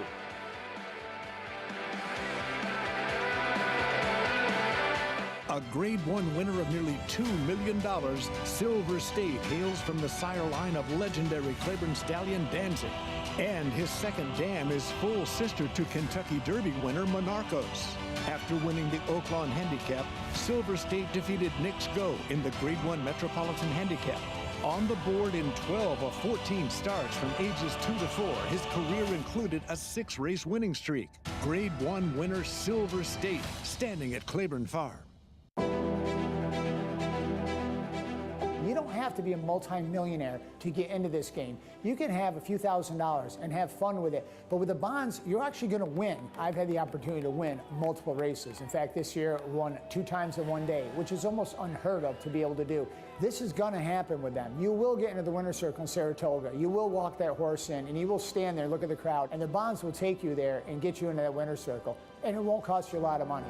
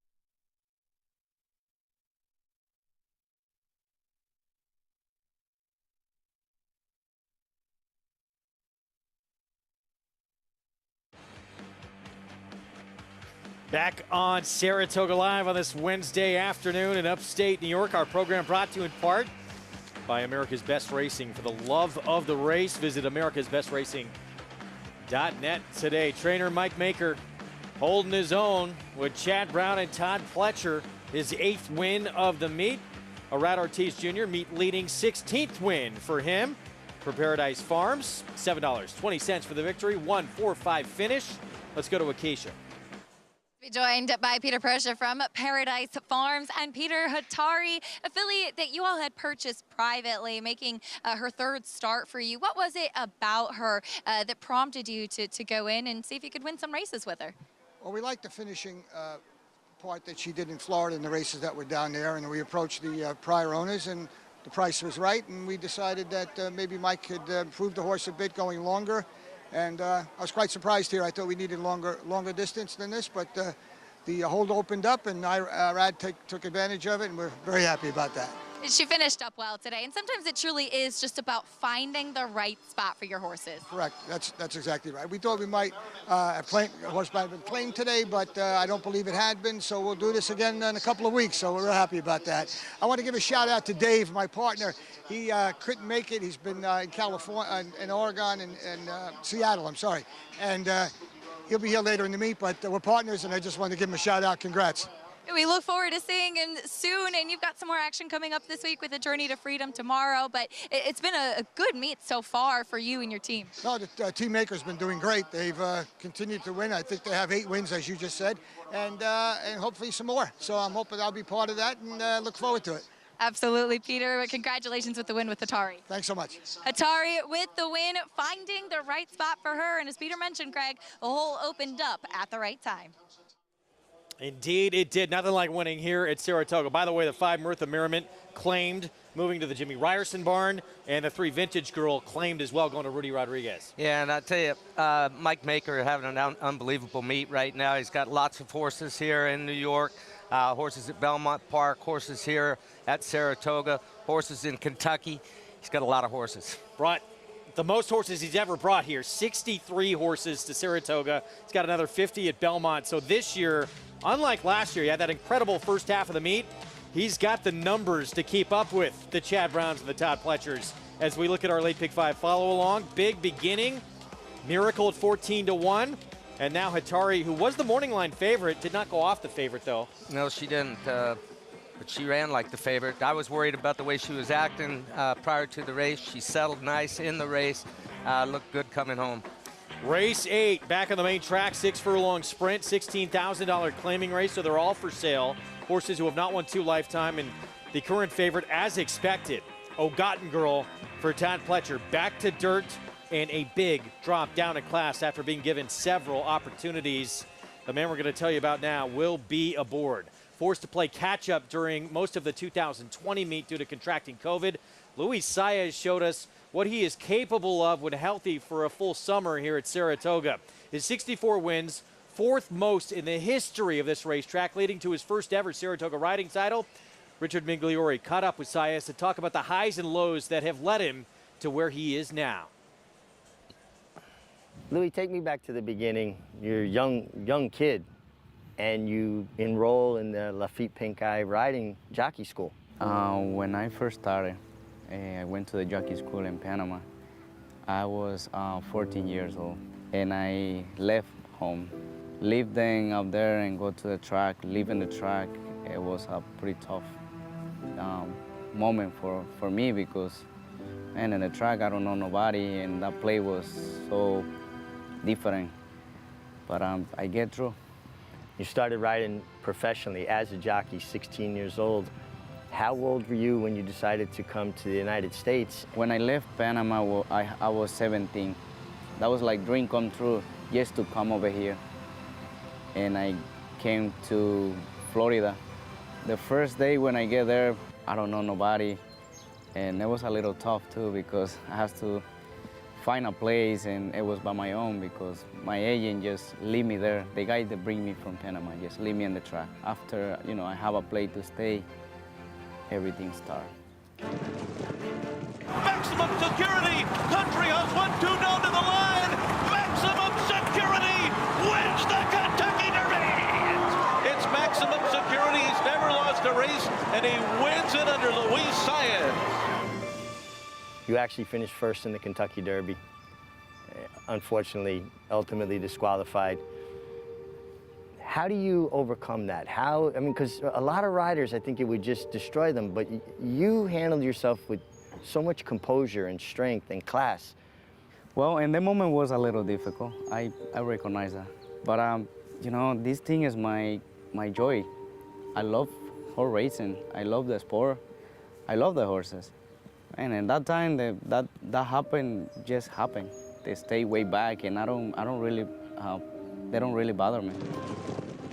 They're coming down for the finish. It is Essential Quality and Midnight Bourbon. Essential Quality has won.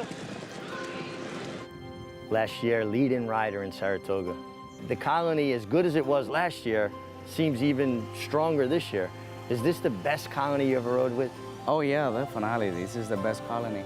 Everybody here, they're pretty tough. Trainers, horses, jockeys, everybody want to win. Winning that title last year was something so special for us. We never thought we were going to be there, but we did it. And well, we have a good start this year. I know it's tough every year, but we just keep doing what we love, riding horses and try to win. Well, I see you out here every morning working. Is it a place that you do work more horses and you're out more mornings? You got to work here. Yeah, you got to work. And I really like it. I love it. I love to get out early, come over here, get a cup of coffee, a little coffee, and just enjoy the morning. It's beautiful here. Enjoy that moment. And I did. I really enjoyed it. Such a tremendous summer for him last year, as we all noted, winning that riding title, got that classic win as well in the Belmont Stakes. And he's off to another great start here. What stands out to you about Saez as a rider? Well, he's quiet, he's classy, he's humble. It's like that saying, walk quietly but carry a big stick. He does that. He walks quietly, but he carries a big stick when he gets on board a horse, and tough to... he's mentally tough to go through what he went through mentally and not let that just completely devastate and take over his life when you're disqualified in the Kentucky Derby. Shows me a lot about his character right there. Could not imagine feeling like you've won the race everyone wants to win and have that taken away from you. But he had bounced back tremendously. Again, a classic win last year in the Belmont and a Travers as well here at Saratoga on essential quality. We're going to see him coming up on the favorite, Ogotten Girl, in this 8th here at Saratoga, teaming up with Hall of Famer Todd Pletcher. The 8th from the Spa. We'll get to the post parade when we return here on FS2. Stay with us.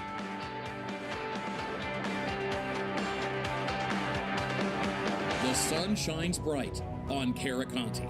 His first crops of racing age are showing brilliance on the racetrack with a high percentage of stakes winners. His versatility is evidenced by winners on all surfaces across the globe. And his offspring are lighting up the sales ring. With his biggest and best quality of books in the pipeline, the sun shines bright on this value sire. Caraconte, standing at Gainesway. Lady Aurelia down the centre in the white and green colours is going away at the end. Rachel's Valentina Ratner and takes the lead.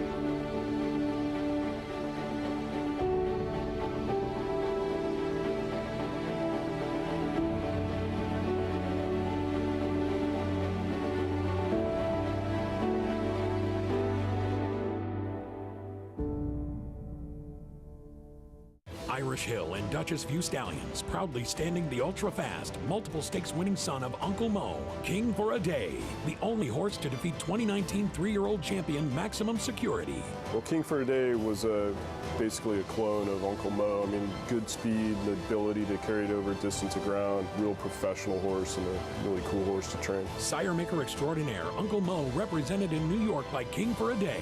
Visit IHDVStallions.com to book your mare today. Racetrack Television Network brings you every race, from every track, on every screen, every day. With monthly packages starting as low as $5, RTN gives you great value and access to more live HD streaming and race replays than anyone. Visit RTN.tv today to sign up and watch on almost any device, including Roku and Amazon Fire. RTN has packages that start at $5 per month.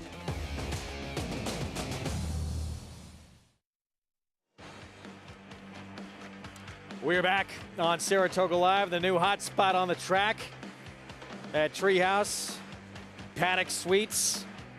Get there if you can. Our program, of course, brought to you by Now Bets, where you can play it all.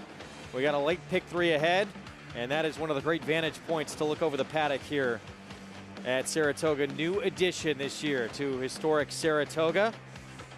And Acacia did a tremendous hit from us a few days ago. I'm sure she's going to be there a few more times during the meet. Hopefully she's in the paddock now, though. The paddock, Greg, though I would love to be up in the Paddock Suites right now. A terrific spot if you have a chance to check it out, and even downstairs too. Just so well done and so comfortable to go after the races and meet up with some friends as well. But taking a look at horses in the paddock for this upcoming race, we'll take a look at your favorite, Ogotten Girl, who goes back to the dirt in here today, and she's run some big numbers on the main track before, and she was one of those fillies when she was younger that she really didn't carry much muscle mass behind the saddle, and it almost seemed like Connections felt that she had an easier time pushing off when being on the turf. That was kind of my theory about her, but she has progressed now into the latter part of her 3-year-old season and coming back as a 4-year-old too. She didn't run well last time out. She does have early speed. She goes back to a dirt sprint, which is what I think that she wants, and it's funny because looking at her physically, she's very long, she's very rangy, she's got a longer body to her,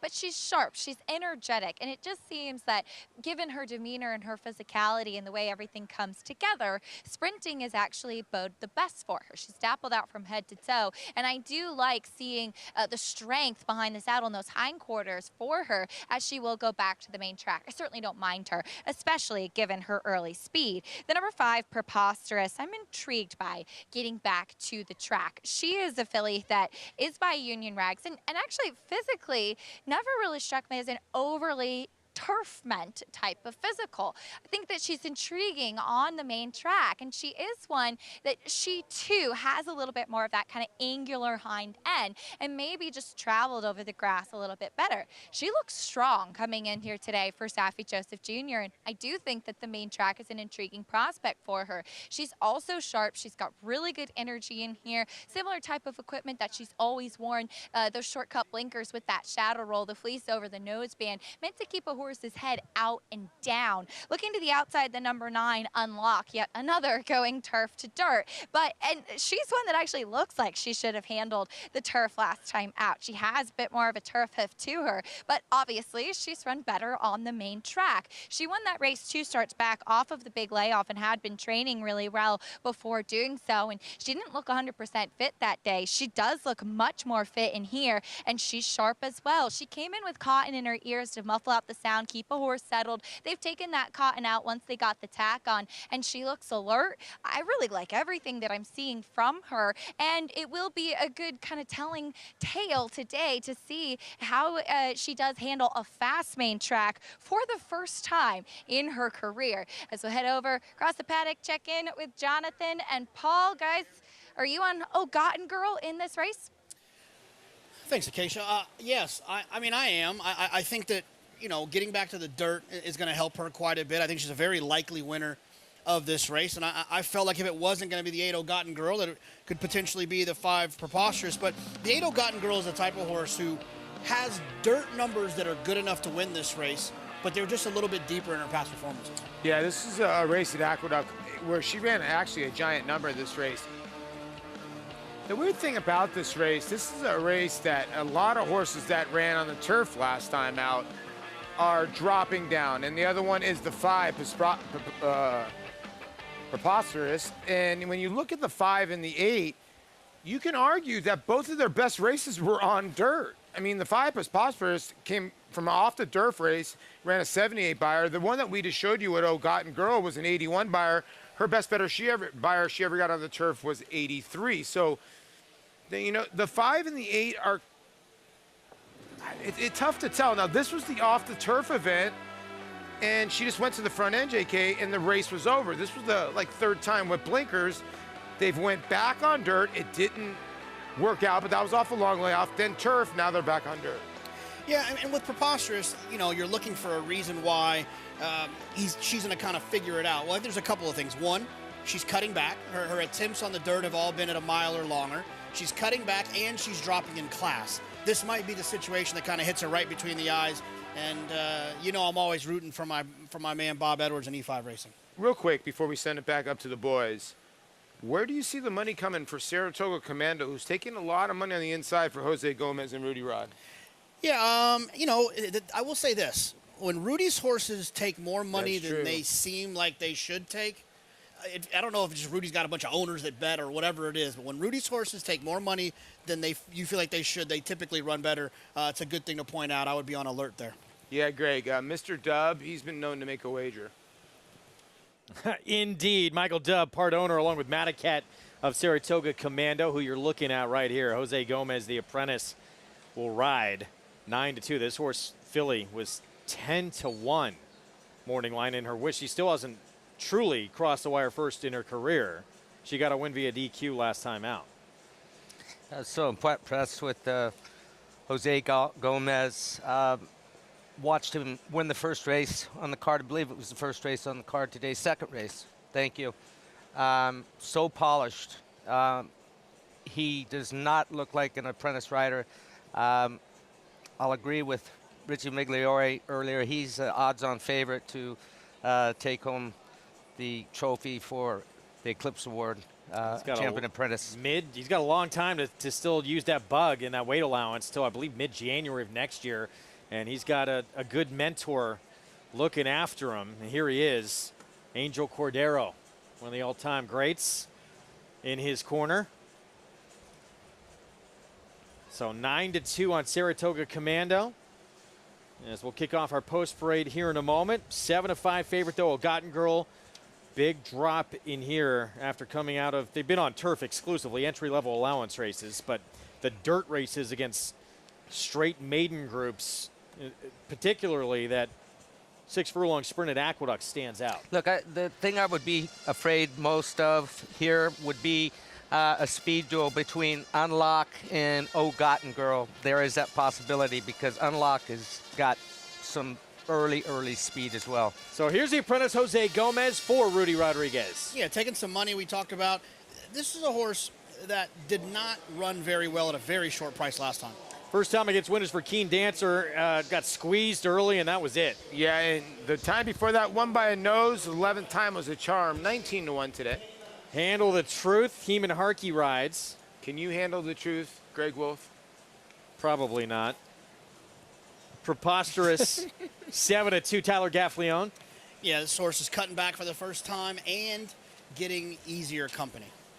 I thought this one interesting. This filly in her debut finished ahead of Gunite, who won the Hopeful that year. Yeah, the trainer change. This horse has shown some talent with some fast early pace figures. We'll need to kind of put it all together here to win this race.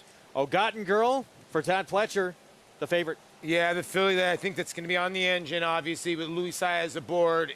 Gary makes a good point, though. The 9 Unlock, I can't say this, might be the key to this race. Thanks, Smig.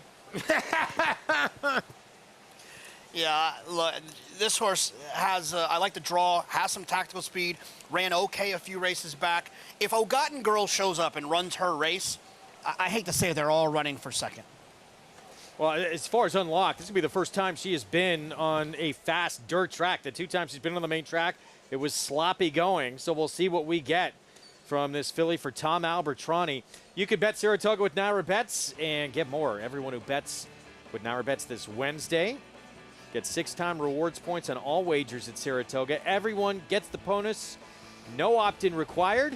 Earn more this weekend with your Naira Bets account. Get your account today on the app or at NairaBets.com. So 6-5 on Oh Gotten Girl, Todd Pletcher, Chad Brown. Most figure those are going to be the 2 that battle it out. But Mike Maker actually got his 8th win earlier on the card. These are all over the place. I believe Chad Brown actually has 9 wins. I'm double checking that, but I believe Chad with 9 and Pletcher and Maker with 8. It'll be a battle right down to the end. I think a key for Chad Brown. He's got so many good dirt horses now too. But what I was going to say, so far we've been lucky for the most part with races being taken that have not been taken off turf. A lot's going to depend on weather. We lost a lot of days, it seems like, last year.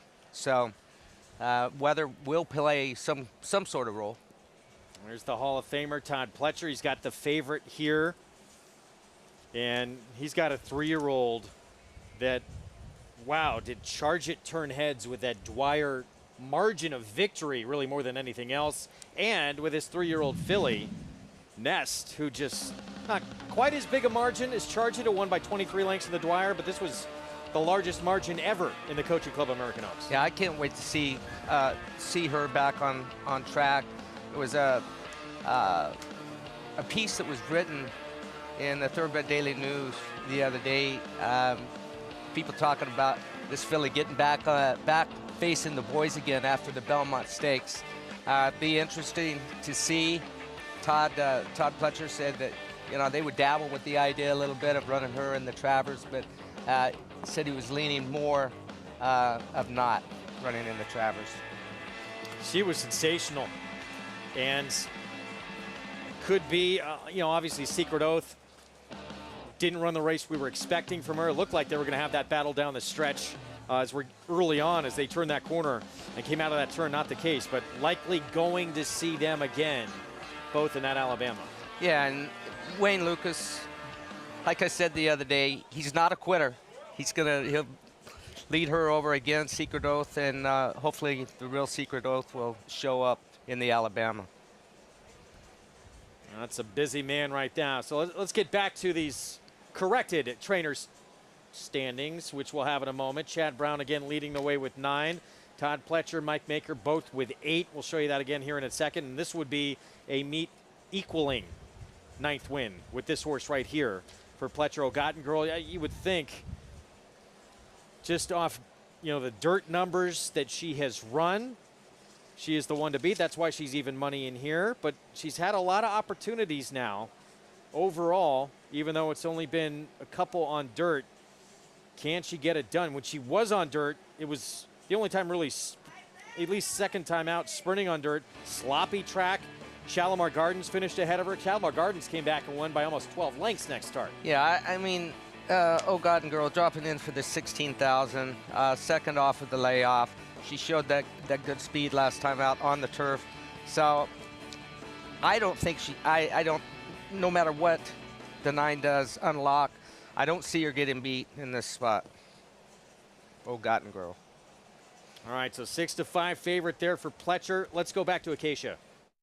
Just wanted to give a quick note, Greg, on the number 9 unlock. Dylan Davis did jump off and have to adjust his tack out there on the track. So you might have seen him kind of finicking with that, but he did get a leg back up, and it seems like everything settled now. As we often talk about, if a saddle slips or is uncomfortable to a rider, they will try to jump off and get that rectified before going into the gate. So saddle adjustment on the 9 unlock, but it seems everything settled now. As we check in with the number 1 Saratoga Commando, as JK and Paul mentioned, taking a little bit of money, especially back in the paddock. Now, if you look down and see was awarded first purse money last time out, it wasn't anything that just happened in the race. They went 1-2 around the racetrack, and the winner after the race was ultimately disqualified due to a positive. So this one did inherit the win last time out, so has never actually crossed the wire or had trouble in the race. But I will say, since we do see her return to the Naira circuit here, when I saw her 2 starts back, she really looked like she needed to tuck up as far as fitness did go. She was carrying a lot of condition off of the big layoff in her first start for Rudy. She's really tucked up and is super, super fit now, and looks like she's doing quite well.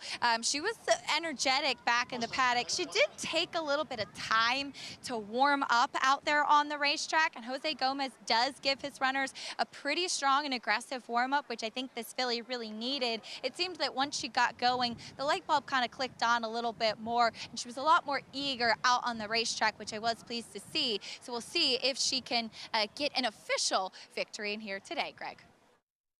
And look, she was impressive when she debuted back in 2020 here at Saratoga. She went to the bench for a long time. She just missed in a straight maiden race against Union Gables, who was second on turf, granted, but in a grade 3, and wound up, even though she didn't run all that well, on the Breeders' Cup Juvenile Fillies turf.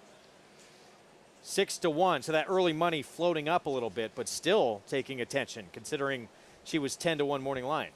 Yeah, I just, I don't see it. I mean, I don't see it. I maybe, just maybe, if Forgotten Girl unlock Lockhorns early on, maybe Saratoga Commando will be sitting in the right spot to pick up the pieces. Meanwhile, 4-5 guys on Ogotten Girl. Biggest issue I see with the 1 Saratoga Commando is she was odds on last time and got beat. And now she's here with droppers she has to deal with. I just think she's in too tough. There's the favorite. We're set for the 8th. Let's go upstairs. John Imbrial, the call.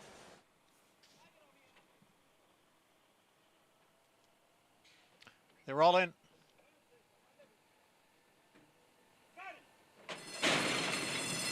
And they're off. Oh, Gotten Girl breaks right on top and quickly opens up a length and a half on the field. Saratoga Commando and Unlock. Unlock is in second. Saratoga Commando next and third, with Preposterous racing in fourth.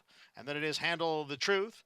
On the outside is Another World Inside, and Keen Dancer is the trailer in seventh. The odds-on favorite, Oh Gotten Girl, leads by 3/4 of a length, with Unlock on the outside in second. The quarter went in 22-3. The front two have almost 4 lengths on Preposterous, who has now moved into third. Saratoga Commando is down at the rail and in fourth. It's Oh Gotten Girl by a head. Unlock on the outside now moves right alongside. Oh Gotten Girl and Unlock, and the two of them are right together with a 1/4 mile to the finish. It's Oh Gotten Girl being asked for more. Unlock on the outside. It is Unlock and Oh Gotten Girl. They battle it out as they come down for the 8th pole. Oh Gotten Girl on the inside has the lead. Unlock is on the outside in second. Preposterous in third. Handle the Truth next in fourth. Oh Gotten Girl gets clear now from Unlock. Oh, Gotten Girl, a determined winner here at 3-5. Preposterous came on to get second over Unlock, and Keen Dancer came from last to get fourth. Oh, Gotten Girl dipped down to 3-5 in the end, and boy, did she get a battle from Unlock early. Yes, she did. And you look at that time, 1:13 and 2. The track is deep, it's tiring. Doing battle from about the 4 furlong pole home. She was brave to hold on. 5-horse come flying late past the finish line. Race was over with. You got to look there at Todd Pletcher, his 9th win of the meet, tied with Chad Brown now, and Gotten Girl had to earn this one at 3-5, guys. 8.59 finish. Yeah, she had pressure all the way around there, and for those who are like me who thought, singled her in picks and thought that she was the one, it looked desperate because she was Louis was all asking her about the 3/8 pole, and the 9 Unlocked just kind of was rolling up next to her. I just think Gotten Girl was just too good in this situation, if you want to call her that. Yeah, I think the class just prevailed. Dylan Davis, he looked like he had a ton of horse on the 9. He looked like he was going to put the 8 away for a little bit. Then Louis asked with the crop, and Gotten Girl was able to get going. Because Phosphorus was sitting behind this the whole time and just could not get going. Tyler was trying to get her to get motivated, and she tried. She just was second best. And Gotten Girl, you said it to me as soon as the gate opened. You said she's going to be really tough to beat from here. And here's the thing I wanted G to kind of comment on. We talked about Tyler kind of being in a little bit of a slump. Let's not forget, he just ran second in back-to-back races. He just ran into horses that happen to be better than him. He's doing things right, it appears. He just kind of got to get on the right horse in the right situation. He's not riding poorly whatsoever. This is all about opportunity up in Saratoga. You go in streaks, and he's in one of those streaks right now. Live horses come, he can get the job done. But he was working hard all the way around the racetrack. By the way, that 2-year-old filly Miracle went quicker in her debut in this 6 furlongs. And we just saw Gotten Girl. Let's make it the 12th start of her career. Gotten Girl, though, gets it done. Saez, number 11 at the meet for him. Last year's leading rider here at Saratoga. 3-5 favorite with the victory. We're going to take a timeout. He has never lost here at this historic racetrack. Jackie's Warrior loves it upstate here in New York. 4 for 4 at Saratoga. We'll see him back in action in the Alfred G. Vanderbilt on Saturday. We'll have a preview ahead. Connect, a Grade 1 winning millionaire and the best son of Curlin at stud to date. Physically impressive and dominant on the track. Winner of the Grade 1 Cigar Mile and the Grade 2 Pennsylvania Derby, where he defeated Gunrunner, Nyquist, and Exaggerator. With Grade 1 winner Rattle and Roll in his first crop, along with Grade 3 winner Hidden Connection. Connect, a proven winner on the track, a proven stallion in the making. Who you betting on? How about an app created specifically for horse racing? Nairo Bets. We specialize in thundering hooves, fist pumping, and boosting your bankroll with robust weekly promotions. And offer betting tips from actual horse racing experts. Bet all day and night, nationwide. Get the action and thrill of horse racing with Nairo Bets.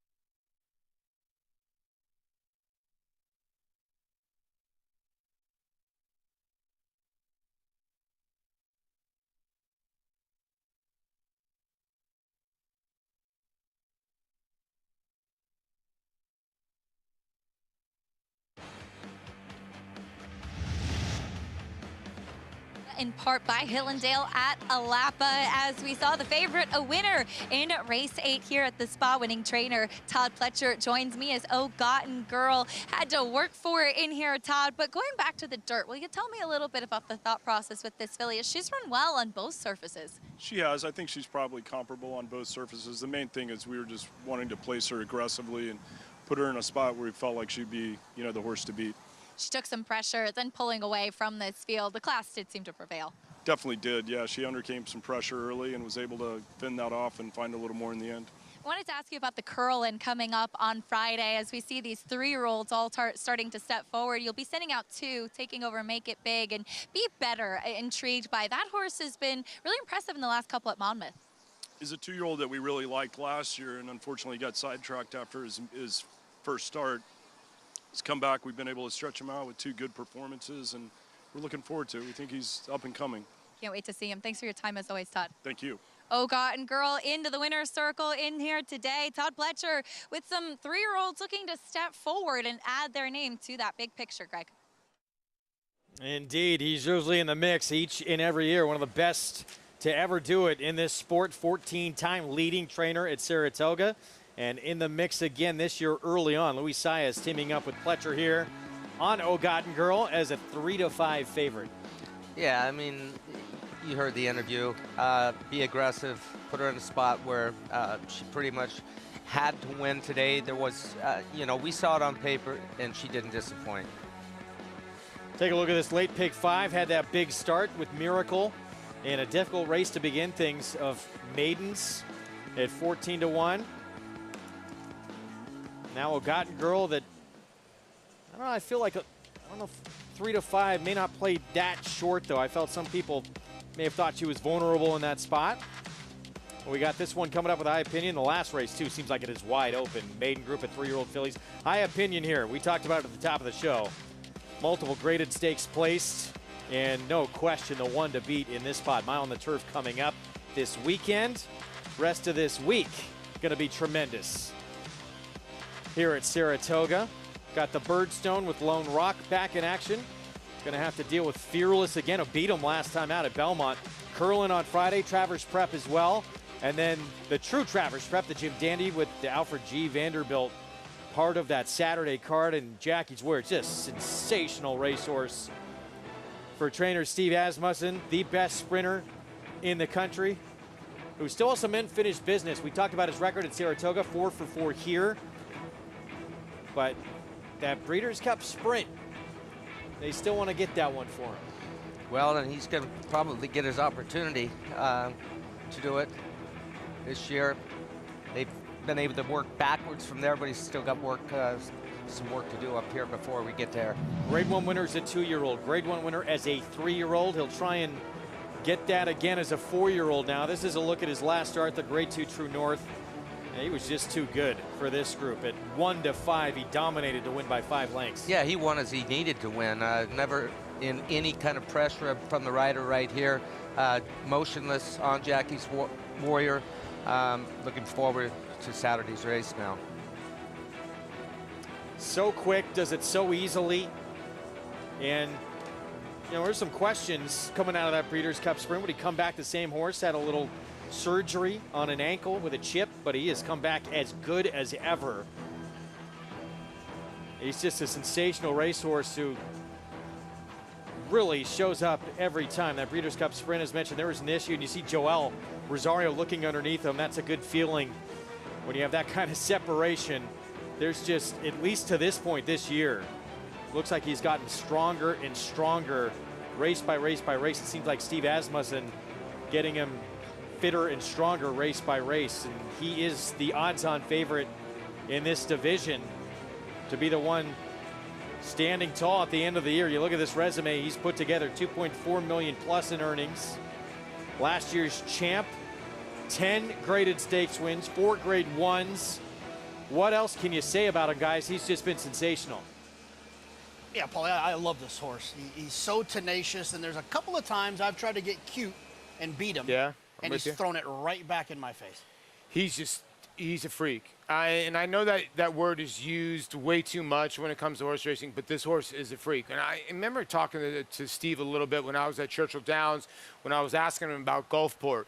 And he said, Gulfport reminds me a lot of Jackie's Warrior. Jackie's Warrior is really starting to remind me of Gunrunner, as in Gunrunner's growing up, not in the classic distance sense. Now, Wolfie mentioned about the chip in the ankle. Now, I asked Steve about that chip in the ankle. He had been running with it. It was one of those things that they had told him that, you know what, he's going to be okay. It's one of those little floating chips, nothing too, bad. And, they decided to do the surgery because the doctor told him, hey, listen, it's nothing really that major. And I believe he's come back even faster. And let's not forget, that horse in the video we just saw that he held off was Life is Good. Right? Who's a freak. So you talk about freaks, there's a lot of them here. I will say this about Jackie's Warrior, and I'm just being honest. From a speed figure standpoint, he doesn't run as fast as his performances might suggest from a speed figure standpoint. He's just super game. He doesn't let horses beat him.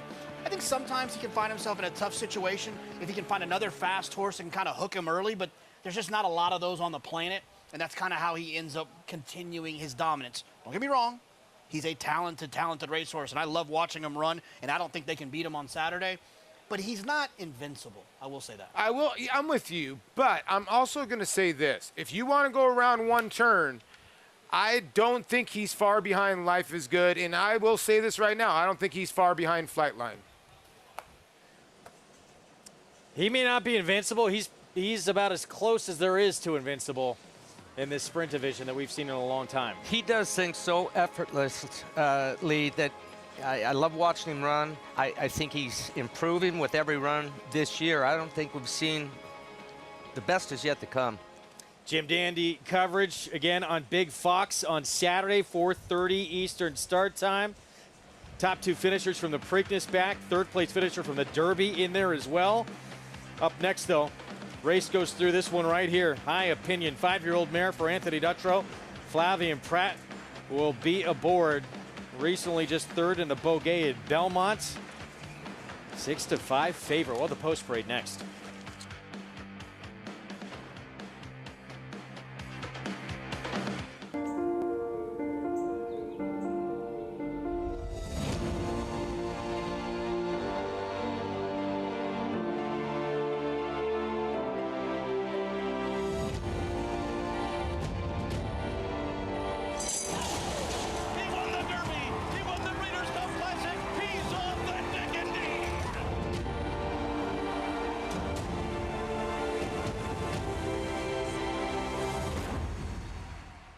Launch your thoroughbred ownership experience with Flying Partners Racing, a New York and Florida-based racing partnership with winning percentages over 20% at Belmont, Lone Rock to win, and 25% at Saratoga in 2021. Ice Princess.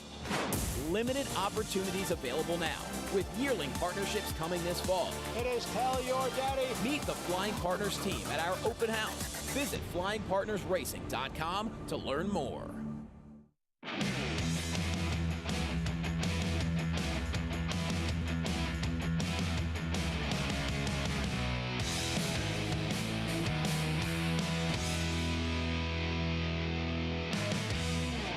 New for Saratoga, the $3 triple play pick 3. Choose the winners of 3 selected races on the Saratoga card each Friday, Saturday, and Sunday of the meet to win big. Go to NYRA.com/triple play for more details.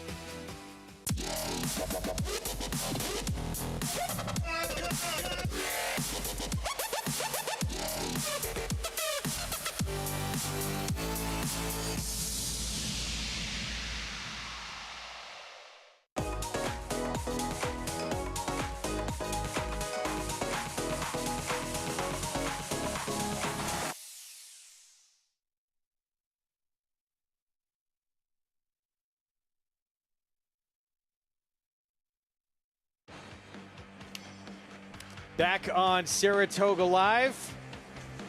Holly and JK tried to rent that place for the summer. It was taken. So was that one. They just missed out. Yeah, me too. Some of the beautiful spots there on Union Avenue, leading into the racetrack here at this historic site. So beautiful up here. And the history of this racetrack, of course, known as the Graveyard of Favorites. And the Graveyard claimed another victim earlier today. Our program, of course, brought to you by America's Best Racing. For the love of the race, visit americasbestracing.net today. Got to get that in. Grade 2, honorable miss, fillies and mares sprinting. Bella Sophia, huge favorite coming in. Odds on for Rudy Rodriguez. Was unable to get it done. Frank's Roquette, keep your eyes on her out of the gate. She ran huge. Yeah, she got away poorly. Stumbled just a little bit, lost her rear end, tried to brake too hard. And keep an eye on Kamari in the back for Wesley Ward. She's world traveled, grade 1 winner, now another grade 2 win. First time she's run up here at Saratoga. Some horses take to it, some don't. Kamari loved it. Frank's Roquette did everything she could after that stutter step at the start of the race. Looks like she's going to be home and dry, get her picture taken. Kamari had other ideas, so the race did not disappoint. 4 fillies and mares lined up, and still all this drama in this race. And you see Kamari just getting by for Wesley Ward with Joel Rosario. And in defeat, Frank's Roquette, you really got to hand it to her. She ran huge, but this honorable miss goes to Kamari. Yeah, look, Frank's Roquette, she did everything but win. And full credit to Kamari. She got the right setup, the right type of race. I thought Flavian rode Frank's Roquette very well. That break had to cost her something at the beginning, but it's Kamari who gets a picture taken. I'd love to see these two back at it, potentially in the ballerina. And for Bella Sophia, seemed like just flat today? Yeah, a little bit flat this track. We've talked about it's deeper, tiring than what we've seen in the past up here at Saratoga. The racetrack is very, very safe, but horses some of them aren't handling the deeper surface like they could be, in my opinion. Well, tough meet for Rudy Rodriguez, but he will bounce back, and we'll see if Bella Sophia can bounce back. Likely going to see her in that ballerina going for a grade 1, trying to go back-to-back in last year's test in ballerina. 9th at a mile on the turf, and allowance optional claiming race, 6-5 favorite. High Opinion. As we're 14 minutes to post, let's go to Acacia. And I've been looking forward to this race all day, and High Opinion certainly does have quite a bit of class as she comes out of a stakes win out of town too. And Flavian Pratt went to ride her at Parks, and she's a filly that has really done well and come along as she now makes the 4th race of this season. And of her form cycle as a 5-year-old mare, she's dappled out from head to toe. She's super fit in here. She looks terrific coming out of that victory at Parks. When I did think that she was actually squeezed back a little bit, she was 3 wide early in there. She kind of made an early move and then was able to get up in the last final jump to win by 3/4 of a length. It wasn't exactly the easiest, smoothest trip in there, and she really seemed to handle everything quite well under Flavian, who will ride her once again, looking to get more, I'm sure, of a ground-saving trip from the inside. But she certainly oozes class, as she's been very calm and professional here in the paddock as well. And physically, I like what I see from her off the back of that hard-fought victory. Mike Maker sends out 2. We'll take a look at Amalfi Princess, Luis Saez, to be back aboard this one. She ran well last time in the Lady Canterbury, going longer, but it's funny, she is built more like a horse that wants to sprint, and that's where her last win did come. She showed that she could handle the mile last time out, just couldn't reach the winner, She Can't Sing, who got the jump on her, but did run a good second valiantly in that mile effort. Her physicality would say that shorter might be a little bit better for her, but maybe she's a horse that is improving and maybe gets run off her feet a little bit more when going shorter, maybe handling distances like the 6-7 furlongs at Belmont easier, whereas up at Saratoga you'd have to run the 5.5 furlongs for a turf sprint. I'm still not sold on longer being better for her. She does look well. She looks very healthy in here for sure, and again ran a good effort last time out. The number 7 Evie Jets comes off of a win for Mertcan Cantormasi in an allowance effort last time, and she's one that's really improved. Time and time again in my notes looking at her, I've kind of written that maybe she doesn't necessarily stack up with some of her foes. nose. She's leaned out a lot. She's really kind of filled into her frame. Now as a 4-year-old filly, she's really well tucked up. She is so fit. She's so well turned out, and she stacks up with her foes in here. It was a game effort to wait for room, and when she finally did, power through to get the win last time out. Let's see if she can repeat that effort as she faces tougher as we head over to Jonathan and Paul. Thanks, Acacia. Paulie, I thought this was a pretty straightforward race. I thought it was the 1 and the 5, the 1 High Opinion and the 5 Messidor, but obviously the 1 High Opinion, the 1 to beat here. How did you see this one? Well, I thought she was the one to beat. I mean, I thought this 5-year-old mare was good last time at Parks. The Beaugay effort was very, very good. I think the race, she's the most likeliest winner. If you're going to look for a long shot, I thought the 3 Phantom Vision could be a horse that could maybe get on the front end. But here's the race we'll go back to. This is the Boston Spa from last year. And High Opinion just misses by a nose on this day from the same hole in the 1 hole. And you can see I don't know if she really wants to go through that spot in the inside, and she just misses at the wire. Flavien Prat does like the rail, and last time he gave this horse, I thought, a patient ride, and I think the one to beat. Yeah, and here's the thing about High Opinion. I remember last summer, the race before that was her first time cutting back, and I remember on that day, Maggie Wolfendale kind of liked the idea that this horse was cutting back. I was against. High Opinion just feels like of a higher quality than most of the horses that's in here. I thought she had a great setup race last time. Flavien got to kind of give her a test drive to learn what he had underneath him. But one of the things I've learned about Flavien, seeing him here in New York, but then also seeing him on the West Coast, when he draws inside with a horse that has a nice closing kick, it feels like that's kind of his type of horse. He's going to save ground on both turns. He's going to time it correctly, and he's going to find his way to get out, and she's going to be able to produce that big late kick.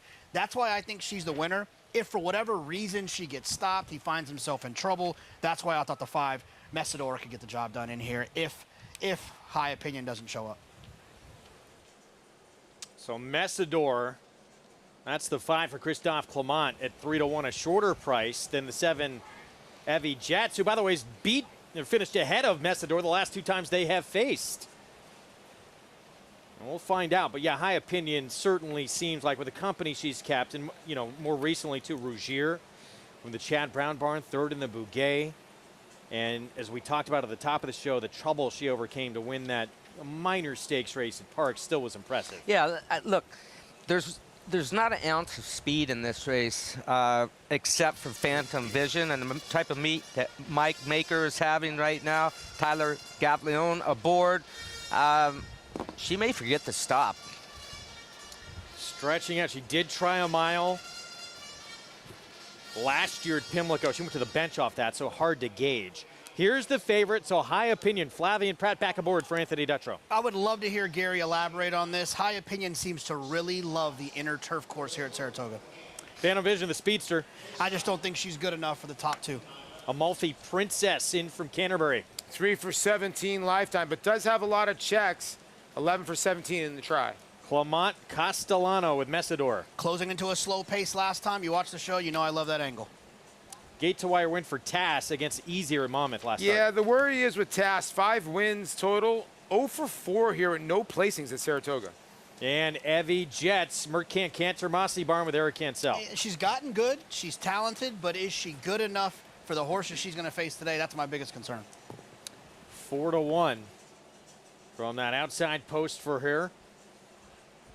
In our featured 9th of this late pick 5 sequence in here. And back to the favorite, so here's High Opinion. And Flavien Prat, what do you do being drawn on the inside if you're Flavien? Well, I think that J.K. touched on a great point, asking me to elaborate on this filly being fond of the inner turf course here. The turns are sharp, and she obviously enjoys the sharper turns. You got Belmont, it's a different configuration. The mile and 16th race is big sweeping turns there. Now you've got an actual 2-turn race going to flat mile. It's the same. She drew the 1 hole last year in the Boston Spa when she was second beating the nose, and she came from well off of it. There was a rapid pace in there up in front of her. She's only got 1 horse that looks like they're going to be on the lead, and that's Phantom Vision right to her outside. So I think that J.K., The way he's seeing the race in his head, the way he explained it with Flavien Prat, sitting in there saving ground. It's a short field, but he'll find the right time to get her out and make that blast off. So there's Pratt on the 6-5 favorite with more on High Opinion. Let's go back to Acacia. Pleased to be joined by her trainer, Tony Dutro. Nice enough to give us some time. And Tony, we're watching Flavien Prat give High Opinion a pretty exuberant warm-up out on track. What have you seen from her coming out of that big win last time out at Parks? She's come into this race extremely well. She went into the Parks race very, very well. She's an aggressive filly, so I'm not surprised with the warm-up. But she's been successful over this course here at Saratoga. So we're excited about watching her run today. And she looks like now as a 5-year-old mare that she's really done well. She's really flourished and kind of grown into herself quite nicely. Yeah, she's been very consistent. The end of her 3-year-old year, of holding 4-year-old year and up till now, she's been very, very consistent. She's reliable. She comes to play. She likes her job. So once again, we're very blessed to have a filly like this, and you know she gives it her best. That's all you can ask of these horses. Absolutely, you gotta love a horse like that. And I noticed last time in that Parks race that she was a little bit wide throughout, but very game. Do you think that Flavien Prat, now riding her for the second time, has gotten a chance to get to know her a little bit more? Well, obviously, that was the first time he ever sat on her. He was unhappy with the course there at Parks, and actually we passed another race at Parks up to come here because Flavien thought she didn't really care for it, but she likes this course here at Saratoga, and with the experience that Pratt had with her there at Parks, I would be hoping that it pays dividends today. Appreciate your time, as always, Tony. Best of luck. Thank you. Tony Dutro sending out the consistent High Opinion from the inside, Greg. Consistent indeed. Thank you, Acacia. 3 wins, 5 seconds in 12 starts. A lot of that against top-level company, and there she is, the 6-5 favorite in here. So we'll see what Pratt decides to do from that inside post, and if he decides to lay close behind Phantom Vision. He's gonna have a couple of targets. The horse right next door to Phantom Vision, Amalfi Princess. I think she'll be laying second. Mike Maker, the trainer of her as well. See Phantom Vision going to the lead. Amalfi Princess laying second, and High Opinion not too far away in third or fourth. And here's Amalfi Princess. This was in that stake at Canterbury where she missed by a length. She ran second. And obviously, you know, Canterbury coming here to get the likes of High Opinion, sort of a different league. But figures-wise, she fits. Yes, she does.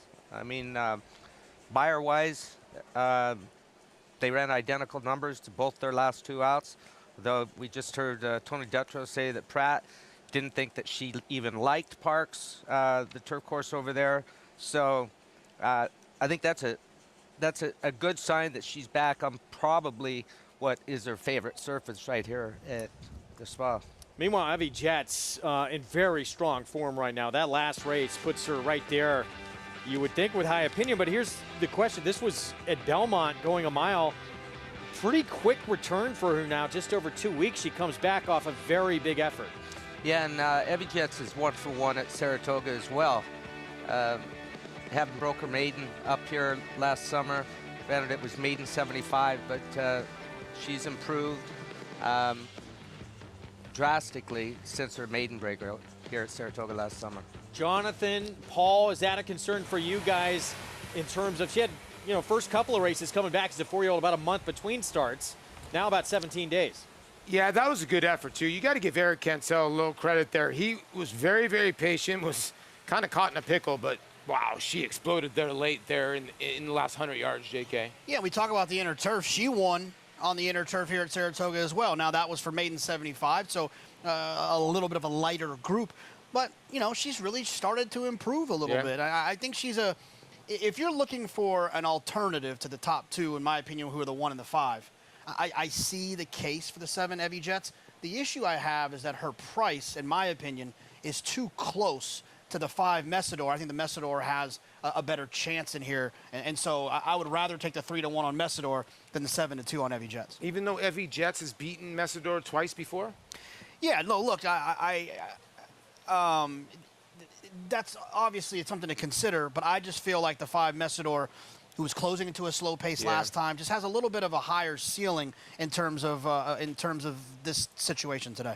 And then the one at 6-5, about the right price. Did you think 6-5 even money somewhere in that area? Yeah, I mean, look, if she works, in my opinion, the only thing that gets high opinion beat is if she just doesn't get lucky in her trip. It's turf racing. That happens all the time, where horses sometimes can get stopped or they get kind of stuck down inside. If she breaks cleanly and she gets a... Here in the 9th from Saratoga, 5-7-3-1. Turf racing so many times. It's about trip. And for Messidor, gets a clean run here down the stretch and shows what she can do with it. We'll be back with the prices, set up the nightcap when we come back.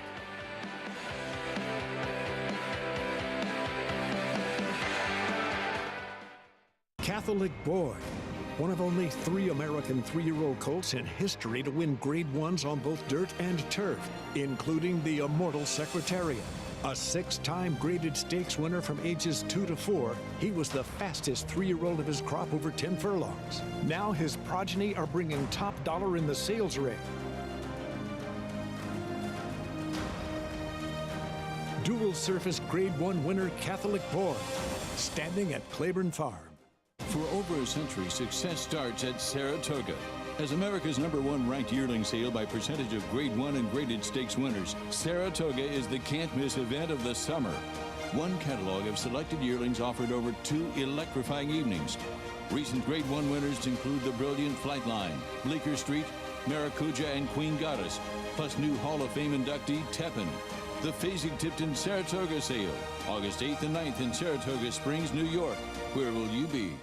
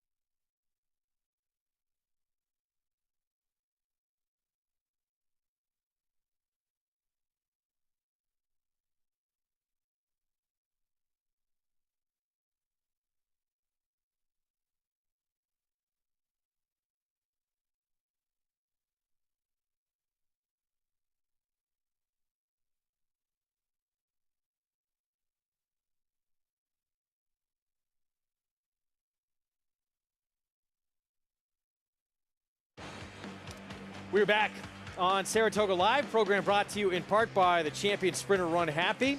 Never lost in his career while sprinting, and did it all while racing medication-free. Now standing at legendary Claiborne Farm, stall number 1. Javier Castellano teaming up with the Clement Barn on Messidor from last to first in the stretch for the win at 7-2. Yeah, and Javier having a huge meet currently here at Saratoga. Gave this Finn Messidor a great ride. 19. A 3-win day, yeah, earlier at this meet. Let's head down to Acacia. We're very pleased to be joined by winning trainer Christophe Clementis. Christophe, Messidor, she's had some tough trips throughout her career, but she is a quality filly, and she really showed that today.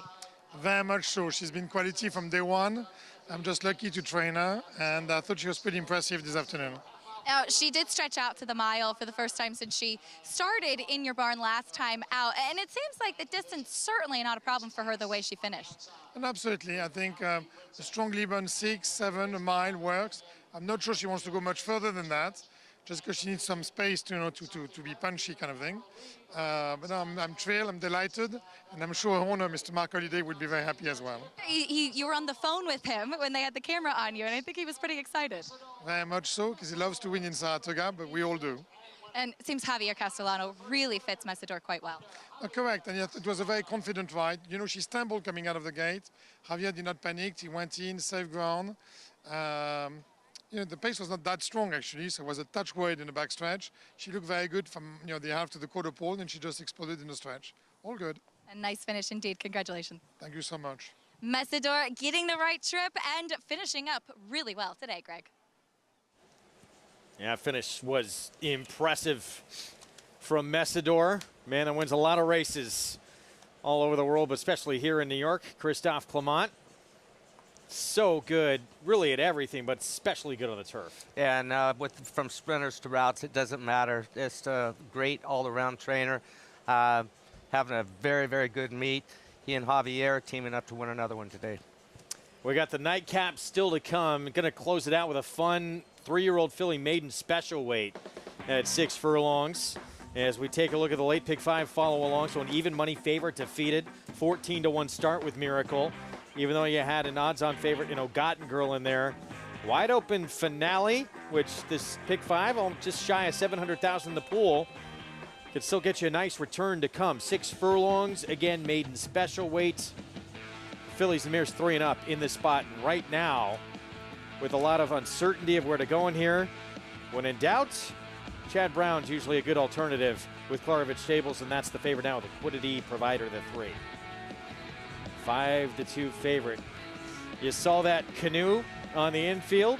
Winner of the Travers gets their silks painted those colors. Our Travers prep coming up this Saturday on Big Fox, 4:30 Eastern start time. And that rematch between the top 2 finishers from the Preakness, early voting and Epicenter. Derby, 3rd place finisher, Zandon from the same barn as early voting. Chad Brown, what a strong hand he is coming into. Hopefully he'll get there eventually. The Travers, though, this year with his 3-year-olds. 2 real good ones who he's still pointing to it as we take a look at early voting on the work tab. Yeah, on the outside here, and Ryder's just going to sit motionless here. This was last weekend, this workout, and just sort of a maintenance drill. Going to hit the wire together pretty much, and then a big gallop out afterwards. Courtesy of XBTV, and a horse that, had been a horse who'd been on the lead at 4 and his speed had been devastating, but sat off the pace in that Preakness victory. Yeah, and all that did is put him in the winner's circle. It was a big performance from him. He's going to need all of that, maybe some more for the Jim Dandy. Meanwhile, Zandon, his stablemate, this will be his first start back since his 3rd place finish in the Kentucky Derby. He worked Saturday as well. Yeah, and also an impressive work here. This workout doesn't really even start until the horse hits the finish line. Then he has a huge gallop out, goes to 5/8 and 101 and 3. Looks like he's going in about 105. That's how easy this horse is moving right here. So the stablemates going to line up against each other for Chad Brown as we take a look at the top 3-year-olds mentioned earlier in the show. Charge It, that 23-length win in the Dwyer for Todd Pletcher. So he's being pointed to the Travers Cyberknife, surprising many in the Haskell with that victory for Brad Cox. Send it to the Paddock set and ask the guys who they think the leader of this division is right now. Well, you should have asked me in like 72 hours, right? We're going to see what happens to Jim Dandy for me to give you my best answer. But if you're asking me today, prior to what we see on Saturday, I'm going to go with Charge It. What Charge It did in the Dwyer was absolutely jaw-dropping. Visually and also from a speed figure standpoint, and that's my first stop on my handicapping train is the Beyer speed figures or any speed figures in general, Timeform US as well. And he was so brilliant this day, you got to think that he's going to continue to get better. He showed a lot of talent in South Florida, but he just couldn't really put it all together. He's a little bit green in that Florida Derby. He wasn't ready for the Kentucky Derby. This is the charge that I think we all thought we were going to have. Now, one of these horses, including yours, Paul, could show up on Saturday in the Jim Dandy and kind of make me change my mind. But on a Wednesday, I'm going to go with Charge It. I like the pick. I really do. I think a horse that maybe later in the year is going to be very, very tough. I still believe Epicenter is the best 3-year-old. And the reason why is at the top of the stretch in the Kentucky Derby, Zandon looked like he was going to go right on by. Drafting right off him, could not go by him. Then what happened? One of the biggest upsets in maybe history, and Rich Strike came to the inside. Now we head to the Preakness. Horse breaks not that great. Early voting gets the jump on him. Kind of has to come from way out of it, runs a bang up second. Don't forget he's got the Risen Star in the Louisiana Derby on his resume. Now he's got a 4-horse field. If he's able to conquer Zandon and early voting in the Jim Dandy, I think he stands alone. Look, Paulie, here's how I look at it. If Zandon or Epicenter or early voting do something special here on Saturday, which is a very likely situation, then maybe I'll kind of back off of my Charge It opinion. But I think Charge It's sitting on a big race as well. I can tell you one thing's for sure. No matter what happens on Saturday, we're in for a treat in the Travers. Here's the other thing, Wolfie. If it wasn't for a giant upset, right? We never thought Rich Strike was ever going to win. And maybe a bad break in the Preakness. You could have been looking at Epicenter going for the Triple Crown. Could have, would have, should have. We'll see. But yeah, I think some people holding against Epicenter how good he's been to this point too, because they feel, well, he's already developed all he's going to develop. Steve Asmussen said he is training better than he has ever seen him. So I would say Epicenter, and maybe his best is still good enough already to this point. We will see. He's going to be a formidable contender on Saturday. Yeah, we've got a lot of racing left with these 3-year-olds before I make a statement who the best 3-year-old is out there. I can't wait for the Travers. I can't wait to see the Jim Dandy and the Curlin run on Friday and then Saturday for the Jim Dandy, obviously. It's a short field with only 5, but believe me, it's a great race. Chad Brown with 2 in there, and Chad Brown going to send out this 3-year-old filly, the 3, lurking back there. There she is, to make her debut. Daughter of Connect, who he trained, of course. Arad Ortiz Jr. will be aboard, and she right now is the favorite at 5-2 on the post parade when we come back.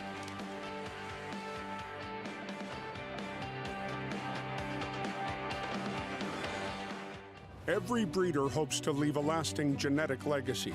It's one of the few true paths to immortality. The importance, permanence, and legacy of Alapa is best understood by the influence of Prince Palatine.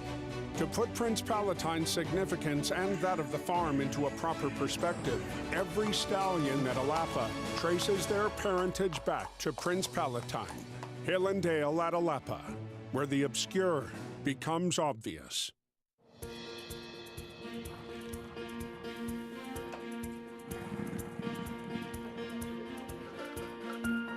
We take pride in what we do. For me, it's more of a passion than actual work. I'm an assistant trainer. Carpenter. I'm a peace officer. I'm a jockey. I'm a gardener. I'm a groom. Clocker. Assistant starter. Trainer. ESL teacher. I love what I do. There's so many jobs that come together every day. It's a collective effort that really makes this ball go round. We are New York Racing! I couldn't imagine working anywhere else. For me, riding horses in the morning is the best thing I can do. New York Racing helps support my small business. It's extremely important to the New York economy. Like my dream come true. This is like a big family.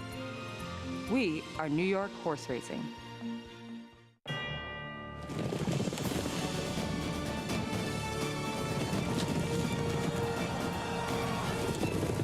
Together from every corner of the globe. In pursuit of the one reward that sets the special few apart. The title of World Champion. Don't miss racing's ultimate coronation. The Breeders' Cup World Championships at Keeneland. Tickets on sale now. Saratoga, the best place in New York. Let's go!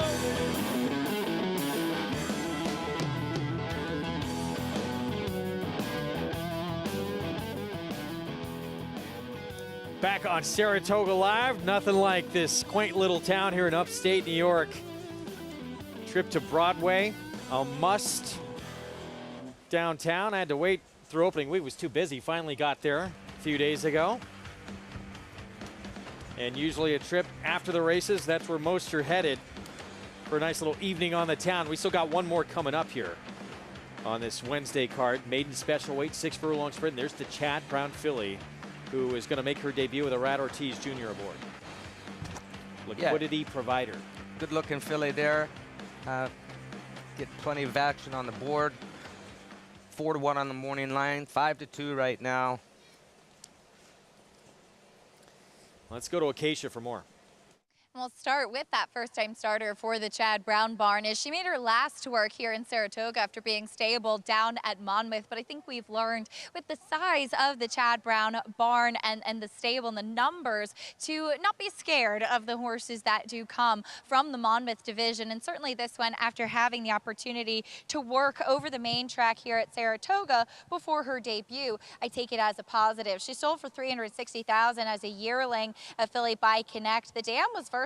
She won the turf as well as sprinting on the grass, and 2 out of her 3 foals were winners. There is some precocity in the family too. She has a lot of good leg to her. She looks like she could handle a little bit more ground, but she's very fit for her debut. She's the ultra professional here in the paddock, and she's super athletic as well. She's a lovely put together filly by Connect, striding out nicely here in the paddock. Really like what I see from her and be interested to see the kind of warm up that she does have on the track.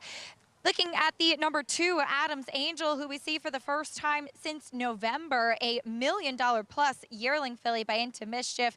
Not too much in the immediate family, but there's a super strong family on the bottom side when you get to the 2nd and 3rd generation, the 3rd dam being Personal Ensign. Of course, having the opportunity to tap into that family with a filly like this, of course, a big benefit, and I'm sure a big reason for that sales price. She finished a distant 2nd on debut back in November, and watching her work out 2 starts back, which you can see on XBTV, she seemed like she was just eager to do more throughout. A very kind of quick sprinter-like stride to her as well. She's strong here coming back off the layoff. She is a little bit more of a compact type, which oftentimes you will see of the Into Mischief fillies in particular, in that they're a little bit shorter in their back, a little bit rounder out in the hindquarters, which to go 6 furlongs, I certainly like, and she does look like she's done well for this return and looks ready off the bench. The number 8, Dover Dreams, also makes her first start off the layoff. She had her first 2 races for Chad Brown and now goes out for Brendan Walsh. Cotton in her ears here in the paddock, but she's been very relaxed, very settled. She cuts back to a sprint distance. I do wish that she had grown a little bit more from 2 to 3. She's still on the smaller side, and I have found that the progeny of the late great Arrogate can be a little bit lighter framed and a little bit smaller. She's certainly fit. She's not carrying any excess weight off of the bench. I would like to see her maybe strengthen up a little bit with the start off that layoff, though, as this is the final race of the day. We get ready to wrap up today's late pick 5, and for more, we head over to JK and Paul. Paulie, pick 5 payouts look pretty good. I think, if I'm not mistaken, the 2 paying $915, the 3, the favorite here, paying $1,000. As you see, Chad Brown giving some instructions on how he wants his first time starter. Is he giving instructions or are he holding court? I would say instructions. A little bit of both? I think if he's giving instructions, he's probably holding court at the same time. The same idea. He's probably like, hey, listen, Irad, I'm trying to win this meet title. I'm going to need you to get me home here. Nice payouts. This is my favorite wager here at Saratoga. Low takeout. Yeah, it is. And it's always an opportunity for a big score. Today, a little bit more formful, so not a huge score, but there's nothing wrong with $915. Well, you had to find a first-time starter that at 14-1. Then it's sort of gone very formful. You know, I put all my laurels in the 1 in the last race. The 5 was the other horse and got the job done. And congratulations to Christophe Clement and Messidor, who was much the best. Javier Castellano just come launch. And now you got to figure out some 3-year-old fillies in here. And you mentioned the 2 and the 3. They look like the 2 fillies, right? And then you go out to the 11, Anguilla Moon, for Dallas Stewart, blinkers on, Lasix. That horse is taking a little money. And Rusty Arnold, 30% first or second time runners, and the 4's really not taking much money, and I thought that filly by Gunrunner had a tiny bit of a chance. Yeah, I was a big believer in the 2 here, Adams Angel, for a number of reasons, and we've talked about it on this show, especially up here at Saratoga. When these horses have speed figures as 2-year-olds, right? Adams Angel ran a 90 time form U.S. speed figure. The higher the speed figure, the better, like a quarterback rating in the NFL. Adams Angel as a 2-year-old ran a 90. The rest of these horses in here are right around 90, 91, but they've earned those figures as 3-year-olds. So you have to think that the 2, Adams Angel, who's had some time to mature now all the way into July, should run about 10, 15 points faster than she did on debut. If she's fit, if she's ready to rock and roll. If that's the case, she kind of lays over this field. Now, the biggest concern, I think we've talked about it a little bit, is the racetrack seems to be a bit demanding as of late, and that's not exactly something you want from a horse coming in off a layoff. No, you make a good point. And Greg, when you look at the contenders in here, Shug McGahee, the 2, the 3, Chad Brown, a first-time starter. We know what he can do. Rusty Arnold, the 4. You also have the 11, Dallas Stewart. All trainers, and the 9, Bill Mott, all trainers that give their horses races. So you might see a lot of improvements from some fillies in here. I thought this was a wide open race and a great way to end this sequence. Want to give a shout out to a couple of horse racing fans handicapping with us. Harrison Kim from Albany and Spencer Della with Austin FC. They're currently second in the West in MLS. Having a great season. Here's a look at Miss Solveig. Flavian Pratt showing up on a first-time starter in the finale. You saw what I saw, Wolfie. For a trainer who's 2 for 33 on the year, Flavian could be halfway to dinner by now. Adams Angel, Shug McGahee. After your hockey experience last night, Greg, I could see you as a good, nice little midfielder on the soccer field. Played goalie when I was really young. Didn't work out too well for me. Liquidity provider Chad Brown went by. Yeah, the horse is taking money, but that's not always an indicator with a Chad Brown Klarovich first-time starter. Sneaky here, Rusty Arnold, course runner, ran pretty good first time out. Yeah, you know, and Rusty Arnold 30% with his maiden second time. Backyard money for the coach, Dwayne Lucas. Yeah, debuted for 50, ran okay, didn't run that fast, then came back and didn't run that fast again. I don't trust. This filly broke razor sharp last time out. She's quick. Look, I like horses that show tactical speed and show speed. It's a sign of talent to me. I like the 8 here. She just ran second to Nest, going longer back as a 2-year-old. Wow, I mean, you hit the nail right on the head. This horse gets Lasix, Gaffium, Brendan Walsh, who is an underrated conditioner. Mattapoisette for Hall of Famer Bill Mott, daughter of Curlin. Didn't take much money last time, didn't run much last time.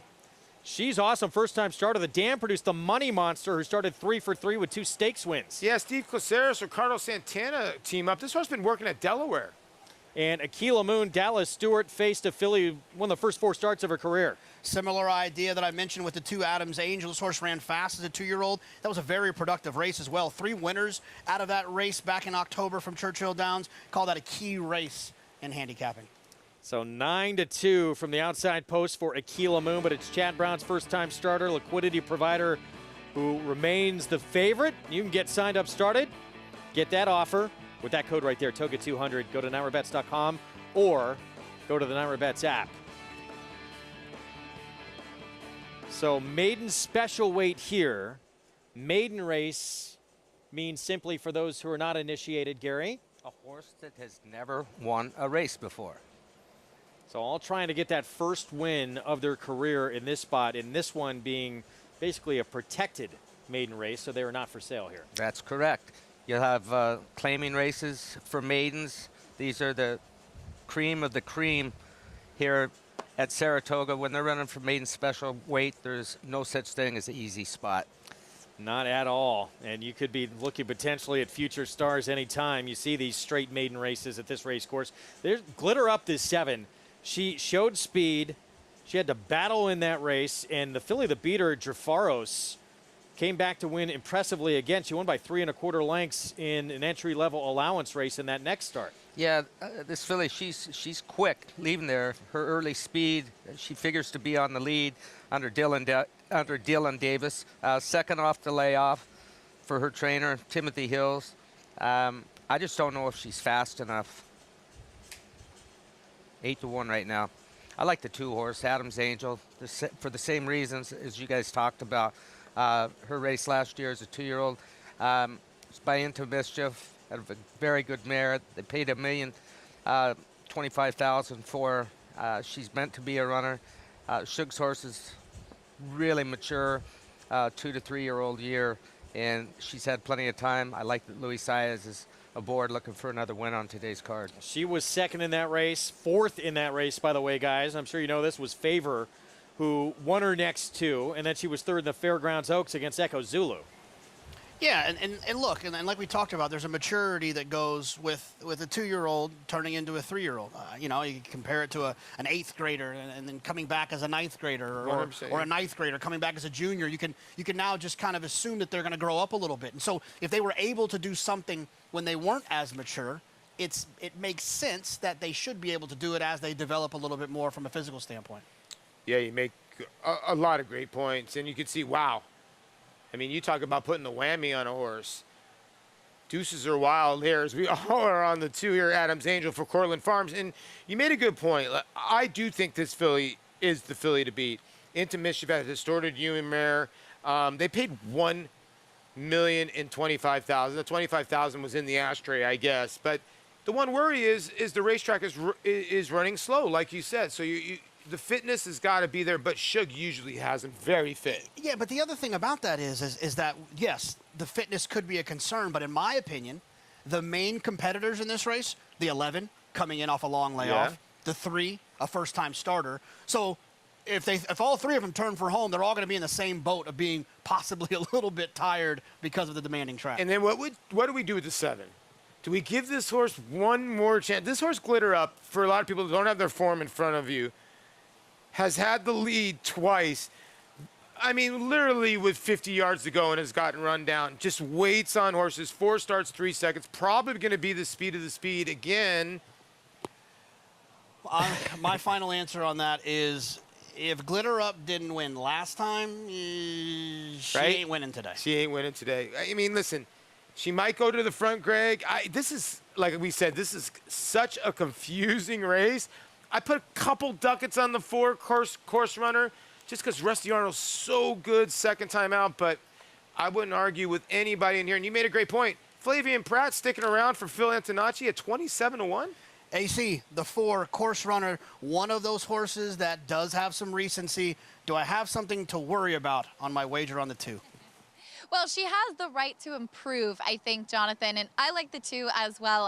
Hopefully, it's not too much weight on Adams Angel with all of us liking her in the nightcap. But as far as course runner does go, she was so green when she got into the stretch last time out. You could see her kind of lugging in, lugging out, being erratic in the stretch. She even flipped back to her left lead late. It wasn't that she never switched. She switched over to the right lead pretty professionally, and then she flipped back to the left lead again. It just looked to me like a filly who had no idea what she was doing in her first race. So if she's able to kind of figure things out a little bit more, then you would absolutely imagine she could improve. And she was sharp out there under Jose Lascano. The number 1, Miss Solveig, though, as you mentioned, Flavian Pratt sticking around to ride. And this filly is the longest price on the board, but you could really do a lot worse with a 28-1 shot than what you have here with this first-time starter. I watched her work too back on XBTV when she was kind of urged along a little bit, but she seemed to be doing it well. She had a nice stride on her.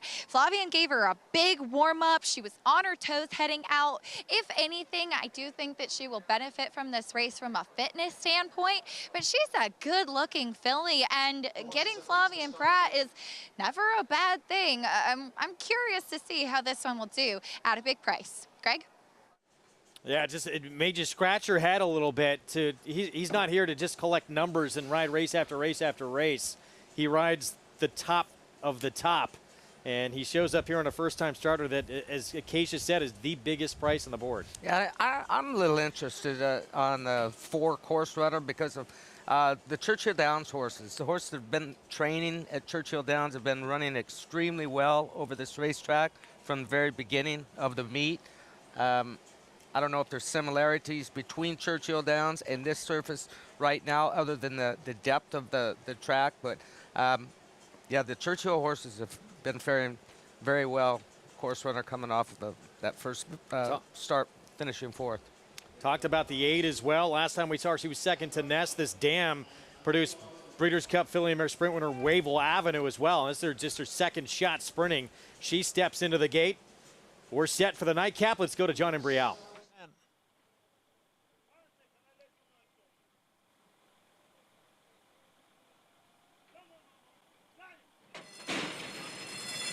And they're off. And there goes Backyard Money out for the early lead. On the outside is Glitter Up racing in second. Adams Angel down at the rail. Right alongside is Liquidity Provider running in fourth. She's Awesome is next in fifth. Aquila Moon far outside runs in sixth. Course Runner is in seventh. Matapoisette is eighth. Then Miss Salvig in ninth. And farther back is Dover Dreams, who trails the field in 10th, a quarter 22 and 1. It is Glitter Up who has the lead here by a length and a half. Backyard Money and Liquidity Provider, they are right together, second and third. Adams Angel is now moving up and looks to advance on the far outside. It's Glitter Up with a narrow lead at the top of the stretch. Liquidity Provider is all out. Backyard Money is down at the rail. And Adams Angel, here comes Liquidity Provider now. At the eighth pole, Liquidity Provider battling here with Backyard Money down at the rail. Glitter Up is now in third. It is Backyard Money and Liquidity Provider, and a late run here from Miss Salvig. They're coming on for the finish. It is Backyard Money. Backyard Money got the money at 23 to 1. Never fails. Saratoga producing another huge long shot for D. Wayne Lucas. Backyard Money, 23 to 1, as you heard. I bet you Wayne had a little of his Backyard Money on Backyard Money today. He and wife Lori, the owners of Backyard Money, never count the coach out. Never, ever count the coach out. Well, at this point, here comes Liquidity Provider. Those red and white silks at Klarovich Stables and Chad Brown look poised to roll right on by. There's just no quit, though, in Backyard Money. No, I showed a lot of tenacity down there on the inside under Jose Ortiz. And did you see who was happened to wander in first? Miss Salvig. Salvig, the one horse. Yeah, it did run big here at 26 to 1. Looks like it's third place money, but guys, huge price to end this Wednesday card. I'll tell you what, JK, you had the exact formula to win this race. You said to me, I love the 11's 2-year-old number. I love the 2's 2-year-old number. The only other horse that had a 2-year-old number was the 5. You had the right idea. I mean, it just, we didn't see this at 23 to 1, both of us, let's be honest. Yeah, when a horse debuts for 50 and can't win and then shows up here and runs against a maiden special weight, those horses are going to beat me all the time. It was a beautiful ride by Jose, saving ground on the inside. At the top of the stretch, I said to myself, who's the 5? Because the horse looked loaded in there. It looked like the 3 Liquidity Provider was going to go by, but it just never could get by. A nice little battle of the brothers down the stretch there with Jose and Irad. I tell you what, Greg, this has been an unbelievable start to this meet. I mean, at one point, we had the longest shot on the board be a Chad Brown to a Todd Pletcher the other day. That's the first time it's ever happened. And we have an Ortiz Exacta 25 to 1 over 3 to 1. When's the last time that's happened? Yeah, you don't see these brothers at those numbers very often on this circuit. Jose out dueling Irad, and a terrific ride here.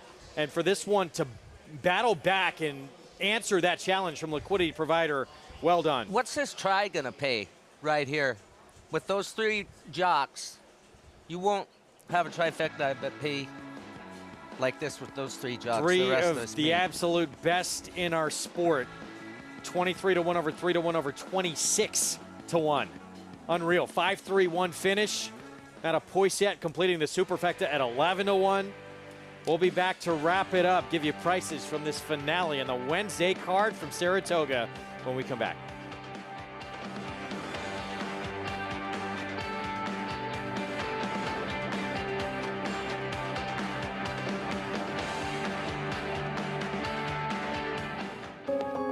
There's no doubt that Kentucky breds are #1. We never could compete with New York and Florida and all those tracks. We needed a boost, and HHR has given us that boost. The purses that the Kentucky breds are now running for matches how dominant they are. We really have an opportunity to create new jobs and new tax revenue for the state on a year-round basis. This is just the beginning. I don't think anybody has any idea how good it's going to get.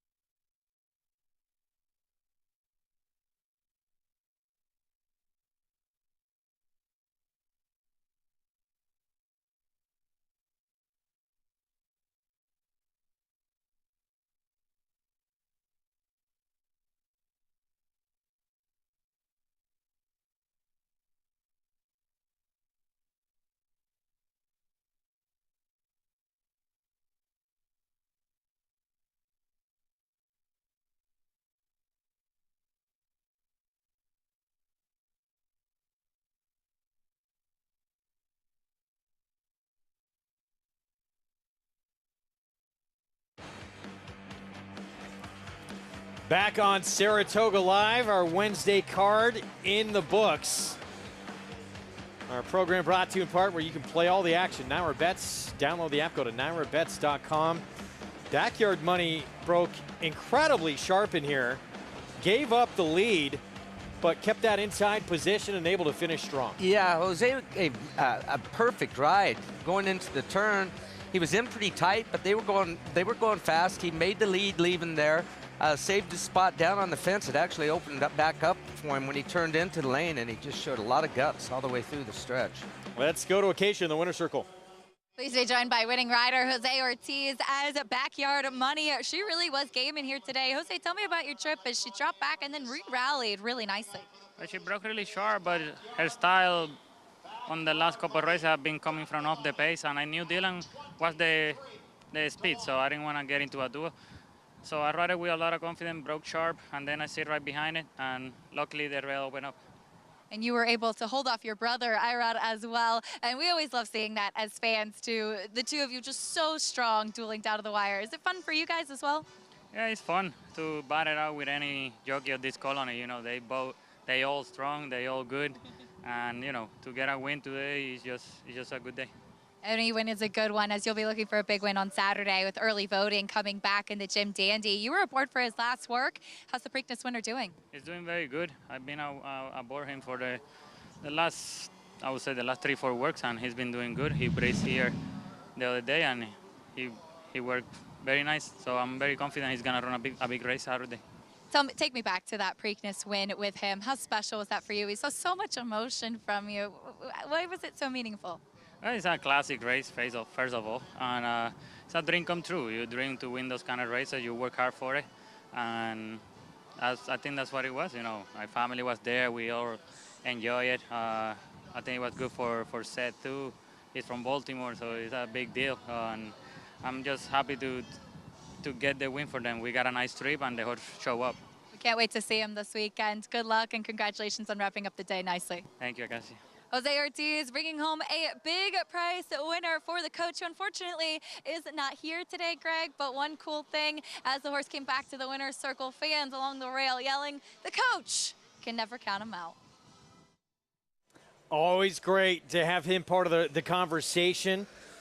The legend, Dwayne Lucas. And back to Jose Ortiz for a moment. Terrific ride right there. And, talked about who he's going to ride in that Jim Dandy, the Preakness winner, early voting. Chad Brown said, a young man who never complains. We know Flavien Prat's come, maybe taking some away of his mounts. Manny Franco's getting some of those mounts. He just puts his head down and says, I'll ride where you want me to ride. Well, once you can accept that with the trainer and you have full faith from that trainer that you're going to trust in them, the trainer knows that it's just a special relationship. If you want to win races in New York, but especially in Saratoga, you've got to be willing to work harder than anybody else. The guys that work the hardest are the most successful ones that come up here, and everybody knows that. I think this colony itself is the strongest colony that I've seen in a number of years at all levels, but at the highest level. These guys can compete with anybody there is out there. Trainers have confidence that, look, if I can't get my jockey that I want, I've got a list of about 15 here that'll do just fine, that there's not a lot separating them in their talent. It's an all-star level. cast. It's incredible how deep this colony is. Even more so this year with Pratt arriving full-time here on the East Coast. Late pick 5, you have Ogaden Girl odds on. Hatari was the morning line favorite. And it pays over $4,300 with a couple of big numbers at the beginning and end. Those maiden races looked like going in, they could be wide open, and boy, did it turn out that way. At 14-1 and 23-1, our showdown contest, free to enter.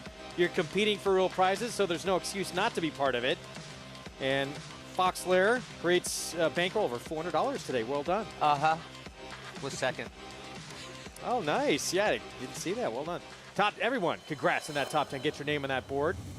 Always something special. Our ABR race of the week, Saturday, 3-year-old prep for the Travers, the Jim Dandy, and the rematch of the top 2 finishers from that Preakness. Zandon, 3rd place finisher in the Derby, going head to head. And we'll see, it's going to be a different run race than what we saw, no question, in the Preakness, with Epicenter getting squeezed a little bit early on in there. Yeah, take nothing away from early voting, though. He ran the best race, got the best trip. Epicenter, he had some trouble early on, got squeezed out at a critical time of the race, found himself down on the fence, and actually ran great to run on and run second.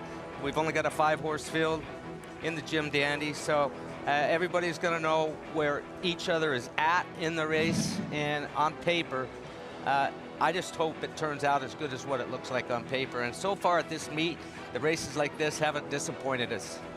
No, they have not. And let's go back to the Derby. And Paul said this earlier. Yeah, it looked like Zandon was going to cruise right on by Epicenter right about here. Yeah, but he never could get by. Epicenter, extremely game. These two battling at it. Here comes a big long shot down on the inside. But it's a do-over this weekend. Meanwhile, Tawny Port, he got that test in the Lexington. Is he a dirt horse? Passed that test that got him into the Derby. He's only beat 4 3/4 lengths in there. Comes back at the Grade 3 Ohio Derby and wins with a 90 buyer. You'd think he'd have to certainly move forward to win on Saturday, but got the job done at Thistledown. Yeah, I mean, you got to take a shot. It's a 5-horse field, 4 other competitors.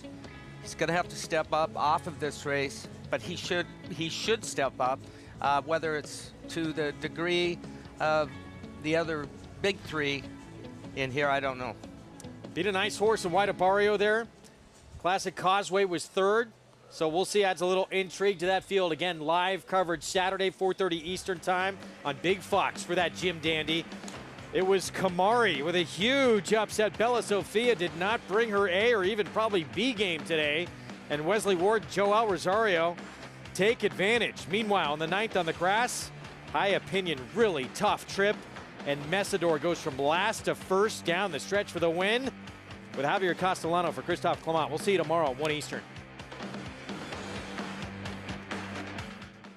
The momentum continues for War Dancer as his precocious 2-year-old Power Attack wins his turf debut at Belmont. It is Power Attack who has a 4-length lead as they come down for the finish. As well as a 1-2 finish on opening weekend at Saratoga. As they come for the finish, Dancing with the Stars won it. Now with 28 wins in 2022 and over $3.5 million in prodigy earnings, War Dancer is a sire on fire. Join the momentum today at wardancerstud.com.